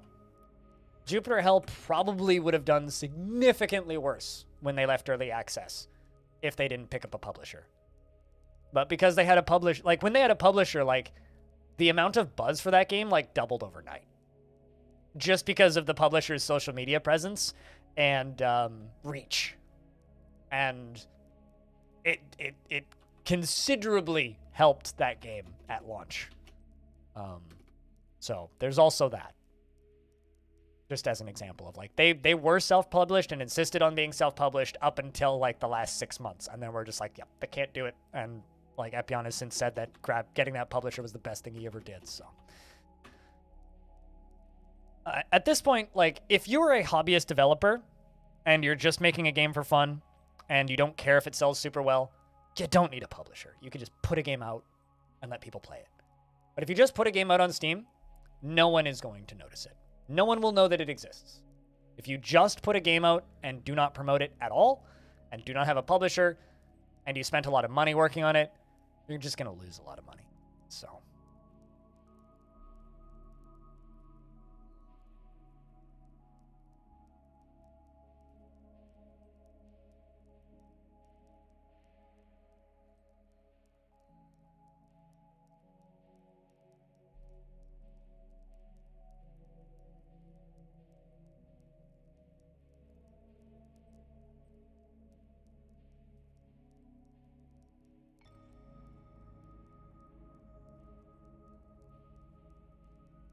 Also, it's probably a much longer ramble than you expected, Ty Cobb.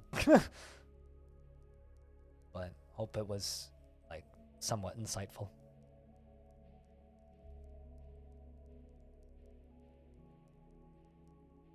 I think it's I think that the long and short of it is that at this point,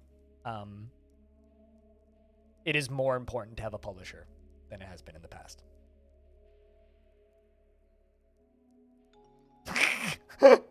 I love this comment. So this is on my YouTube video from this morning, which is this is like on the world generation comment on video, and it's just, this looks so usable.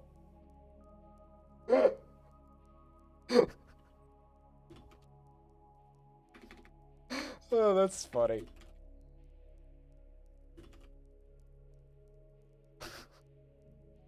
It's too funny. This looks so usable. Hey.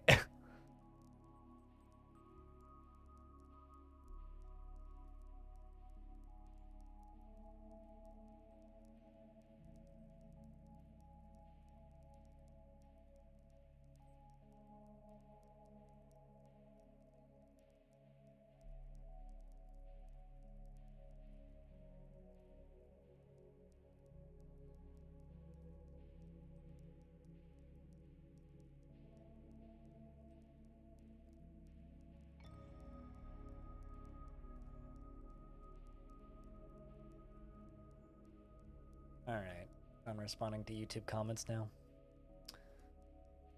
For Neos, anyway. At least you survived? Hey, you know, I like the little bits of art you've been doing, Stone. Also, the bottle is a nice touch. Bottle is a nice touch.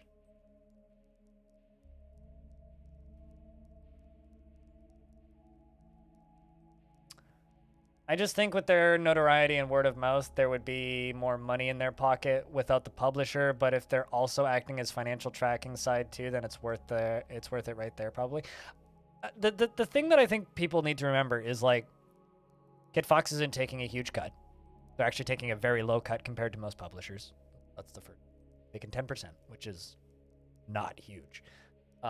Like, there was contracts that were leaked for Raw Fury and Devolver kind of recently, where Raw Fury and Devolver take like 70%, not including the cut Steam takes. So it's like Steam takes their 30% and then they take another 70. So they're taking a very small cut for a publisher. That's the first thing.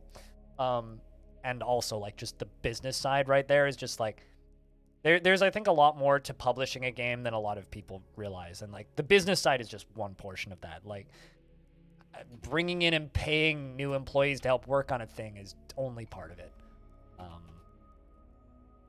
So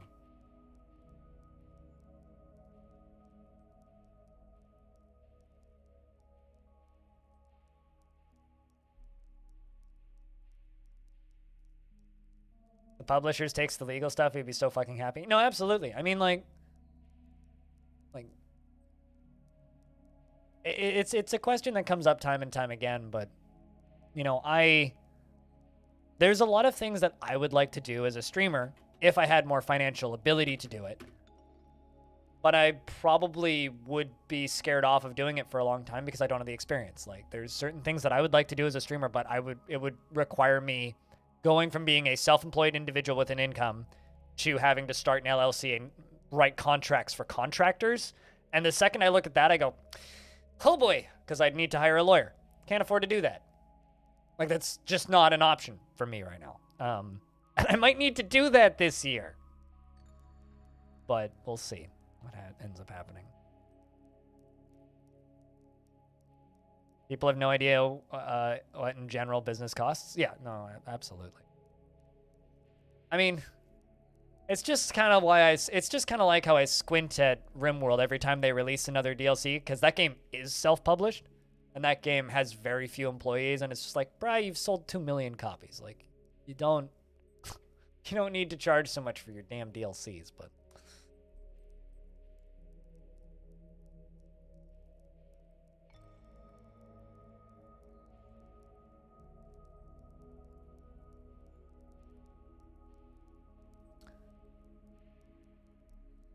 The image of Brighton at there. Well, guess we can call it a camp. March of the moon holding. March, the moon holding what could have made him rich behind him. But at least they survived.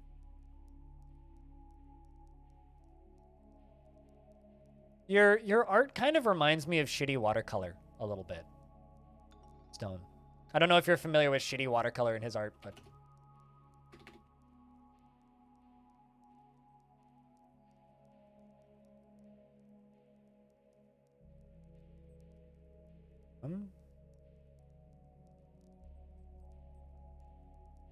Here's his Twitter.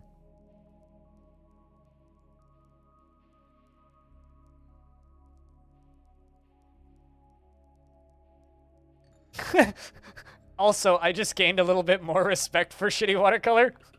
NFT bad.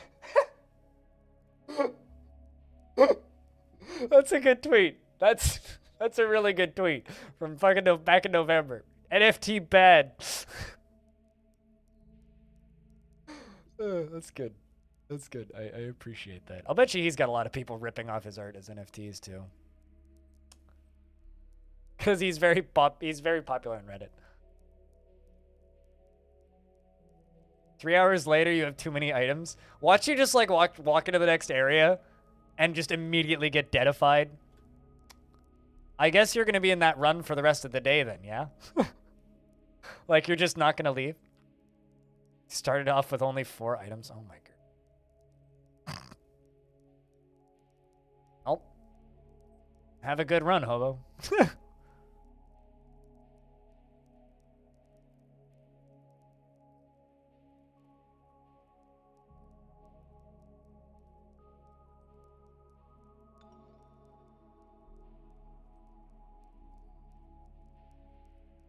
Stage 2 at 747, level 14. Huh. Bastet is throwing a tantrum. Well, that's lovely.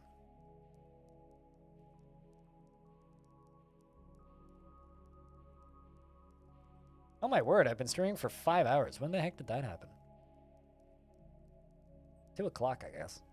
And I started early.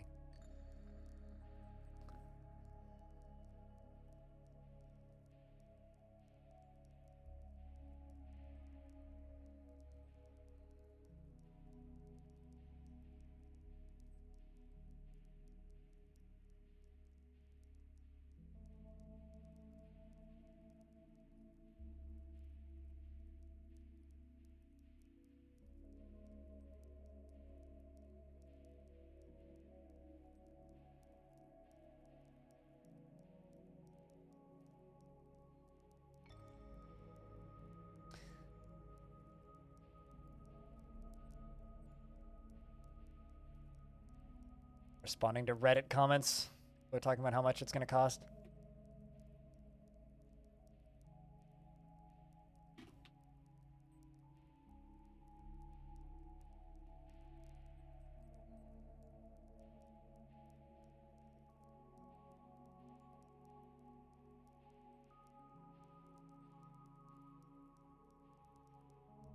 There's a person saying, talking about it being $20 and then saying, it's unfortunate that $60 is probably too high a price for the learning curve for most people, but I could easily see them charging up to 40, and everybody's upvoting that, saying like, yeah, they should charge 40. It's like, well, it'll be $20, but if you want to pay more, Patreon and PayPal still exist.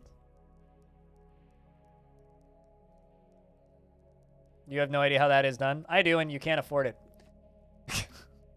It's expensive. Okay, no crimes have been committed yet. Allegedly.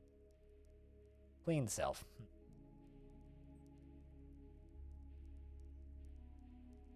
I yelled at somebody in charge, and that was satisfying. All right. Well, anybody... Do you commit any crimes? I guess not. I saw that you tantrumed, but... Oh, you got into a fight with the mayor. So, Bastet just, like, tantrumed and went and beat up the mayor. Poor guy.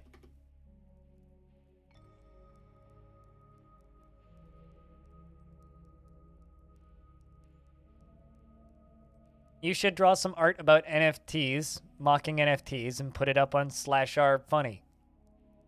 Make a joke about NFT. And become internet famous, and then someone will make an NFT out of it.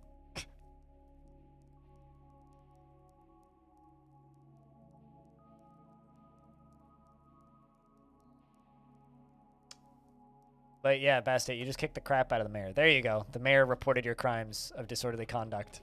The best part is one of your recent statements as a dwarf is, I yelled at somebody in charge. That was satisfying after you finished beating up the mayor.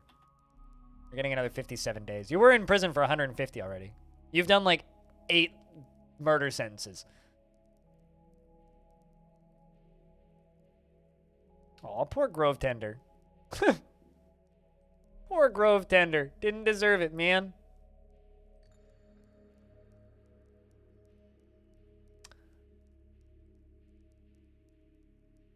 Also, this is why you should convict criminals.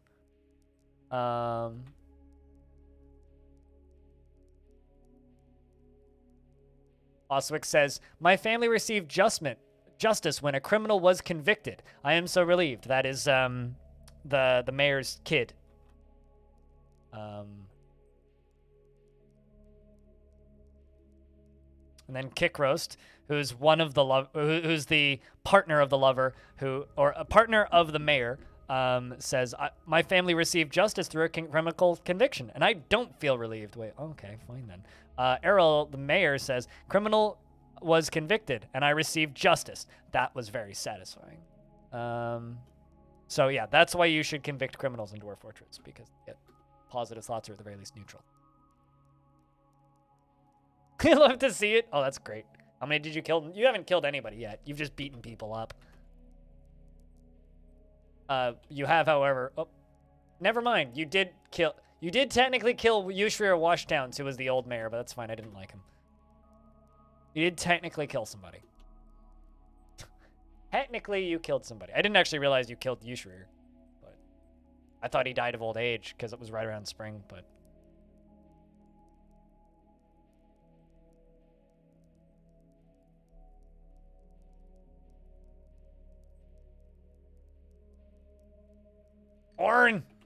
Iron.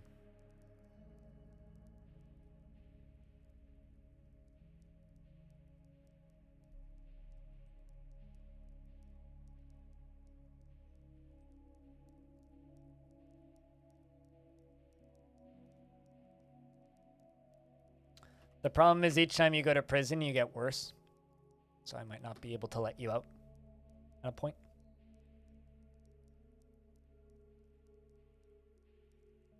The Gremlin for Mayor campaign does not condemn any form of dwarf killing. Wait, what? You mean not condone?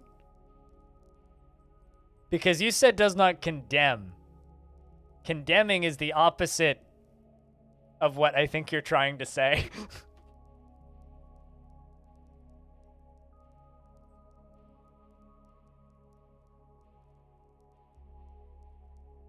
But the question is, does Gremlin for Mayor campaign condone pulling of random levers for no reason? Who died? Nobody. We're talking about somebody who died previously. Bastet killed the old mayor.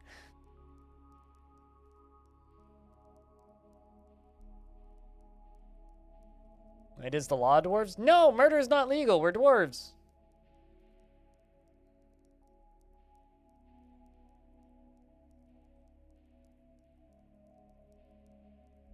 Murder is not legal, I swears. I suppose.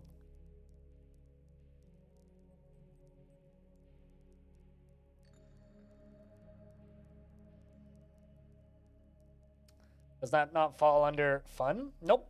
Well, see, here, the thing is, fun is not relevant, right? Fun is a player-made reference to the way the game inevitably ends, if you're bad at the game. Which some people say... claim that I don't play the game properly because I'm pretty good at not letting that happen. So fun has nothing to do with Dwarven law. Murder is not legal in Dwarf Fortress. For dwarves. For goblins it is. Dwarves no. And because we're trying to keep the fortress alive for 1,000 years. Any kind of dwarf death is bad and not fun because it's counterintuitive to what we're trying to achieve with this fort.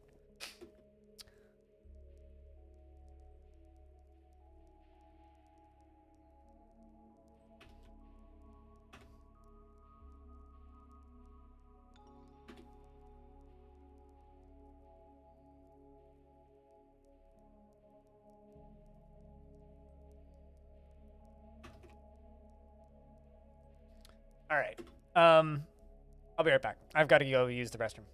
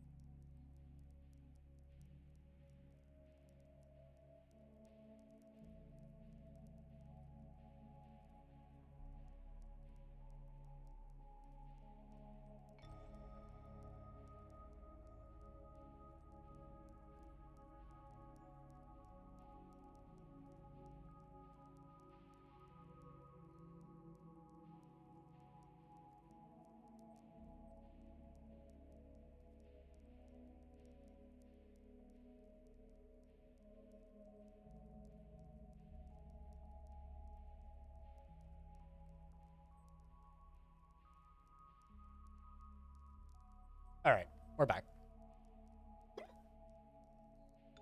Dwarf got into an argument and they take offense.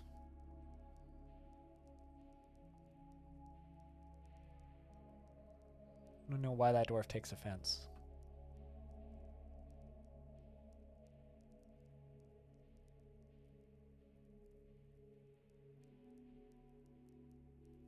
Kikros says my punishment was reduced. I am elated? What?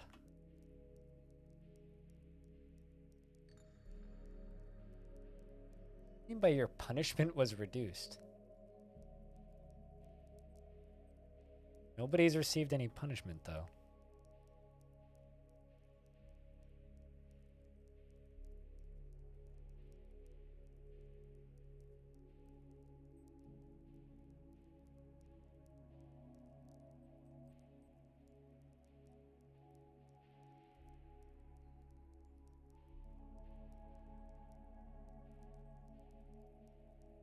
Kikros said...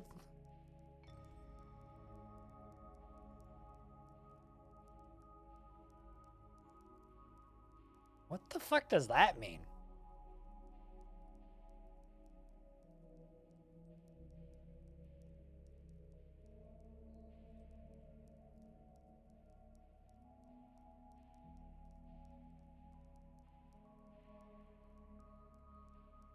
Oh, I remember when that happened. Okay, yeah. A while ago, I accidentally traded banned goods, and it caused some problems. Oh, rip. That's a lot of ticket gone. Sorry, Diamond.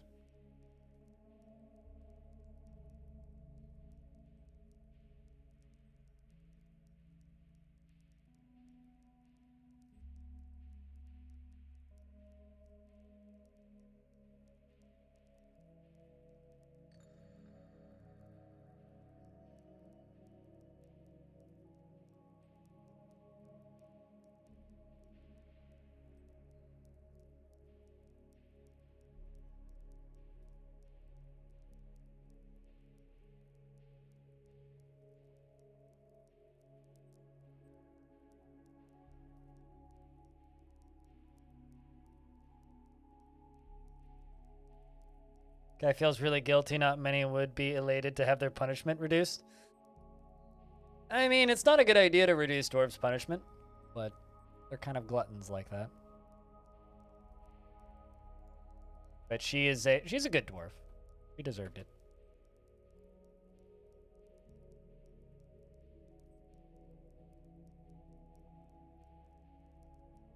You paid good money for this for the insider information. What, that would be that was guaranteed to be a win? Oh yeah, no, this is year 365. Yeah, this is indeed year 365 right now.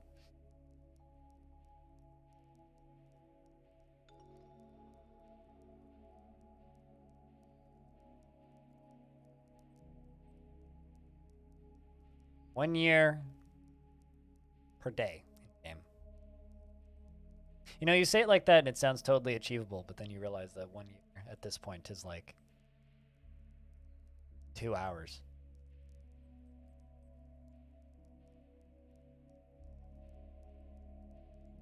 Dwarves generally care about the law.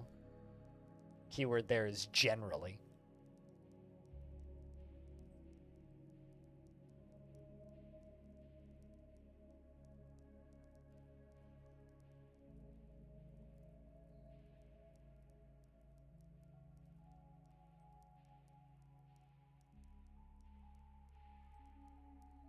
Pretty much only to fireworks. It's like, I just opened a chest and fireworks in your face? Is there a book of law? No, but there's plenty on, like, knowledge. Don't have any on law yet.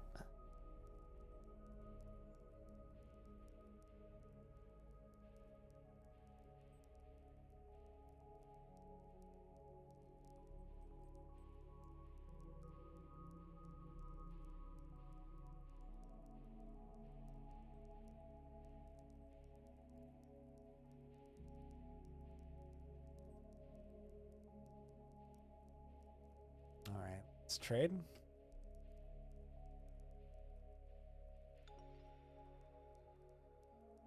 Can you change laws? I mean, you can edit any laws, so yeah.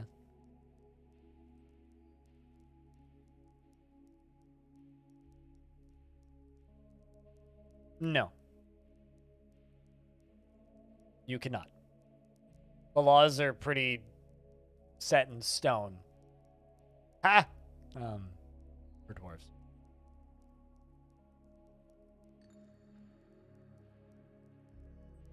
I mean, I think you got to remember that the player is not like the king of the faction, right? The player is like the omnipresent being controlling the dwarves' free will, willing them into doing things, right? We're not like the god of the realm. We're more like Q from Star Trek. We're not a god, we're just an omnipotent being. We're not a king, we're just present, all-seeing and all-knowing. But the dwarves just get to still do their own thing. So they have their laws. I'm just here building walls and telling them to trade with people. Or give away figurines for free right now.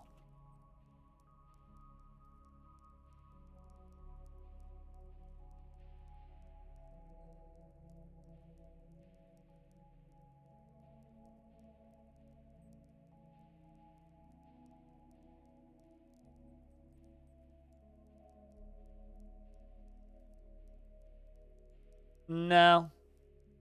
No, I don't actually think he should do that, Simon.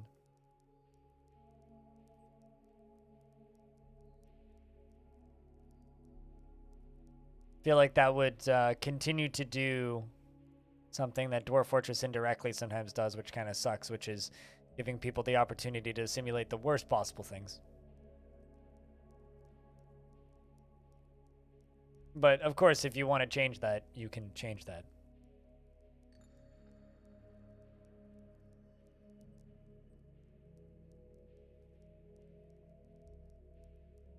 I like this.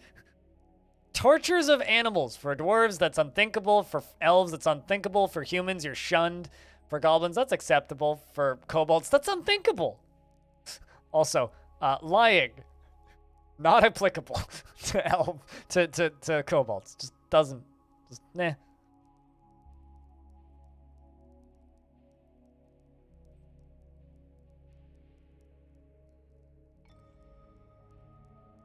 Treason is capital punishment for a dwarf.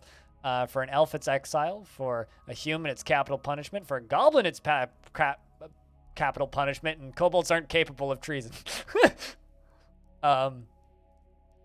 Killing a plant for a dwarf is acceptable, unthinkable for an elf, acceptable for a human, acceptable for a goblin, and acceptable for a kobold. Killing an animal for a dwarf, acceptable. Elf, justified in self-defense. Humans, acceptable. Goblin, acceptable, and kobold, acceptable. For a dwarf, killing an enemy, acceptable. Elf, acceptable. Human, acceptable. Goblins, required. Kobolds, required. You have to kill the enemy. If you don't kill the enemy,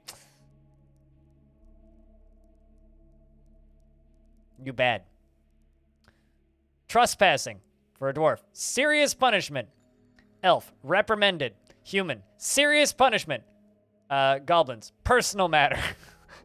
Kobolds, don't understand the concept of trespass.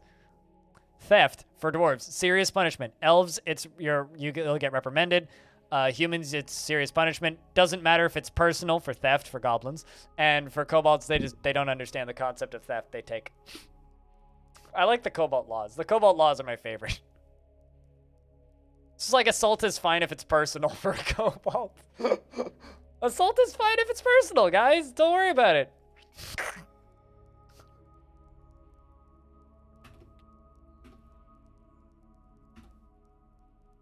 I need to make 2 more crutches and 3 more picks.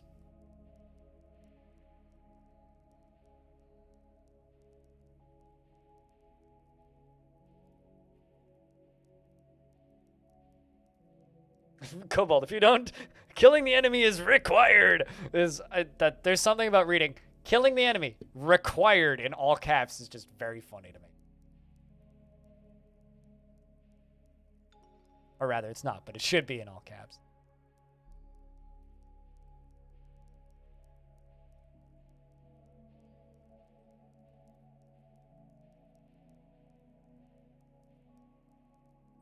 Also, torture for fun. Dwarf, unthinkable. Elf, unthinkable. Human, appalling. Goblins, acceptable. Kobolds, acceptable. Torturing people for fun is acceptable according to kobolds.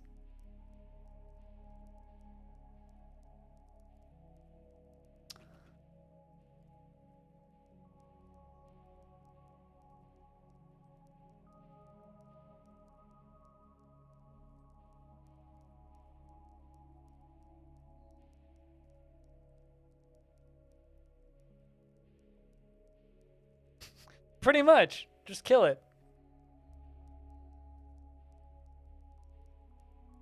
Till you get Kobold Fortress? You could right now if you really want to. Like, actually, like, you could right now. But maybe 2030.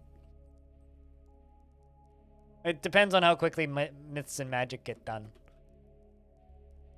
Although what I think is kind of amazing, and Tarn said this the last time I talked with him, is I asked him if we're in the are we in the long wait right now, or will Myths and Magic still be a longer wait than the Steam version? And he, of course, Tarn estimating release dates is like me estimating when the Earth will explode, but like, because I think it's gonna happen real soon, but it just keeps going somehow. Tarn did say that he thinks it'll probably be done quicker than initially estimated, which is kind of rad.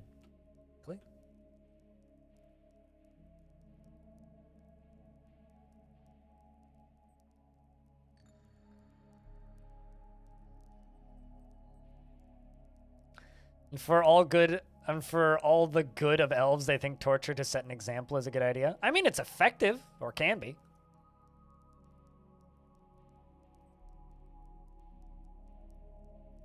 But you can play as custom races very easily in Dwarf. Like I did a Goblin Fortress for Christmas. It's a pretty easy modding procedure, and there's plenty of mods that let you do it already without you having to do it yourself. Elon estimating when he can throw a party on Mars with his fans. I think that's gonna. I don't think he's not. Not gonna say I want him to fail, but I have a feeling he will be bankrupt before then. Because all that really needs to happen is people really need to realize that Tesla's stock is vastly inflated, and his wealth drops, and then suddenly he's extremely far in debt because of all the loans he's taken out. Teslas are fine cars, but my God, that stock is overly inflated. And there's going to be a pop at some point, probably soon. I don't think he'll be the richest man in the world for, well, the rest of his life. I don't know how much longer, but could be a while. But I have a feeling that SpaceX is going to end up being owned by somebody else. Did he really say that we'd be on Mars in 2020? 2040, I believe.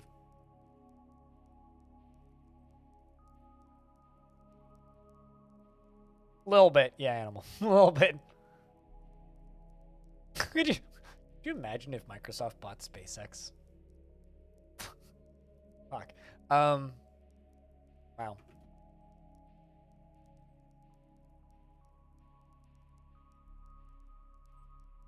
$68.7 billion.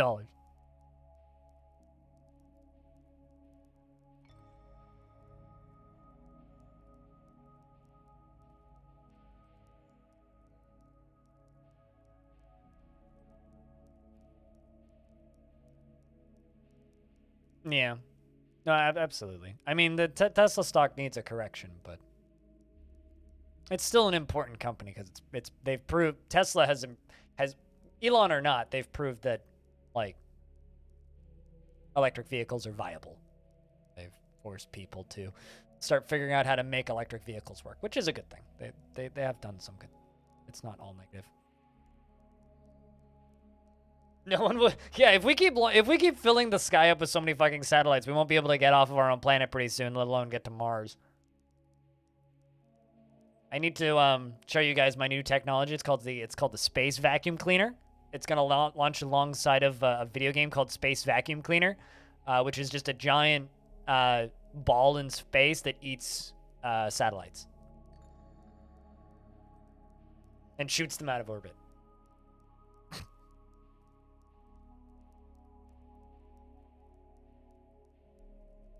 We're landing Mars in 21? Sure. But a modified Dragon capsule? Doubt. Tesla solar panels are kind of laughable. The sad part about the solar panels, like the Solar City stuff, is yes, it's laughable, but I wish it worked. Yeah, exactly. It's like the business model is fucked, but it's so cool. I mean, even the fucking, like, tunnels, like the Boring Company and all that crap, which I remember looking at going like, that's not gonna work. It's still, like, they're neat ideas. Like, I'm not gonna discredit the fact that they sound cool. I would love highways like Minority Report as well. Like, that shit's awesome on paper. It's just impractical, ineffective, downright dangerous, and expensive. So, I don't know. You know, it is possible that Bastet, that dwarf, could change her values and cease being mad about being in prison and get repentant eventually, but...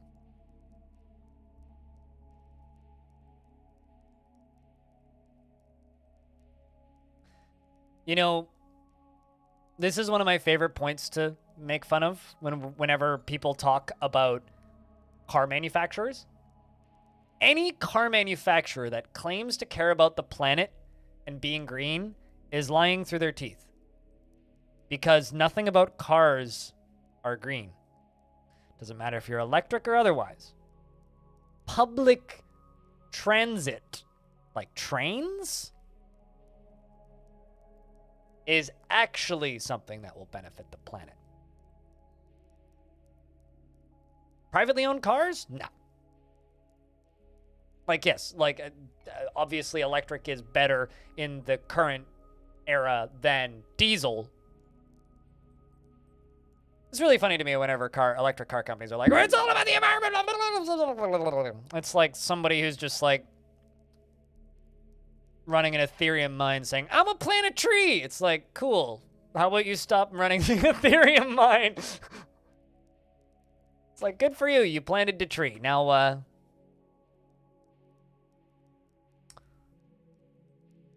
what, like Shell gasoline is caring about the environment? Yeah, absolutely. I don't know, but Teslas are cool cars. I'm not gonna knock anybody who buys a Tesla because those, like, if you're given the option between, like, you know, buying a diesel truck or, you know, buying a Tesla, like, obviously go for the Tesla.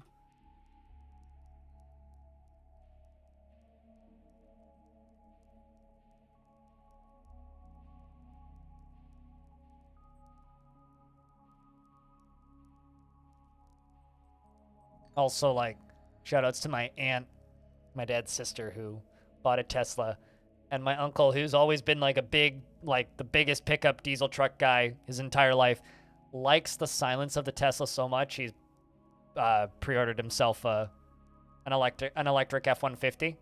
So fully zooped up with all of the bells and whistles and crap. You wouldn't download a car, but would you pre-order one? The Netherlands, you got an ad for Shell being at the forefront of going green. That's like an oxymoron. It's like nothing about that. Okay, so they have like, so actually, if you got an ad saying that Shell has ceased being a gas and petrol company and is moving into solar panels exclusively, then I'd buy it. Also, fun fact to all of those of you from the Netherlands, right? I have these handy dandy website stats because of the website that the stream team has now. So I know who's looking at the website, right? And I know the countries that you guys are in. Chat, what do you guys think is the #1 trafficked country in the world for my website, for the Halcyon Frequency website? What do you think is the most website we get the most traffic from? Yes. What do you think is #2?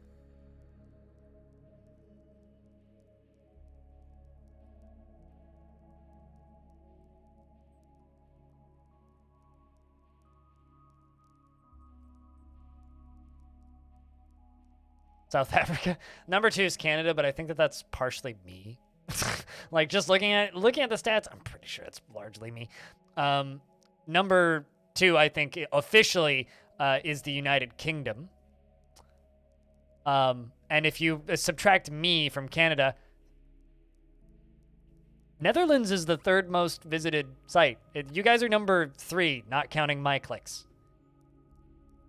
You guys are above Canada.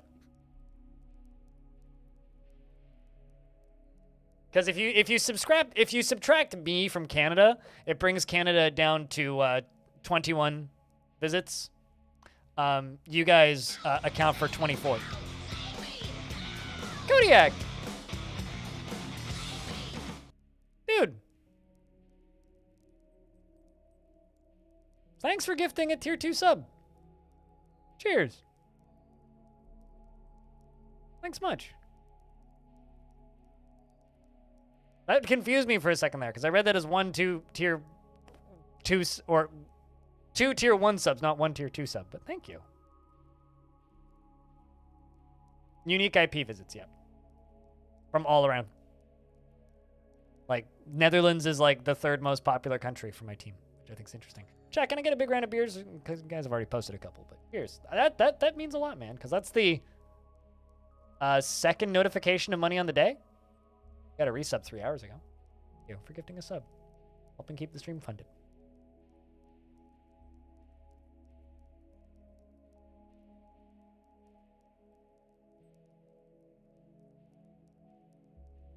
Yeah, but there's also, I don't know, it's just, I would expect, like, Germany would be above Netherlands. I would expect, like, I don't know, even like Belgium. We haven't had a single click from Ireland, which I think is kind of interesting. Like, nobody from Ireland cares. Like, almost nothing from Australia or any of that, but like Netherlands, you guys are up there.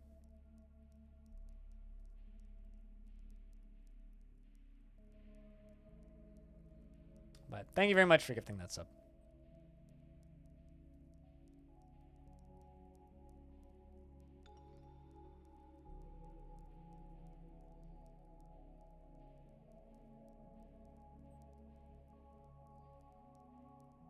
Yeah, Twitch is just popular in the Netherlands, I guess. Humans are finally leaving.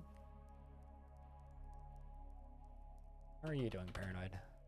Not brilliantly.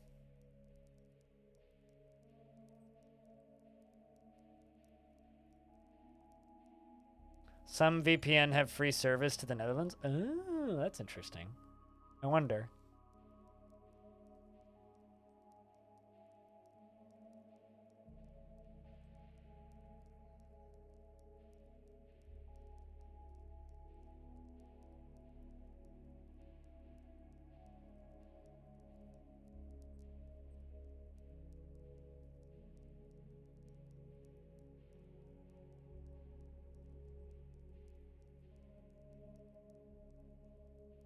Thanks for the quarter, stupid.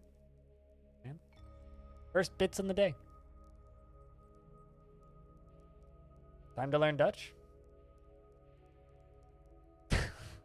I'm sorry, is that a real word? I really would like to know what text-to-speech lady says that as.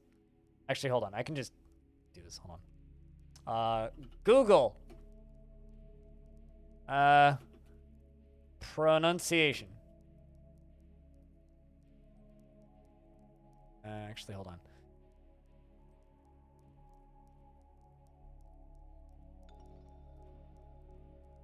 Halte tot de tentententoonstelling.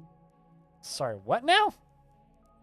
Halte tot de tentententoonstelling. Is that accurate?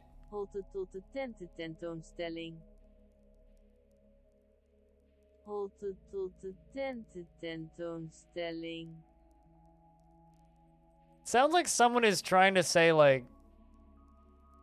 Halte tot de tentententoonstelling. It's just everyday Dutch. That's...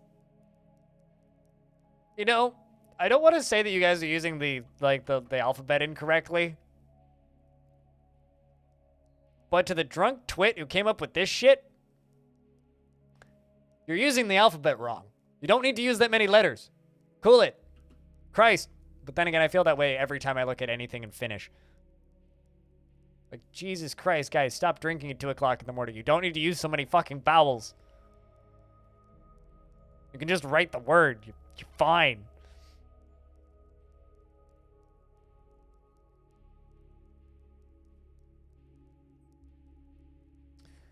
It's an exhibition of tents. From the Hottentots? I mean, Hottentots sound delicious. I'll take 12, but, I don't know. To me, that just reads like tater tots.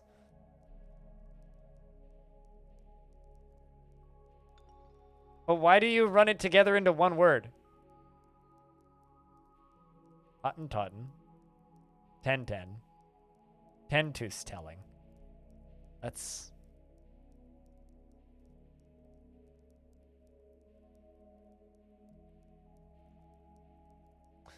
Yeah, no, it's because... but, like... Oh, God.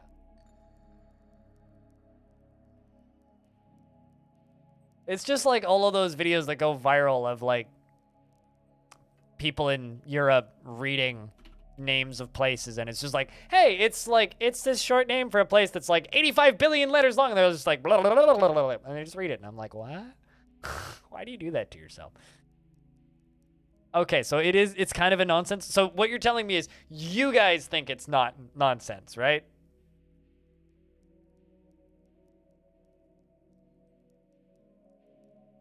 And did they run this exhibition just to have the stupid long name for it? Or did they run this exhibition and the name was like a bonus viral marketing ad? It's just a very long word. So is supercalifragilisticexpialidocious. Doesn't make it any less of a joke.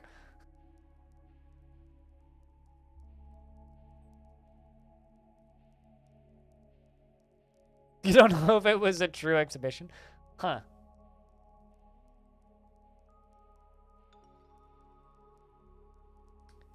Interesting. You hear from Stone that I'm pretty cool. I mean, it is a little chilly in here. I should turn the heat up.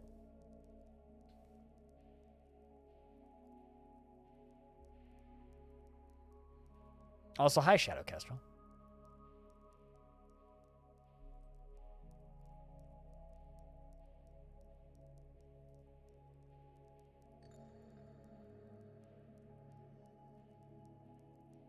Do you know Shadow Kestrel? No? Is this a friend of yours?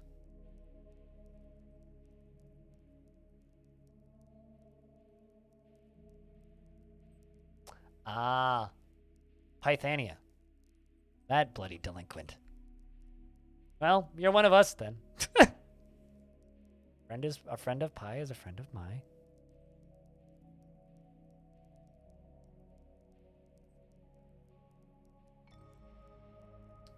Or what did you just say, Mayor? I have communed with the fuchsia. This does not move me. Does it not move you?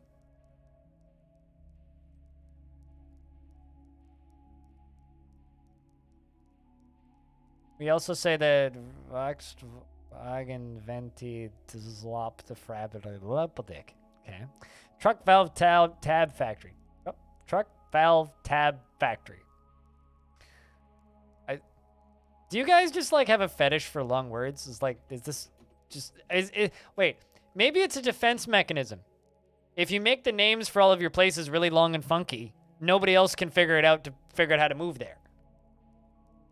It's got to be a defense mechanism.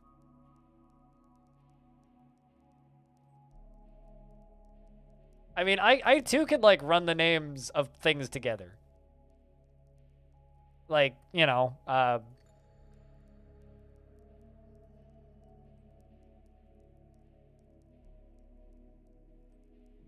like, I could also make that into a word.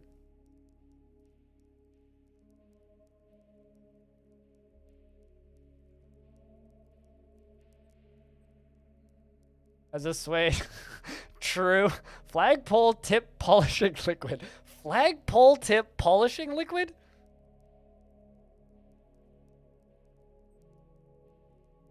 Okay. Okay. Okay, Pseudozer. Okay.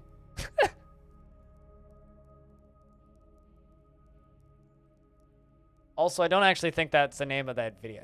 Was it Big Ass Chicken and Foot Massage? I know it was Chicken and Foot Massage. I remember that bit. Hold on, let me see if I can... And foot... Ah, it's Good Ass Barbecue and Foot Massage. Jones Good Ass Barbecue and Foot Massage. That's what I was thinking of. There you go. If you're curious about what I was trying to reference, which I fucked up, there's a link to the original Jones Good Ass Barbecue and Foot Massage original commercial YouTube video.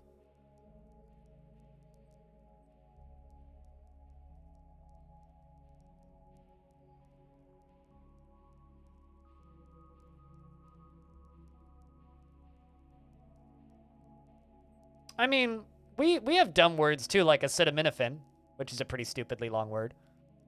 But at least like they're kind of like, you understand that word? But like they're generally relegated to like words that you don't need to use or write or read every day, right? Like there's plenty of like stupid long words in the English language, but like they're not just long words for the sake of being long words. What did you just enter into? Talking about long words. Speaking of long words, dick. I'm very funny. Moving on.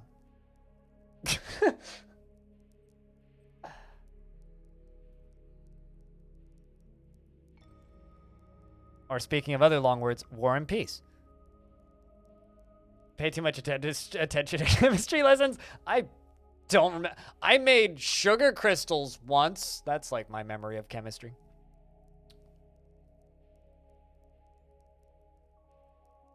And spelled. There's lots of odd words. Although, at the very least, we spell color correctly.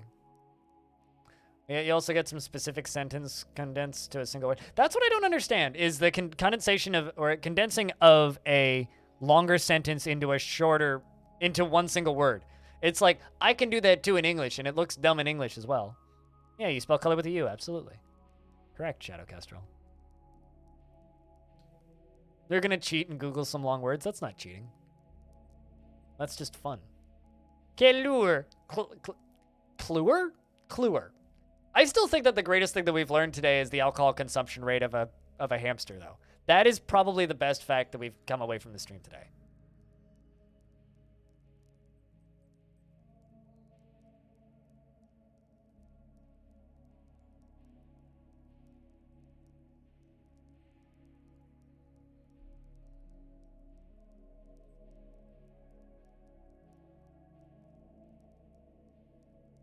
I'm trying to, like, read that word. I'm not sure what you're trying to communicate to me, animal. You remember nothing? Your dwarves did not make it? Well, that's good. Sounds like you had fun then.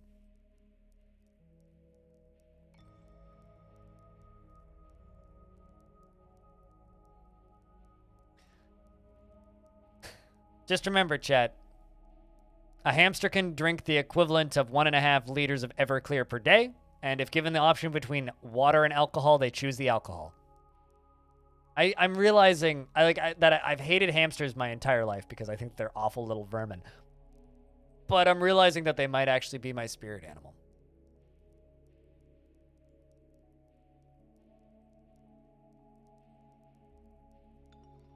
Also, I need to ask Tarn if hamsters can consume the equivalent of 1.5 liters worth of Everclear per day in Dwarf Fortress, and if not, why that hasn't been implemented yet, because I personally feel that this is a very important thing that needs to be simulated in Dwarf Fortress. Also, Dwarf Fortress has giant hamsters, no? I'm not making that up, am I?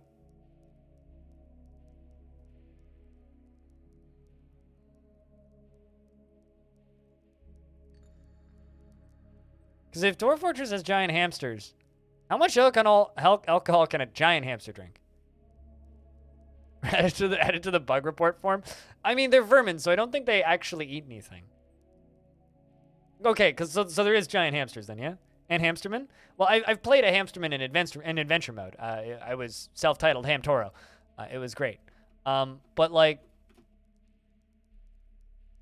we need them to be able to like be immune to alcohol poisoning. Quite literally.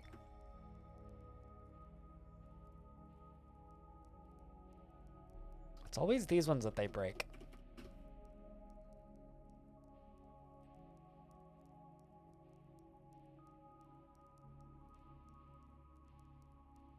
Because, like, alcohol poisoning is simulated in Dwarfort. That poor dwarf.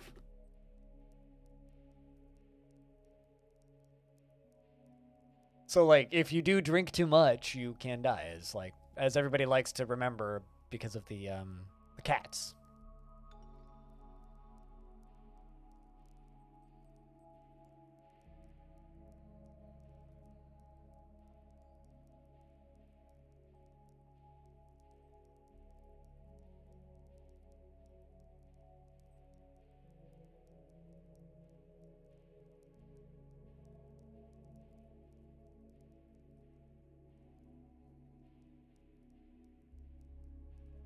No, it's a drunk hamster man. I mean, he wouldn't be stumbling. We know that much.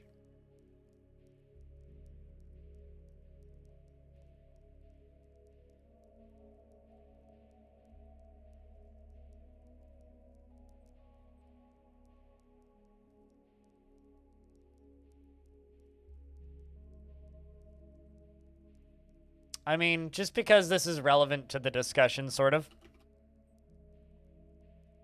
I just would like to remind you all that this game exists. Because of course it does. And Diamond almost just said the name of it.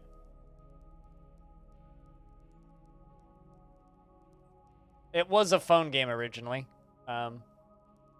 But you almost just said the name. It's just like a bunch of on-screen QuickTime events, story game thing. Apparently it has a demo.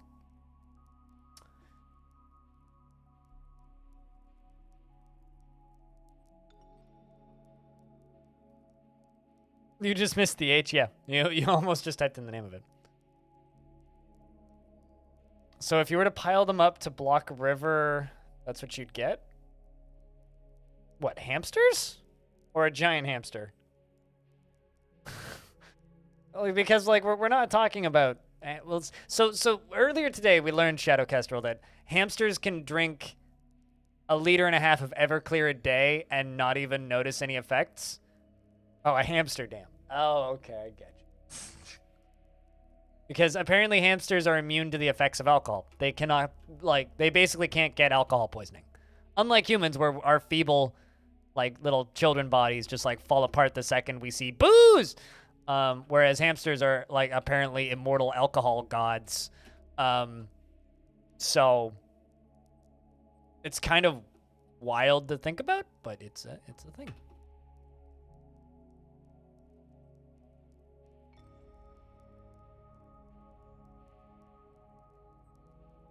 Hamsters are the true dwarven deity? That's what I'm saying. I'm glad you understand.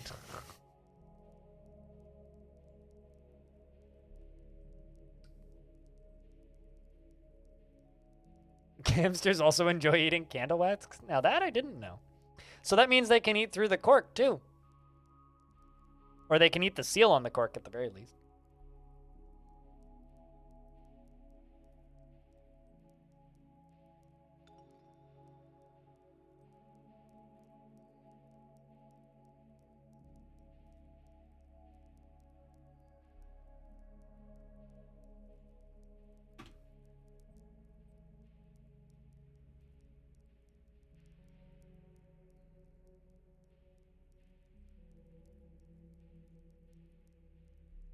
You know, someone needs to post this on Today I Learned, because that would just fit too well. Today I Learned. Today I learned hamsters can consume up to 1.5 liters of Everclear per day and not feel any effects. Put on face paint and embrace their inner clowns when nobody's looking. I'm not sure where you're getting that from, but okay.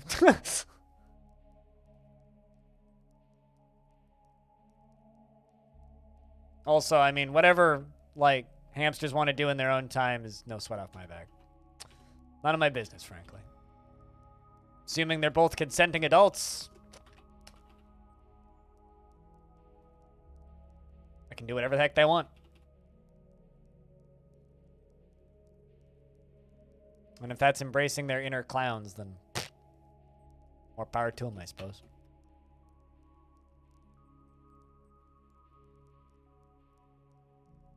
Can I just say that's a really good, like, name? But when Lupfer and her team injected ethanol directly into hamsters' abdominals, the animals didn't do so well. They started wobbling and falling over at much lower doses. I know that they're probably just, like, injecting it into their bloodstream. But, man, reading it as injected ethanol directly into the hamster's abdomens. Making hamsters butt chug ethanol. That's upsetting.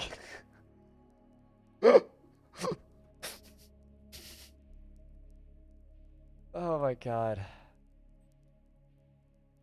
This is the best information I've ever learned. Thank you, chat. Don't learn this shit in school.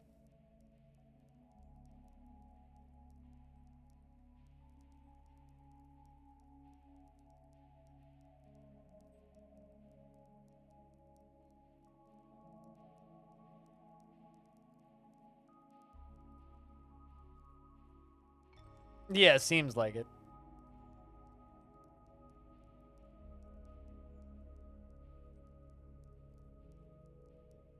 I think they're probably just better at processing alcohol, if I had to guess.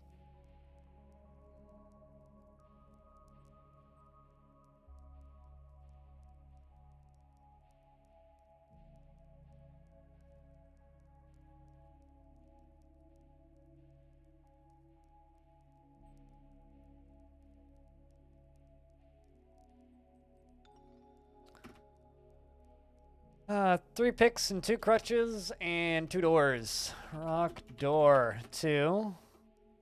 Pick. 3. Crutch. Wood, 2. Done.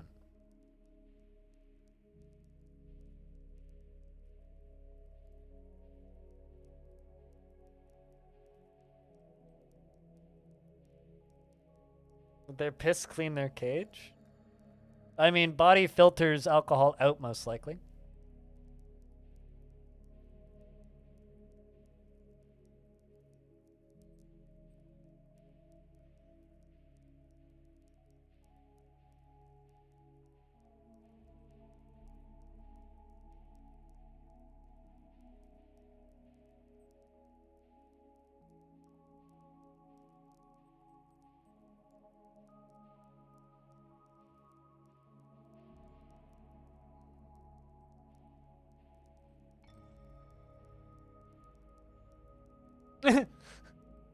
So, you know how I commented on that person who's just like, I'd gladly pay double of what's being charged right now if it would just be released already in regards to Premium Dwarf Fortress, and I responded with, double free is still free though. And someone else said, fine then, triple!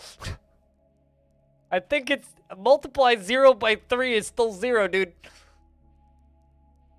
I failed at math, but I know that if you try and multiply 3 by 0, it's still 0.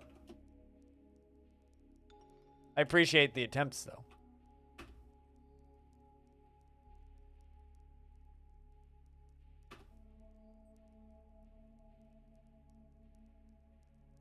I'm not good at math, and even I understand that math, yeah.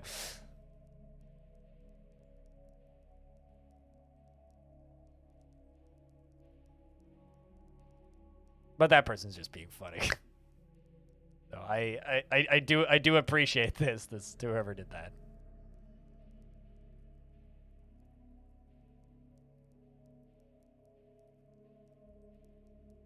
Oh, this person, so the first one is Code Thrasher, and they said, I would gladly pay double what it's being charged at now if it would just be released already. And then I respond with, double free is still free, because right now it's free. Like, the Dwarf Fortress is free. And then Racer Cohen said, well, fine then, triple. But it's people are just being funny now. So I appreciate that comment. That's a funny one.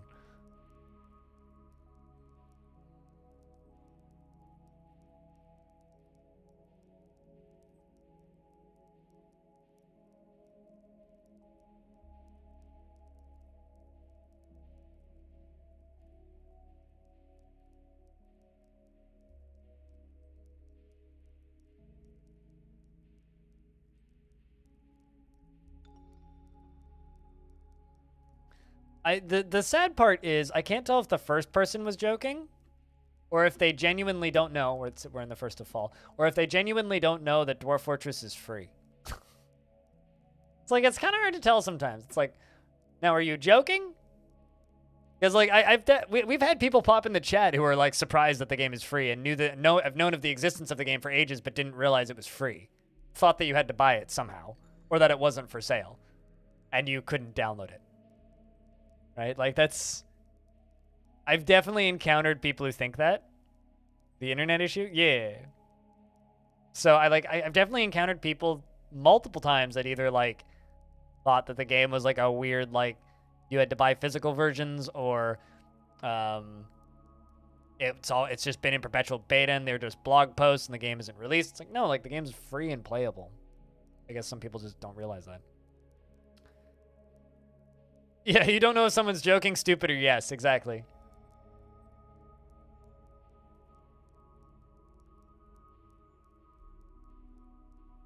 It's because if you search and see Bay 12 Games, you think it's an illegal pirate site with a virus.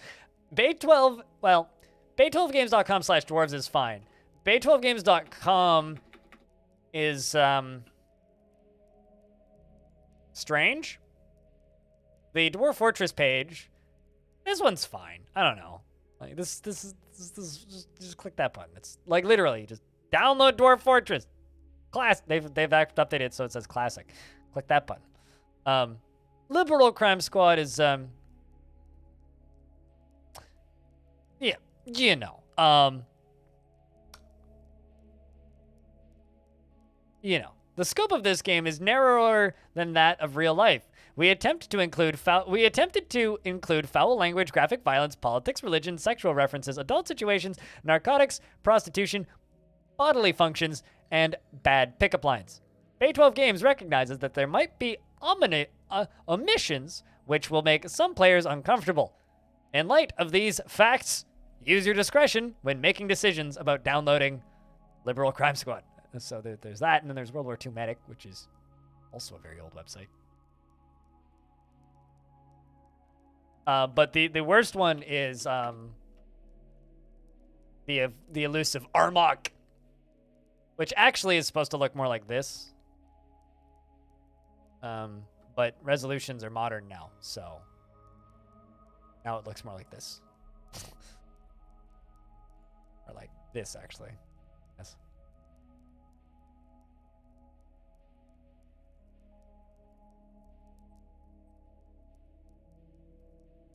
Hey man, they all, to me, all of these websites look better than this one.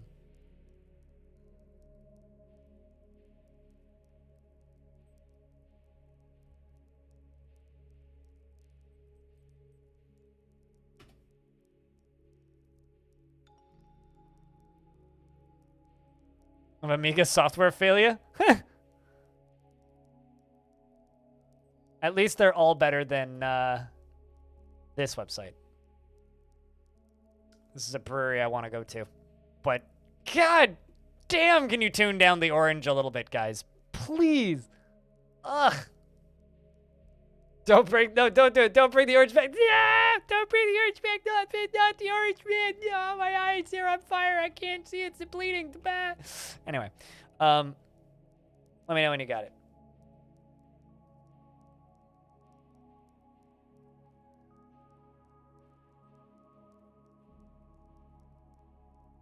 And that's how Stone died. I mean, the Dutch should love that website, frankly. Like, that should be, like, their government homepage. Just all orange. Hey, they brought us a rabbit.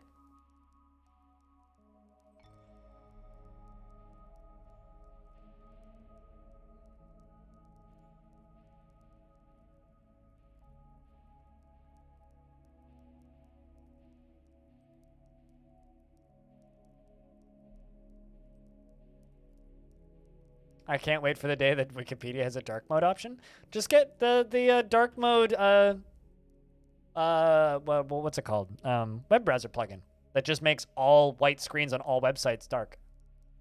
I don't like dark mode on any website, so not for me, but like you can absolutely do that. I've certainly seen Wikipedia with dark mode.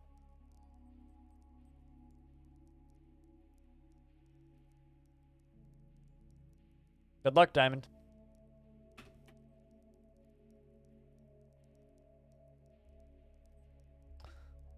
Oh. A cougar child is fighting.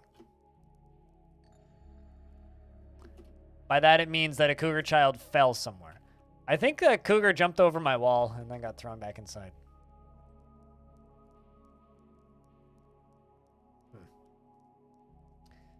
And I suppose they are just giant cats.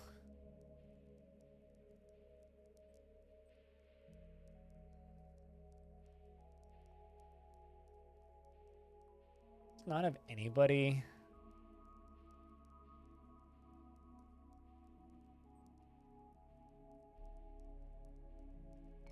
Let's give you animal training. I'm just curious. I want to test something.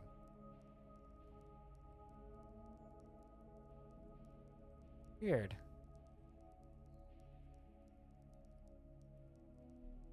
Huh. Can't train that animal on hunting.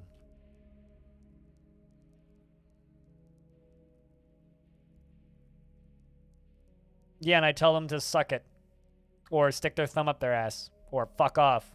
Or quit being a cunt. Is usually what I tell them when they tell me to stop doing that. Because for me, it's a disability thing.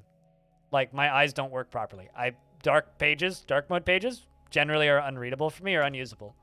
Most sites that force you into dark mode, I can't. I have to use a screen reader to or copy paste text out of them into text readers to read because I can't read them. So, if people are telling me that if people try telling me that using a light mode for a website is incorrect, they can literally shove something sharp up their asshole. Because fuck off. That's how I feel when people tell me to use dark mode pages. Yeah, very much so, Cooler. Maybe not every time, Stone. Every couple times.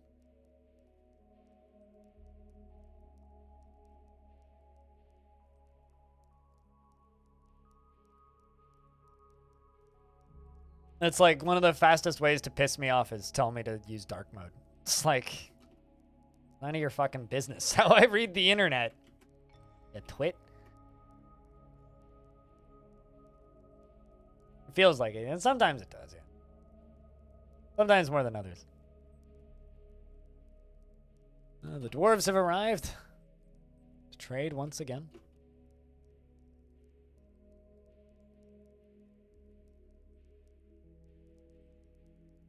Steam's okay. Steam's okay because it doesn't have like it's not like fully dark, right? It's like dark gray. So like Steam's fine. And also like Steam has those nice blue backgrounds which are readable. Problems ensue when it's like Twitch dark mode isn't usable for me, for example. Reddit in dark mode isn't readable. YouTube in dark mode with any of those plugins is not even remotely like if I go to dark theme on YouTube, like if I try and use this, I'll be seeing spots in a couple of minutes. I cannot like keep my eye steady on this line. My eye wants to focus on this line. If I try, I can read it initially, and initially it's fine for the first like couple of minutes, and then I start seeing spots and I start losing focus, and then shortly later I will gain eye strain. I will start getting eye strain if I use those. The reason I can just look at light mode all the time is because I don't have my monitors at 100% brightness. My monitors are at about 5% brightness and low contrast. So, you know. It annoys the crap out of you too. You don't think your vision is as bad as yours and the screen readers aren't needed for you, but God knows you struggle with dark pages. I mean, even Discord can be a struggle for me sometimes. Even Discord. Like, Discord's fine if I'm awake, but like larger posts of text in Discord, like I start having troubles. Like sometimes I have to turn on the light mode theme in Discord when it's late at night to be able to use it. And it like doesn't really support light mode. Like this is a service that I like that actively put out a unreadable light mode joke. It was just eye-searingly white, including all of the text, so you couldn't actually use it. I genuinely hated that quite a lot, actually.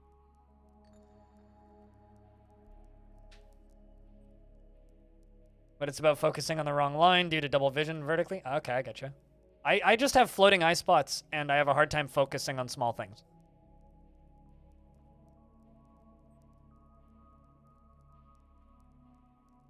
So, like, my Twitch chat, for example,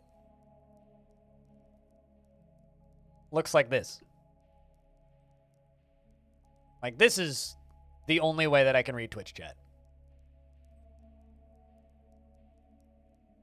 If I have it set any other way, I can't read it. Like, if I try and look at Twitch chat in vanilla with, like, the normal size font that it's supposed to have, like, yeah, everything fits in the box better, but I can't read it, so it doesn't matter.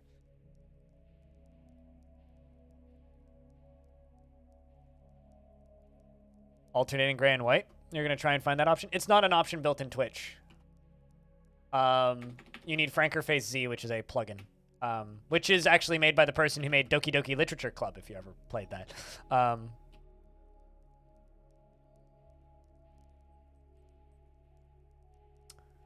It is. I'll show you. Though.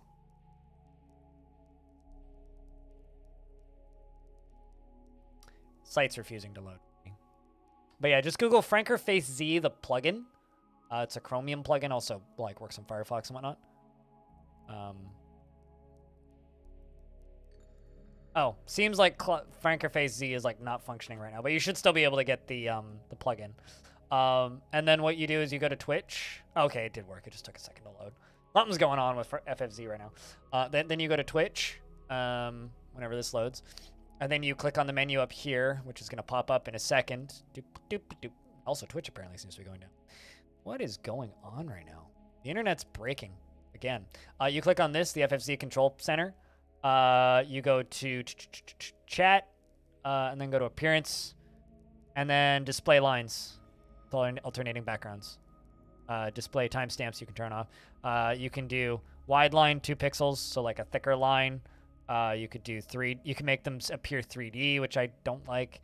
3D line, or I just use the basic 1 pixel line, but the 2 one's also kind of nice. Didn't know that was there. Then like you can completely these are all like customizability and accessibility options, so very helpful. Very helpful.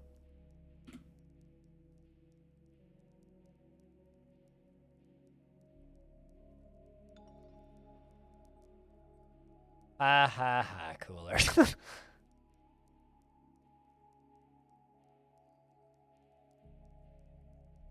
Fortunately, I have no accessibility issues with DF. Everything is nice, big, bold, clear text.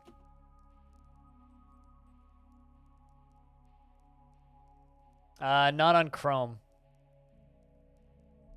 And not on Brave.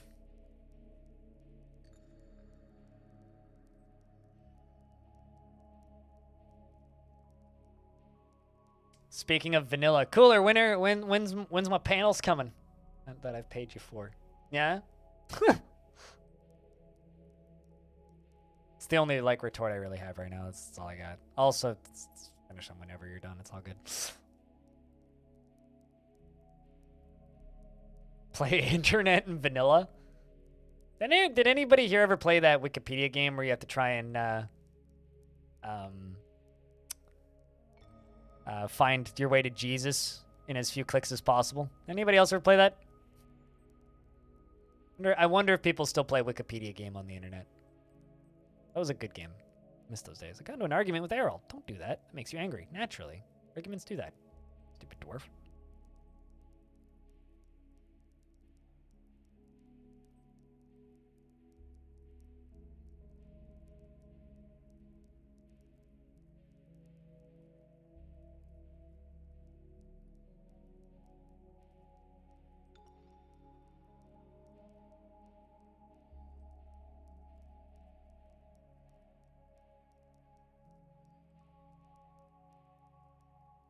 But yeah, no, FFZ is kind of a curse and a blessing because it also allows third-party emotes, which you can disable, but some of those are extremely fucking annoying. You'll also get, it also shows, although it will show you all of the I'm stupids in chat whenever people try and keck W. Also, Diamond, you have a good night. Sleep well.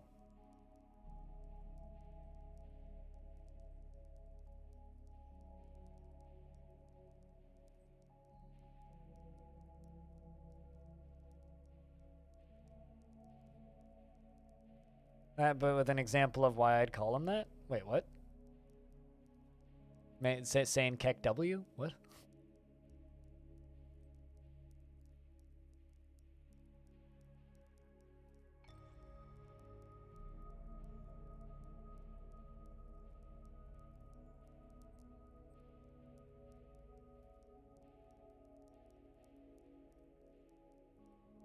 Oh, I had it set. I have silver. I don't know. Smelt. Not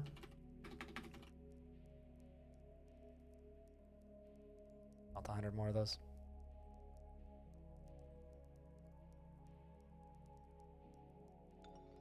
Oh. Okay, I got you. Oh no, the Wikipedia game was fun back in the day though. It was almost like you had to be smart-ish to understand how to do it quickly. It was a fun game. I don't know. I enjoyed it. We'd take turns trying to get to Jesus.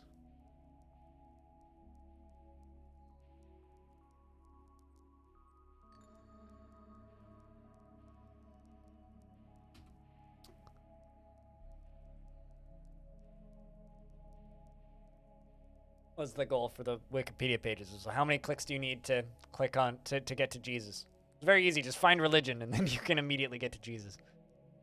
Turns out.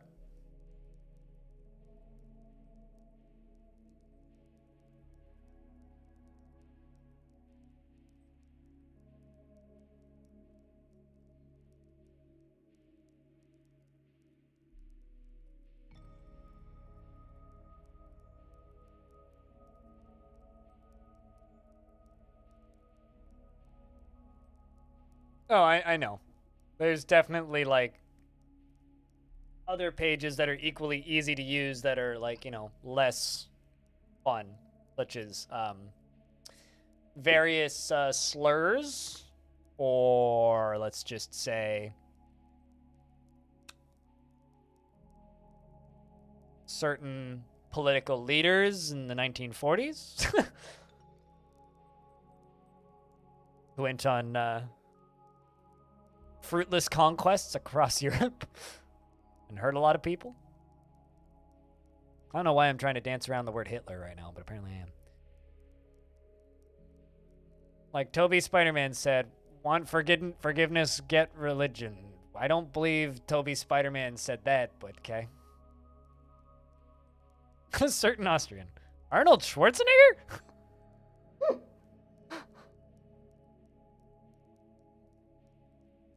Because you all know that we need to get to the chopper.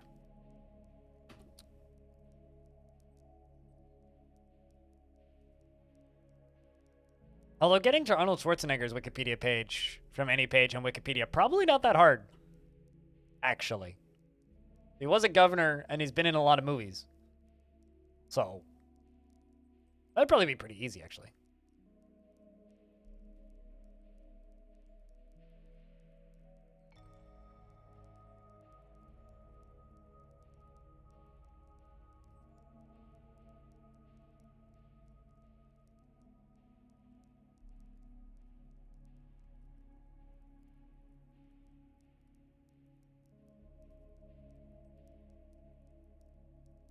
Oh, also cooler. Once the first rolls around, I'm going to be ordering more art anyway, so. Because that's when I'll be able to afford art again.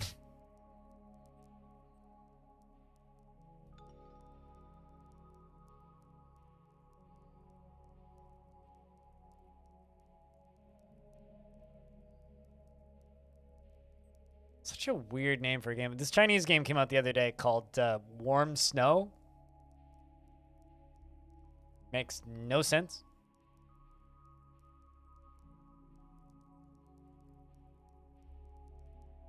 Just gonna use a plasma rifle in the 400 watt range? Sure.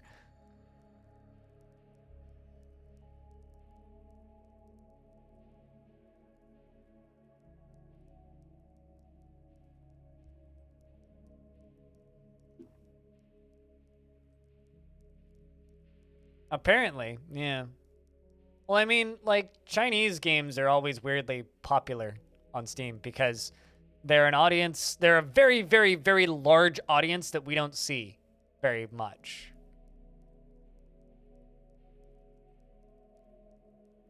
So.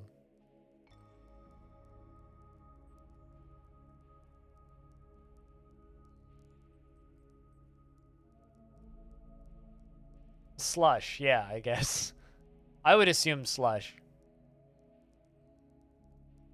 Just kind of glancing at Steam again while dwarves are crafting in the background.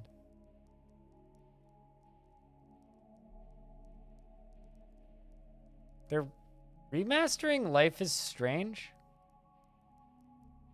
Huh? Why? Not like that game came out too long ago. Huh. All right. Sure. Chat, why are they remastering Life is Strange?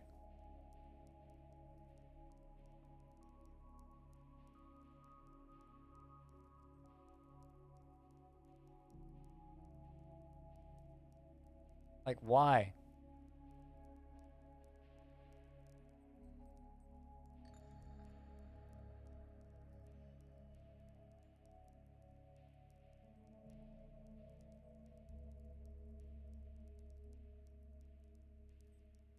Well, it took about 10 seconds for me to find a run-based deck builder. So I guess that's cool. But Nil Tongues Damat says, I'm your liaison from the Mountain Homes. Let's discuss your situation. The world is the same as ever. What request do you have of our merchants? Cheese, please. Actually, I'm going to request a lot of kangaroo cheese because for some reason a lot of my dwarves like kangaroo cheese and I'm actually going to buy it next year.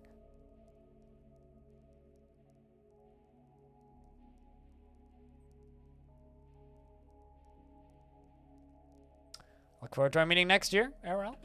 Our fortunes rise and fall together. Still need 2 crutches.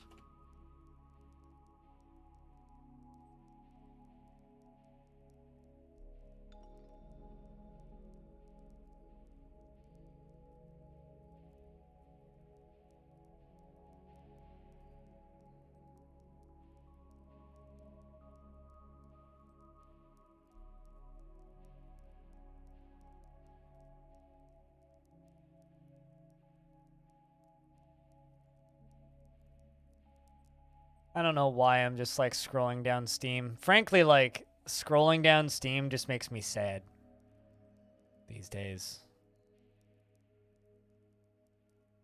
Like genuinely, it just kind of makes me sad.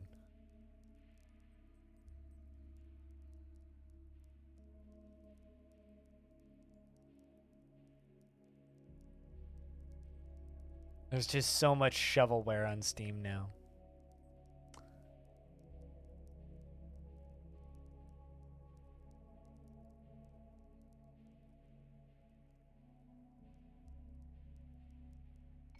Yeah, I don't know.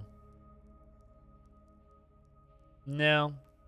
I have some blocked words on Steam, so I don't get certain things that you guys might. This looks kind of neat, though. Not super sold on the art style. This game. Heroes Hour. Looks like something I may be into. Bit too cutesy for me, though, maybe. Yeah, I kind of have to have some protections on. And the reason I need to have some protections on is because certain things can't pop up on the stream or I may get in trouble. So I'm a little bit careful. And you can block certain tags and terms.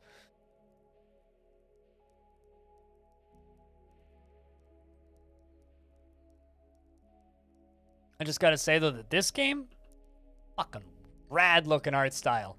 Love this. It's great looking visually. 18 pixels, let's go. It's a Metroidvania, though, so no.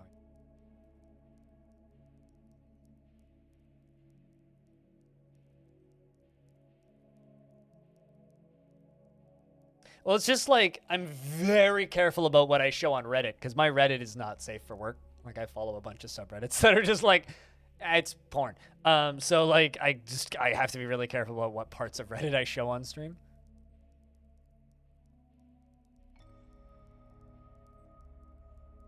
Yeah, there's quite a few, like, little Metroidvania-style games. It's going to be a good couple of years for people who like those games. Also, Animal says that he's wanting up the bet of 0 on that DF paycheck, which is quadruple. Well, that would be $80. So a full price release, basically. Also, I think it's real cute that people still refer to full price release games as $60 games. Because full price games now are $80. But you don't like platformers? I like platformers. I don't like platformers with backtracking. The second I have to backtrack and go find an area again that had a thing that I needed to do because now I have a thing that can do the thing that I needed to do previously, and I didn't have the thing to do the thing previously, and now I need to go back to the place to do the thing that I couldn't do previously, I just get mad and I don't want to play anymore. I've literally I've played a number of like that style of games over the years. I haven't finished a single one because I get burnt out very quickly. It's like an hour and a half in, I'm like, I'm done. I don't want to go back and find that door. I love platformers though. I mean, like Inside is one of my favorite games ever made. So I don't know. Hopper. That's not true. I've played one Crash Bandicoot game. I played the kart racing game on the Game Boy. That's the only Crash Bandicoot game I've ever played.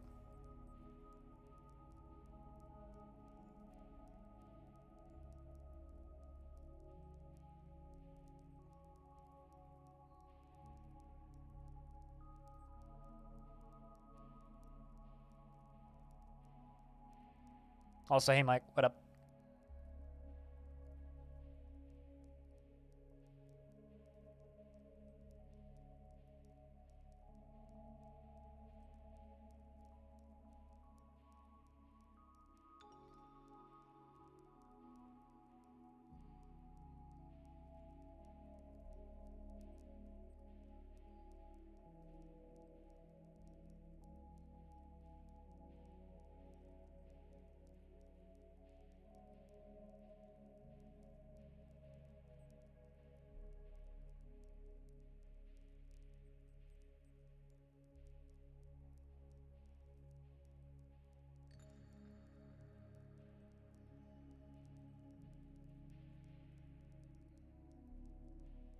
What about Carrion? I played Carrion. I played it for about an hour, and the way the screen sways made me want to throw up, made me feel motion sick.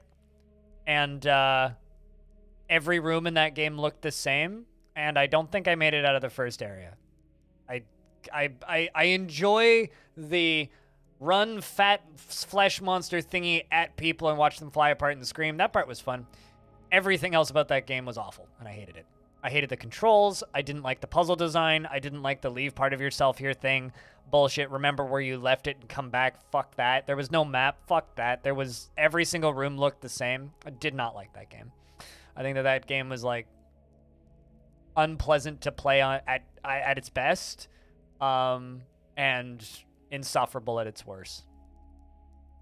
See, to you, you think that that's minimal backtracking? That's more backtracking than I want to play. Like, I do not want to play that. That's not the kind of game I enjoy. That game was very frustrating. It lasted about an hour and a half. And that's like a 4-hour game, too. Like, that's a really short game. That's probably my biggest disappointment of that year, actually. I was super excited about that game.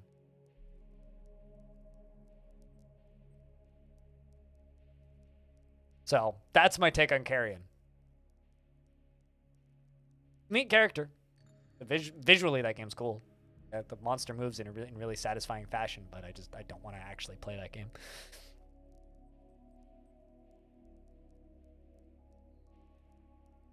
And hello, wait, what? What is up?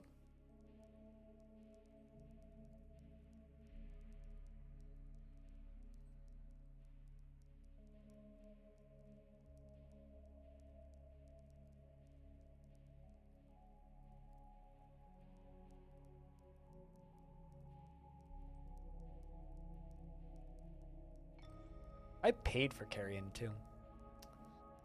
I'd refunded that game. Type of game is not your jam. You just played it and enjoyed it, and you'll never go back. Yeah, one of those kind of games for you. Yeah, I just there was almost the only thing that was enjoyable about Carrion was like the effects of the monster and the sound effects of ripping things apart. Time for a beer? Hell yeah!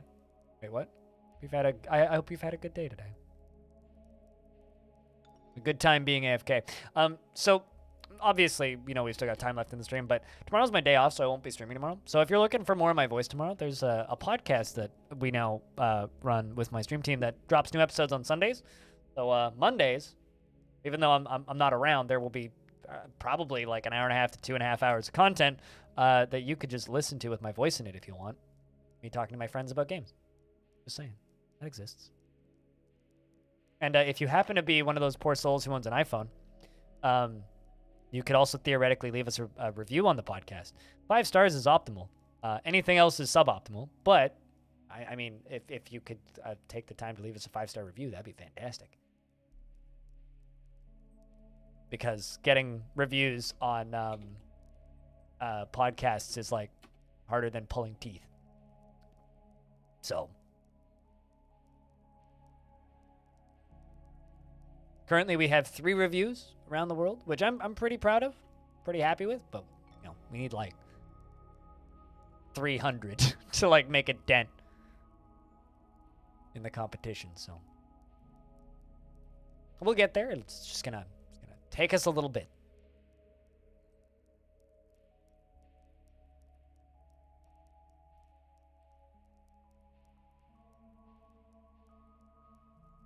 Also, this is a feature of new Reddit that I actually really like. The number of people idling on the page. This is a really cool feature, especially for bigger threads. Like if you're looking at like a really large thread that has like, you know, thousands of upvotes, and it's just like 1,500 people here. But like this, it's like there's 5 people idling on this page, and then it disappeared for some reason. But I guess they tuned out. But that shit's neat. That shit's neat. I don't know. I really like that feature. Cool feature. It's one of the few features of like not old Reddit that I like.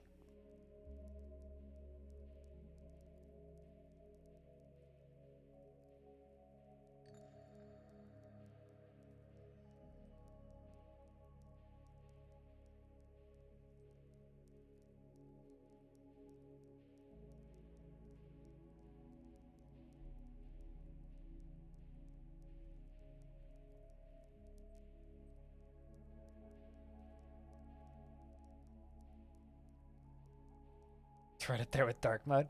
We were literally talking about dark mode earlier today. Like not 10 minutes ago.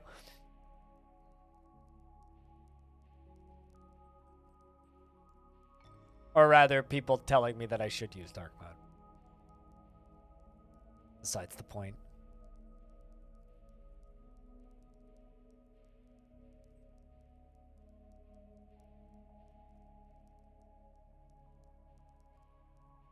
The sad part about people telling me to use dark mode is that it comes from a point of caring. Like, it comes from, like, they think that they're doing you a favor. It's like they're trying to offer you assistance. It's just like walking up to a person with a bad leg and a cane and taking their cane away because they say, then now you can walk faster. It's just like, you don't have to lean on that stick, so you can walk faster. It's just kind of hilarious. No, absolutely. Wait, what? It's just funny, that's all. Or at least I think it's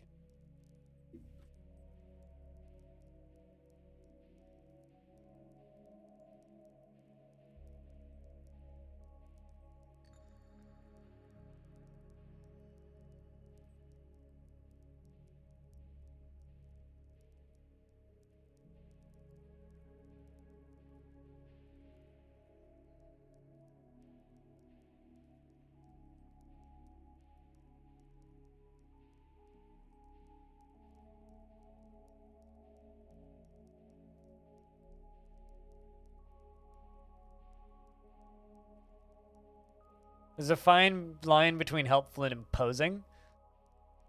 Yeah.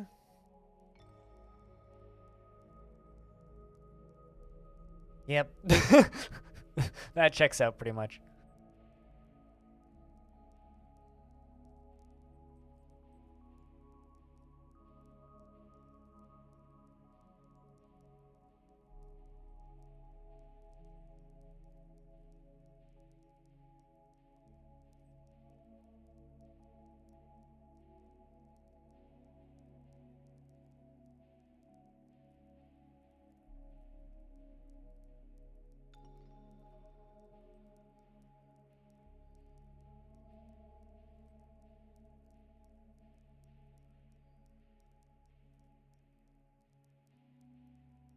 It's always the most annoying people are the ones who think that they're doing you a favor. Yeah.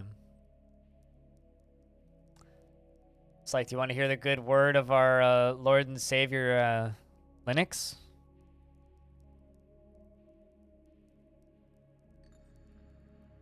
Yeah, I've already heard all of them. Thank you.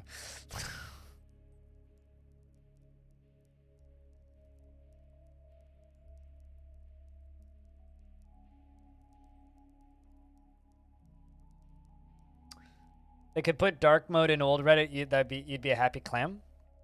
Just use one of those plugins that makes all of the internet dark mode. There's a couple of them. It makes every white page dark and recolors all fonts to light so you can read them.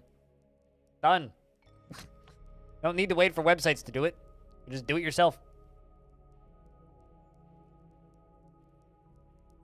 Like when you visited an old family friend and some associate of hers in the same way happened to come by, right? And asked you what you do, and you said that you're unemployed, and you said, you ever think about college? And I said, I don't want college, but annoyance is rising in my head and remembering. Yeah, no, I understand. It's just like back when I worked in fast food and people were just like, well, what do you do? I don't want to talk about it.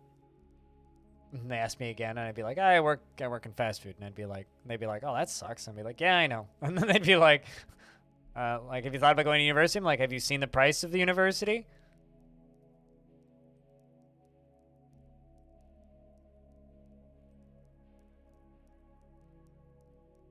There you go. Hobo can help. Friendly hobo in his cardboard box, ready to help.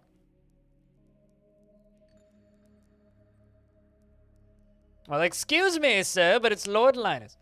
Wait, Linus Tech Tips?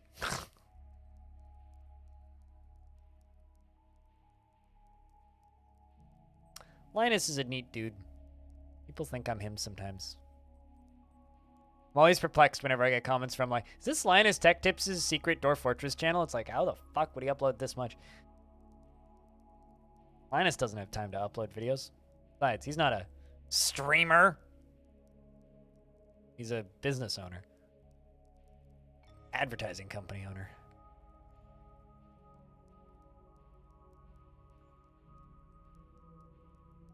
Oh, did they?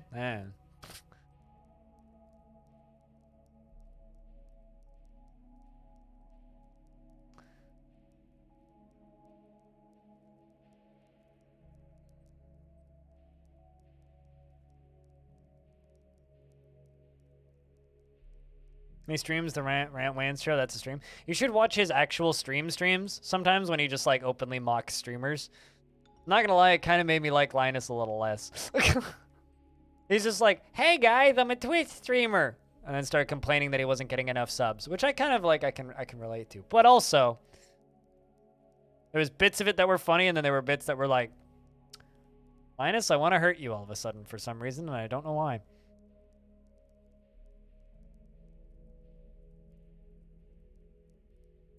Versus like a lot of the games journalists that I've been listening to and reading articles by for a very long time are now like all slowly basically just becoming Twitch streamers because like that's how games journalism is done these days. Like you can still write on a blog, but like everything else is basically just live streamed now. And so they're all basically just streamers now. And someone asked one of them a question. It was just like, how do you... Uh-oh. Bastet tantrum again. Someone asked them, they were just like, how do you feel about essentially becoming the thing that you used to talk about despising?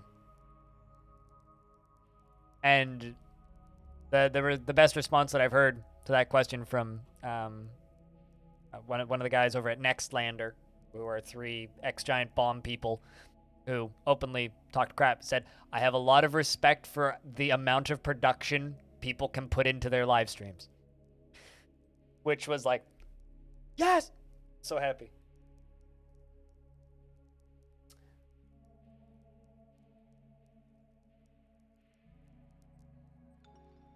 Get him to stop? What, trying to convince you to go to university? Stone? University is not like a guarantee of work. There's a reason why I know off the top of my head 4 Twitch streamers with archaeology degrees. Masters in archaeology. I know 4. 2 of them are in my team. There are 2 people in my stream team that have masters in archaeology. Actually, I don't know if they have masters, but I know for a fact the other 2 people do have a master's. I don't know if Balinair and FG have. I don't actually know what they have, but I know that they studied archaeology and worked in archaeology. It's like Ponce has a master's in archaeology. Streams on Twitch. Balinair got offered a job in archaeology recently. Like, fortunately, he didn't get it, but.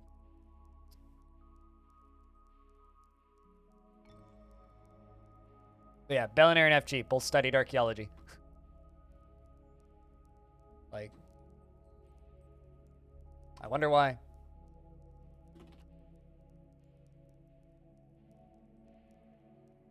Only have 91 Kimberlite, but we'll make it all into blocks.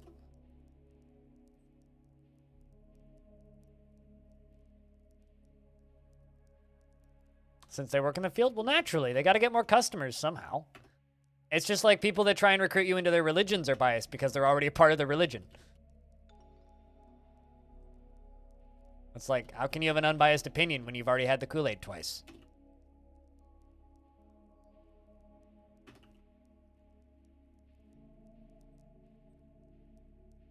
Also, there are plenty of great reasons to go to university, depending on the field that you're trying to study. But for a lot of people, it is categorically a waste of money.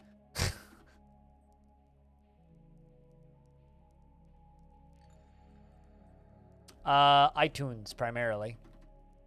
But anywhere you want to leave a review for the podcast is helpful, frankly. iTunes is the most important one, though.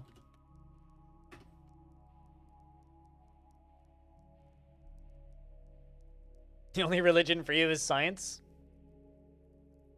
So what you're saying is you're probably way into the 100% science-based MMO, right?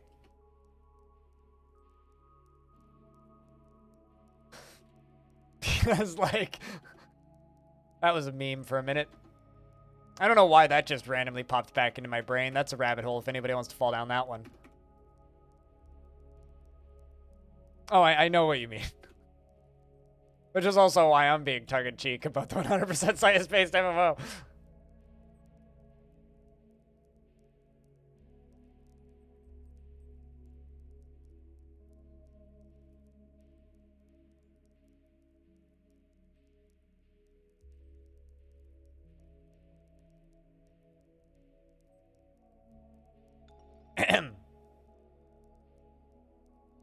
Where is... Can I find the...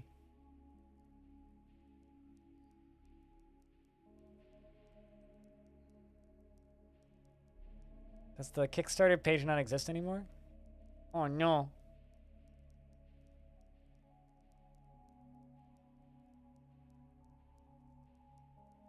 No. It's a meme because somebody kickstarted a dragon MMO, but it referred to itself as a 100% science-based MMO.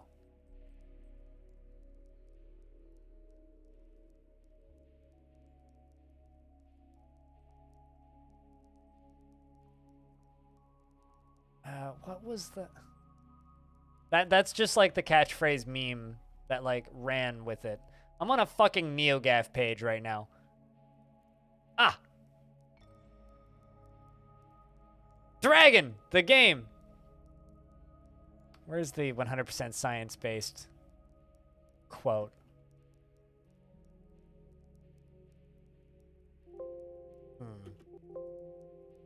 Maybe they made it after this. But anyway, it was this game, and the creator went on to say that it's a 100% science-based dragon MMO. Anyway.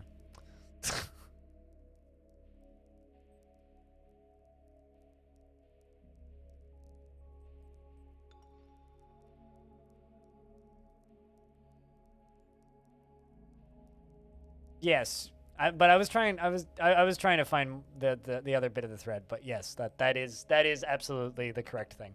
Dear Internet, I'm a 26-year-old lady who's been developing a science-based 100% dragon MMO. Science-based 100% dragon MMO for the last 2 years. Yeah.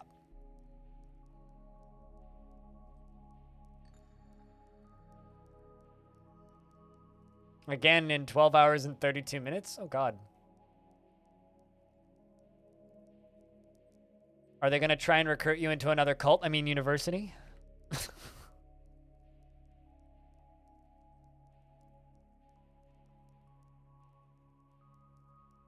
Science-paced 100% dragon MMO. I'm just like remembering old Reddit memes now. Good times. Games industry was so much better back then.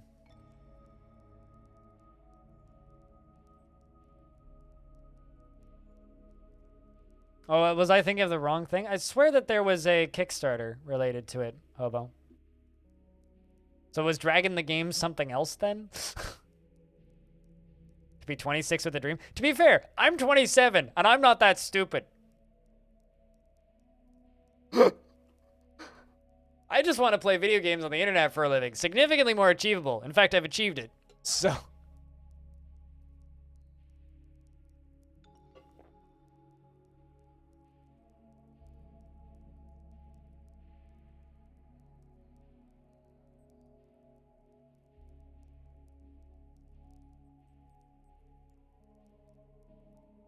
Anyway, don't go harass that person, please. Be nice. It's just hilarious to me.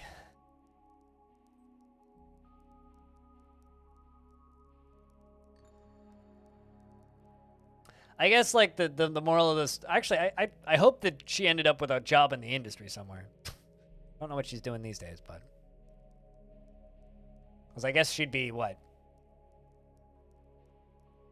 Because that's a 10-year-old post, so she'd be 36 now.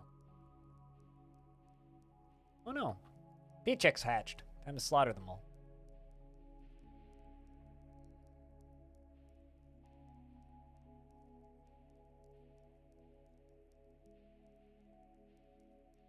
Oh, job center. Oh, okay.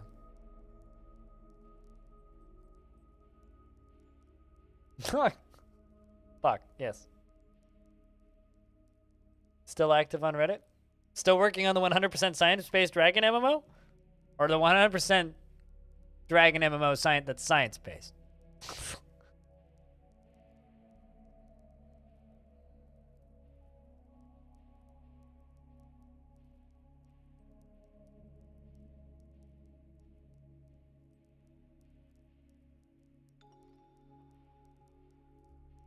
That whole thing became a meme for quite a while on the PC gaming space on Reddit. It was a good time.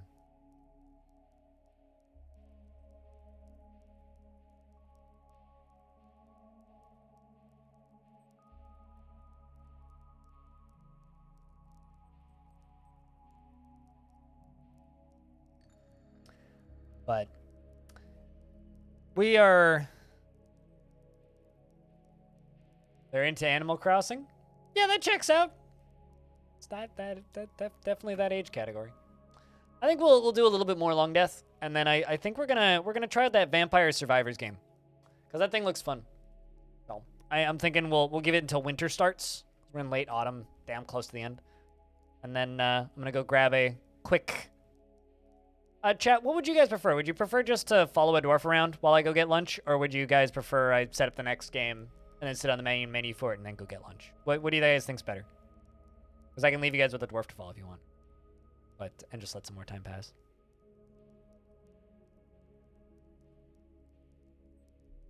Is aggressively terrible looking? Yes. But looks don't make video games. It's got a fun loop, man. All right, here. We'll give you a we'll give you a dwarf to stare at. Yeah, your game could look terrible if it costs $3, okay? I'm gonna go grab myself a kind of a late lunch. I will be back in a couple of minutes, And then we'll take a look at that vampire survival thing. Yeah. BRB.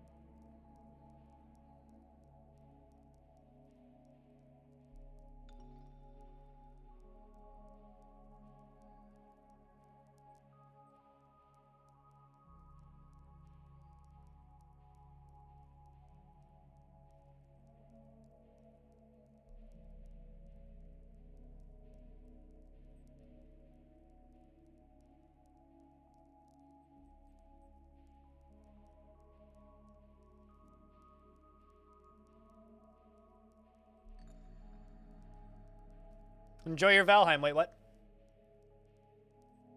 Uh-oh. Someone's fighting. Bastet again? Come on. Come on, you dumb dwarf. Quit making me throw you in poison. Play V. Alright, well, anyway, I return. We back, chat. Hope you didn't miss me too much while I was gone for 10 seconds.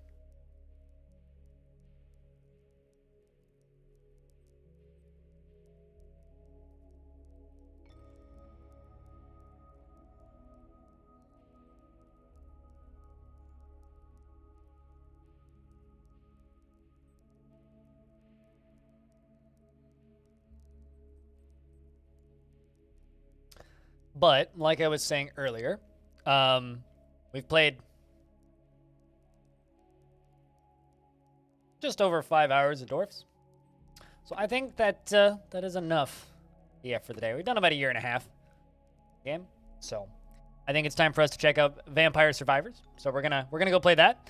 And if you are here specifically for Dwarf Fort, there's actually quite a few people streaming DF right now, so I'm sure you can find a stream. But if you just want to go watch stuff that I've done, there's a link on the to the YouTube channel where there's more Dwarf Fortress than you could reasonably watch in a reasonable amount of time. So there's that. I'm gonna put a marker in the chat now so I know where to cut the VOD.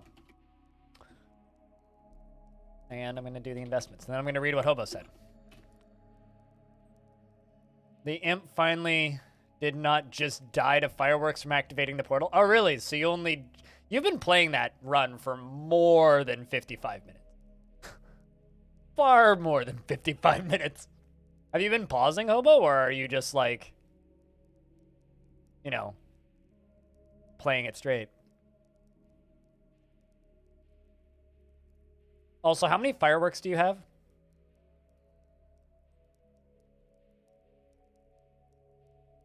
Okay, so you have been pausing. Got it. That makes much more sense then.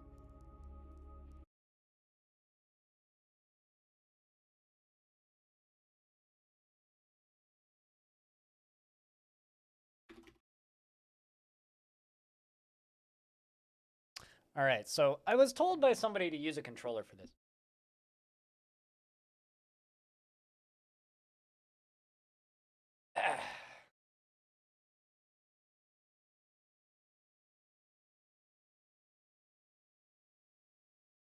You left the void at 8 minutes. Yeah, true. After you've been playing for like a few